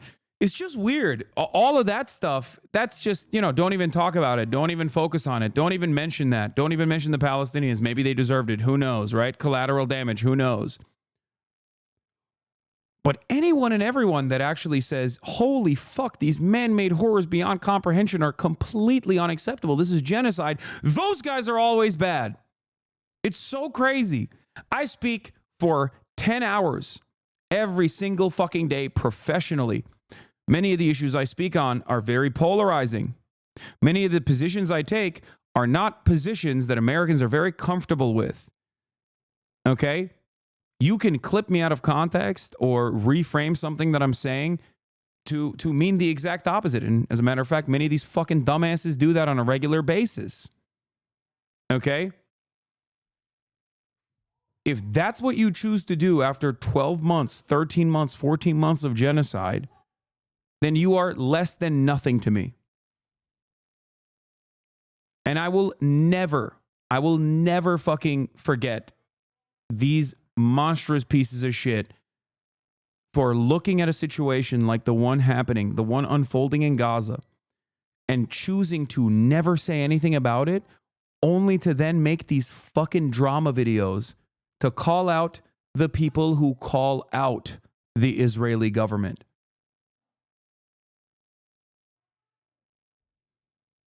It is disgusting.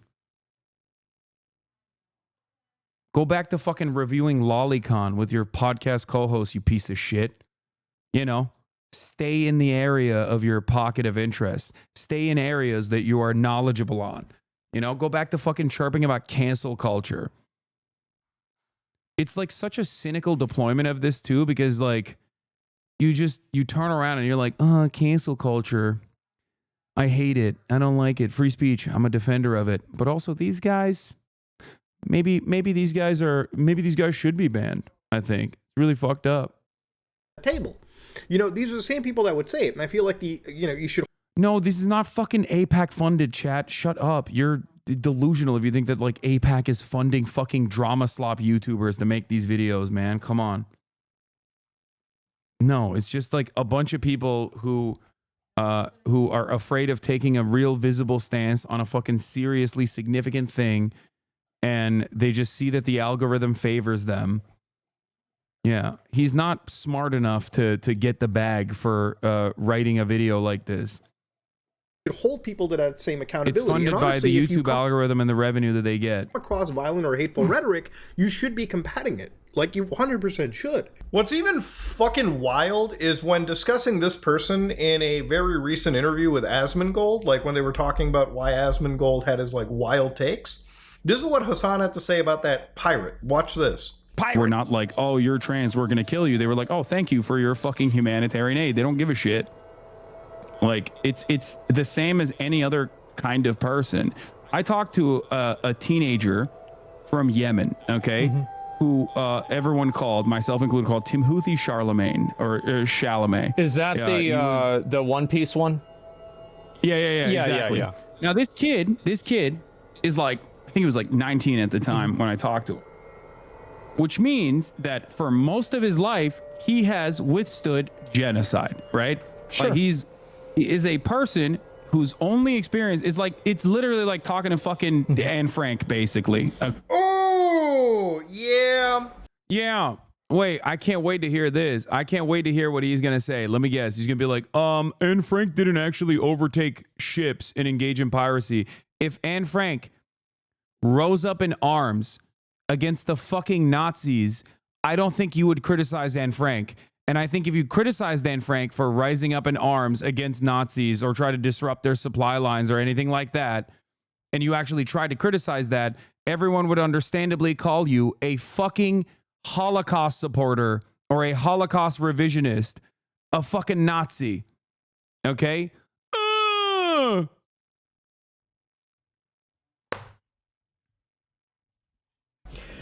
Where's that part of Anne Frank's diary when she was also raiding ships? Good one, dude. Yeah, I know. Would that be a problem? Would that be a fucking problem, Mudahar? Why do you hate the Warsaw Ghetto Uprising? Do you think that they shouldn't have done that? Oh man, the Nat Turner Rebellion really fucking, it was really messed up, dude. They really should not have done that. John Brown should not have done what he did. Real terrorist, okay? You have to match the violence that those who were consistently oppressed and enslaved or destroyed and killed with the violence of the oppressors, okay? Do you think it changes the dynamic of chattel slavery? This kid didn't even engage in the piracy himself, by the way. I can't believe we're still having this conversation. Holy fuck. Do you think he knows what he's saying, or is he just fucking dumb? No, he's just fucking dumb.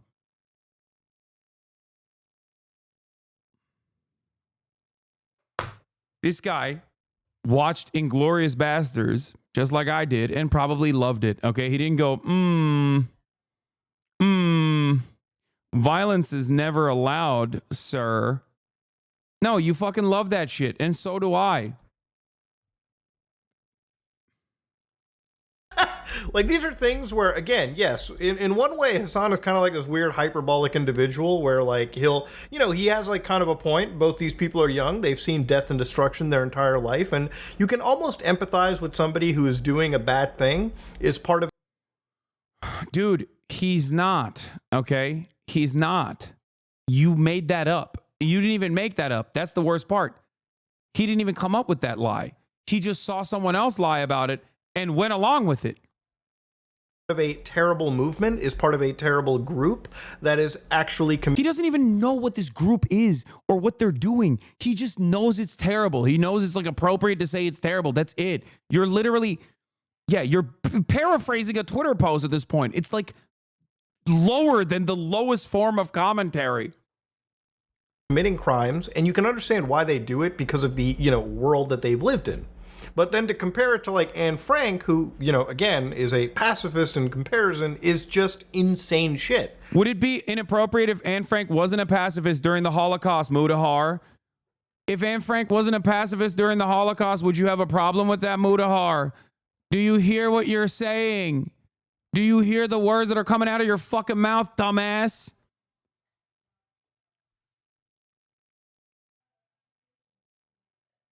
Also, Anne Frank was a child.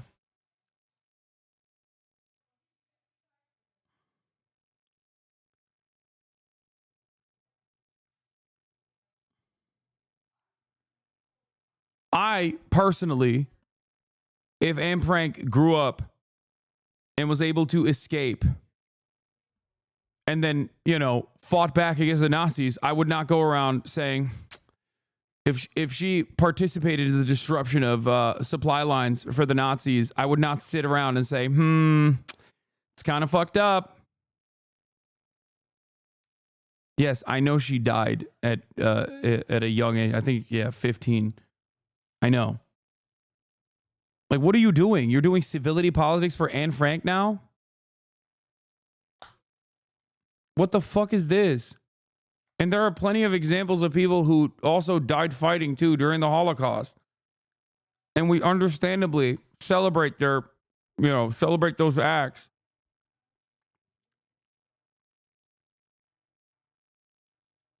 And it's weird because, like, you know, it's in one of these situations where when it comes to, like, people like Hasan, you know, we've had him on, like, the podcast, the Some Ordinary podcast, one of the first actual, like, you know, big guests.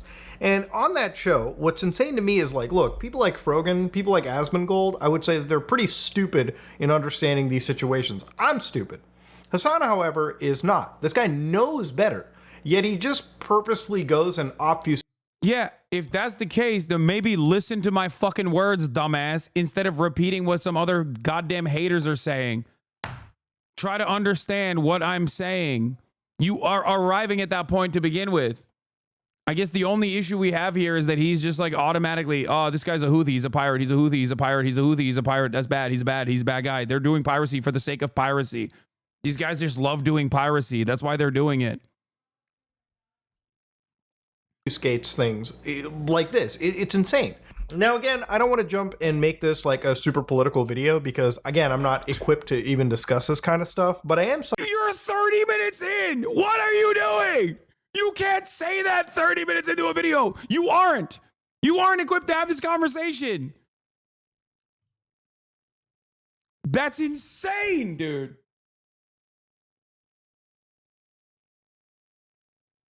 It comes out I can't be wrong, but this expert should know better. I am right, even though I'm stupid. Delirious and insane, right? No, he's so close to arriving at the truth of the matter, which is, yes, you are stupid. And yes, you are not knowledgeable on this issue. And yes, I do know more than you on this issue. But instead of being like, I wonder where he's coming from. Maybe there's more to this commentary over the course of fucking 10 hours. No, I will not investigate this further. He's a terrorist. You love terrorists. You love doing piracy. The Yemeni population across the board are just like epigenetically locked into their destiny, their predetermined destiny of doing piracy on the Red Sea, even though they didn't do it before the Gaza genocide.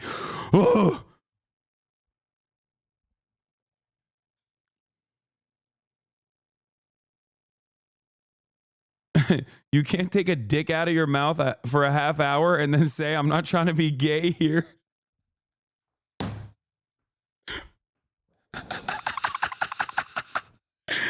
Listen, I know I've been sucking this cock real good for the past 30 minutes, but no homo.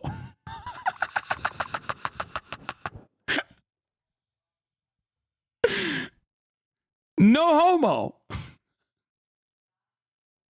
Somebody that has basically been seeing a lot of this, like, you know, insane side of the internet effectively take over and become so normalized. Yeah, Now, I know. The insane side of the internet, the fucking anti-genocide side of the internet is so insane, dude. Why can't people make reasonable criticisms of Israel's metric ton of death and destruction and child mutilation machine? Wow. Yeah, why can't they have reasonable takes like me, who said, it's too complex for me. I'll stay out of it. in the situation, you know, like I've said before, and I've been clipped a few times, and, you know, even when I stream, you know, videos do get uploaded of my takes on situations that I feel like I need to clarify. I'm not somebody that is afraid to say that genocide is wrong. I think that there is an actual case of, you know, genocide, and there's an actual case of attack that goes towards the Palestinian people. I think there's very serious situations that go around the world. Now, at the same time, these are situations that involve, you know, a group of people, Muslims and Jews, that have effectively been at each other's throats for not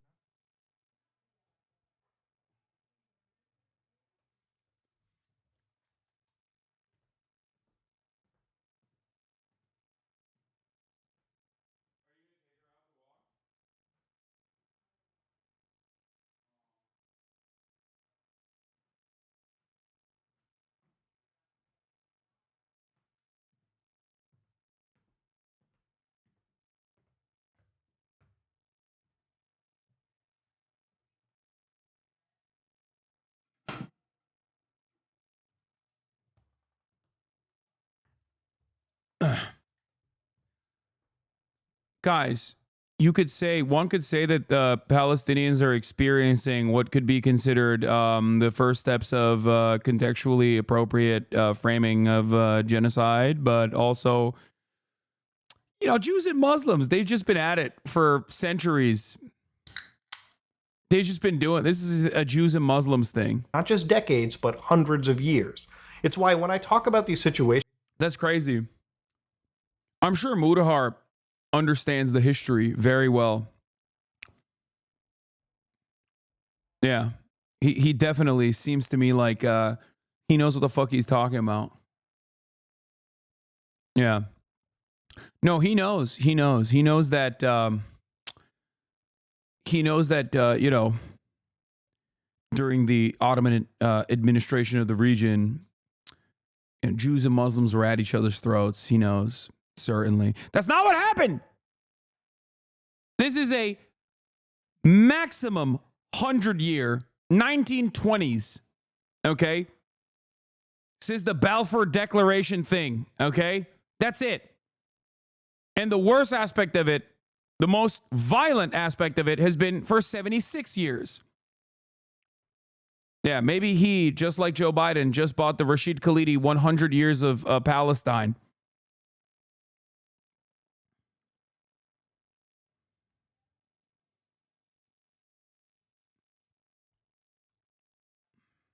in a nuanced conflict. I say that, listen. Jon Stewart said the same thing, though. Yeah, he's wrong. Okay, he's wrong. The Ottomans protected us for centuries. Many of us are very grateful. Yeah, I know. It's under the Ottoman Empire, the entire region of the Ottoman Empire was considered a far safer territory for Jews. Jews that escaped the Spanish Inquisition went to the Ottoman Empire. Some of them even went to what is known as Palestine at the time. You were talking about hundreds of years of like just institutional dislike between each other. If we're going to talk about ancient conflict, it's not Jews versus Muslims. Okay? You mean Israel? Bitch, Israel didn't fucking exist. What are you talking about? What is Israel?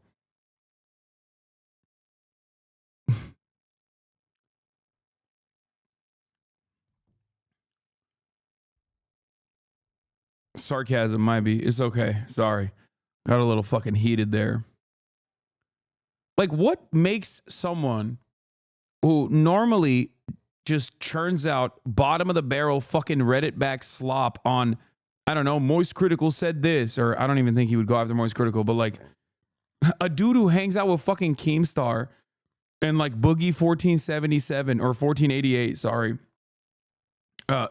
Like, what leads you, what compels you into thinking that you can even tackle the minutia of this complex geopolitical situation that you said is complex? The morality of it is clear. It's not complex at all. Genocide, wrong. But like, what the fuck makes you think you could just talk about this shit? And the problem here is, this is the reason why he thinks he could talk about this shit. Okay? 1 million fucking views on this. Don't say Wikipedia. He hasn't even opened a fucking Wikipedia page. If you've ever grown up Muslim, and like, make a video about how Bloodborne is not 60 FPS, please. Make a video about how, you know, it hasn't come, they haven't brought a PC port to Bloodborne. Like, stay in your fucking lane, you know what I mean? It's crazy. Also, clean your fucking shirt. God damn, it's so disrespectful. Then you know that there is a serious culture of anti-Semitism, in amongst the most conservative of Muslim circles. Just as you will know that there is a serious amount of Islamophobia in the most right-wing of Jewish circles. These are two groups of people that literally are just fighting each other, and it's not going to change. Oh my God, oh my God, oh my God, brother, oh my God, oh my God. This is not about Islamophobia versus anti-Semitism. Oh my God. Also, it's not just Jewish people in Israel that exhibit severe levels of Islamophobia, okay? And same with anti-Semitism, mind you. It's not fucking just Muslims, conservative Muslims that have a lot of anti-Semitism. Have you met like a white guy? Like a white right-winger? Like, what the fuck?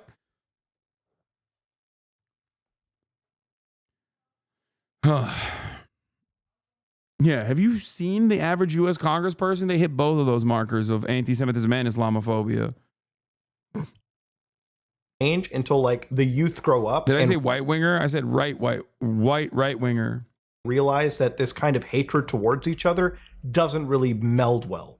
And when it comes to people dying in a conflict zone like Gaza right now, there is literally nothing that I feel other than sadness for men, women, and children needlessly dying for no reason. It's why that, time and time again, I donate as much as I can to aid.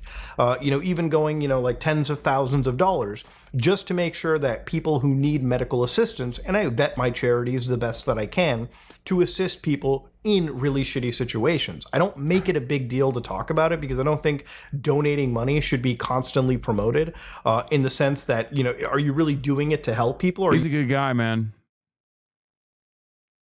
He's a really good guy. You're doing it to make yourself look better in the eyes of the world. but it's yeah. I'm gonna talk about it, but I'm also gonna talk about how I don't talk about it. the tiniest thing that I can do in order to. How does it feel to get flexed on like that? Yeah, it fucking destroyed me. I never donate, except for today, where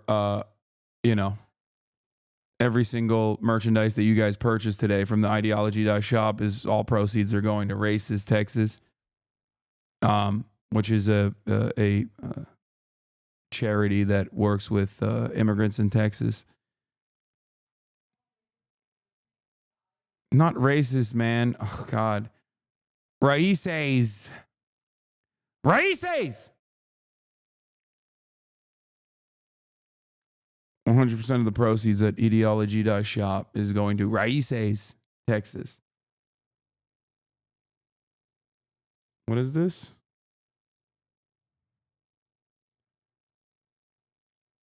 Nah, that's just one of many different instances where we've fundraised for Palestinians. That's just, To make sure that maybe somebody who needs medical assistance in a part of the world where they literally can literally it is one of the most like sought after needs can get some attention. And it's one conflict that I hope before I die things can kind of change.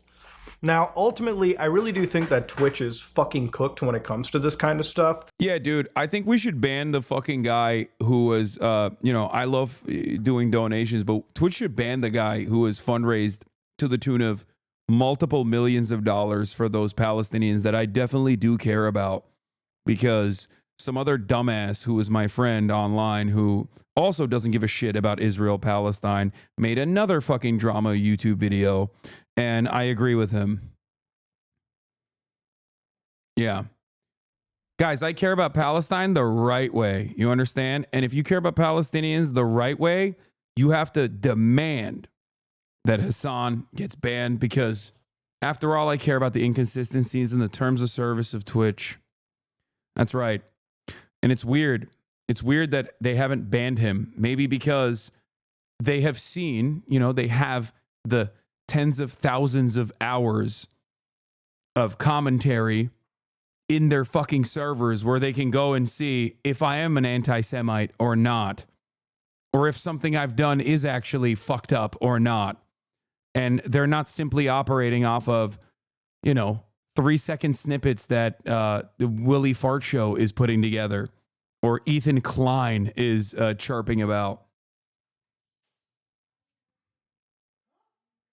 The clips that I've seen the last few days have been downright disgusting to witness.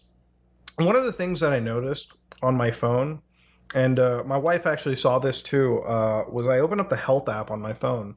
And I guess I did a questionnaire. And inside my questionnaire, I was actually like diagnosed. Well, I wouldn't say diagnosed, but the questionnaire rated me as moderately severe to depression. And I don't recall myself ever being in that route or in that stage. There was a video that a creator I respect, known as Jacksepticeye, made a couple days ago titled Help, where he talked about the internet and toxicity, and most importantly, the... Damn, dude. I'm sorry that you're depressed and internet is contributing to your toxicity. I'm so glad that you're, engaging yourself in this kind of fucking nonsense. Let me tell you something, okay? I'm not depressed. I cover atrocities on a fucking daily basis, and I'm not depressed. I sleep like a goddamn baby. You want to know why? Because my conscience is sound. Because I know my cause is just. Because I'm not a fucking dumbass who does this dumb shit. Okay? Can't say the same about these fucking losers who are up my ass. Is this a BetterHelp ad? No, no way. I don't think it's a BetterHelp ad. That would have been the fucking icing on the cake. No, it's not. He's just talking about how like the internet is so toxic. The internet is so toxic, guys.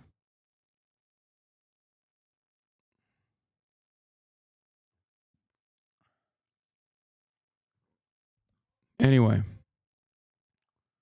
Yeah. I'm gonna be very sincere here, okay? especially when you are a visibly brown person and you are desperately trying to farm these fucking incels. Yeah, you're gonna find yourself in really fucking toxic caves. You're hanging out with Keemstar. No shit, it fucks up your brain, dude. You're hanging out with Keemstar. You're trying to fucking make waves and inroads with a bunch of the worst people online that despise you for your intrinsic qualities that you can't change about yourself. Have some fucking decency and self-respect. Okay? Not saying that that's going to fix depression, of course, and I hope he gets the medical help necessary. But you know, there are certain things that you're doing that are not helping your mental situation. You should tweet at him, calling him out and ask the chat. No, he already fucking left Twitter because it's racist as fuck. To him specifically. Yeah, it's funny he respects Jacksepticeye, who's pro-Palestinian. No, but you don't understand. He's pro-Palestinian in the right way, okay? And that is a way where it's like other drama YouTuber friends of his have not put Jacksepticeye in the crosshairs. So he's not an appropriate or acceptable target of people's ire.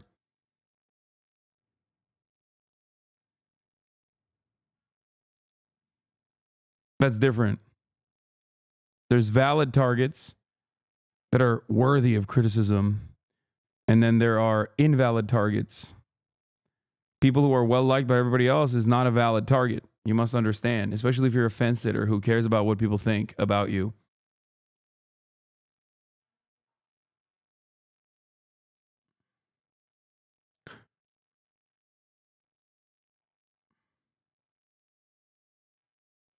Also, Jacksepticeye is the GOAT. He's great.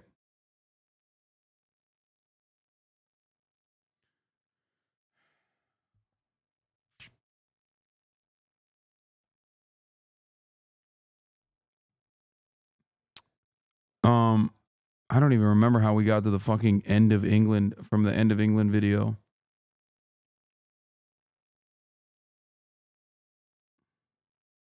Your Pepe still have blackface? Yeah, it's because I chroma keyed out green.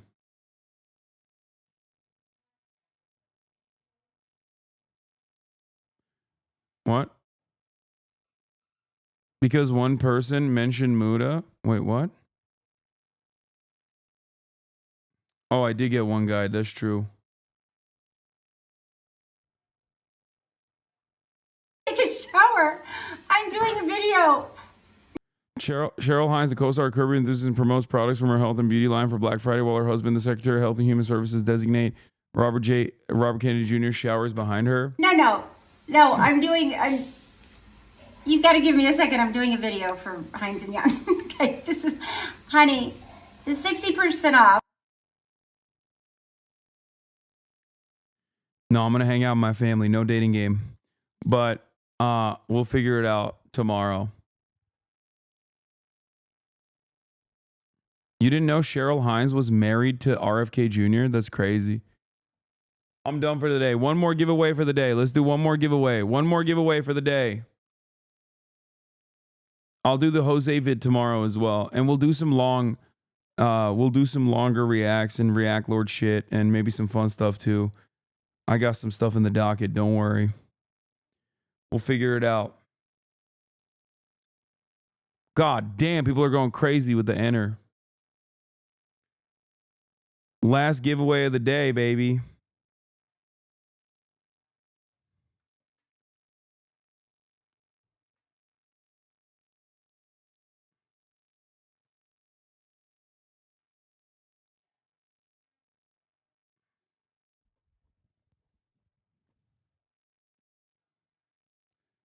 Okay. Yeah, I saw the Pete Hegseth news as well. His mom. In an interview with New York Times, Penelope Hegseth says she regrets sending the email to her son. In an email that she sent, Pete Hegseth's mom, our new Defense Secretary Pete Hegseth's mom, sent Pete Hegseth an email in 2018. In the email, she referred to her son as an abuser of women. which is fucking nuts.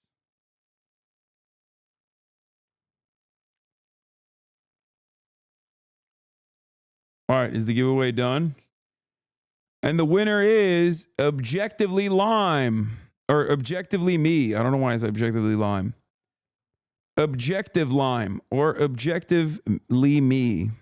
Congratulations. All right, it's done. Stop doing enter. Meat Watch. I'm not doing Meat Watch. I've been victim to Meat Watch myself. Anyway, love you guys, and I'll see you tomorrow, okay? All right, peace, everybody. Bye-bye.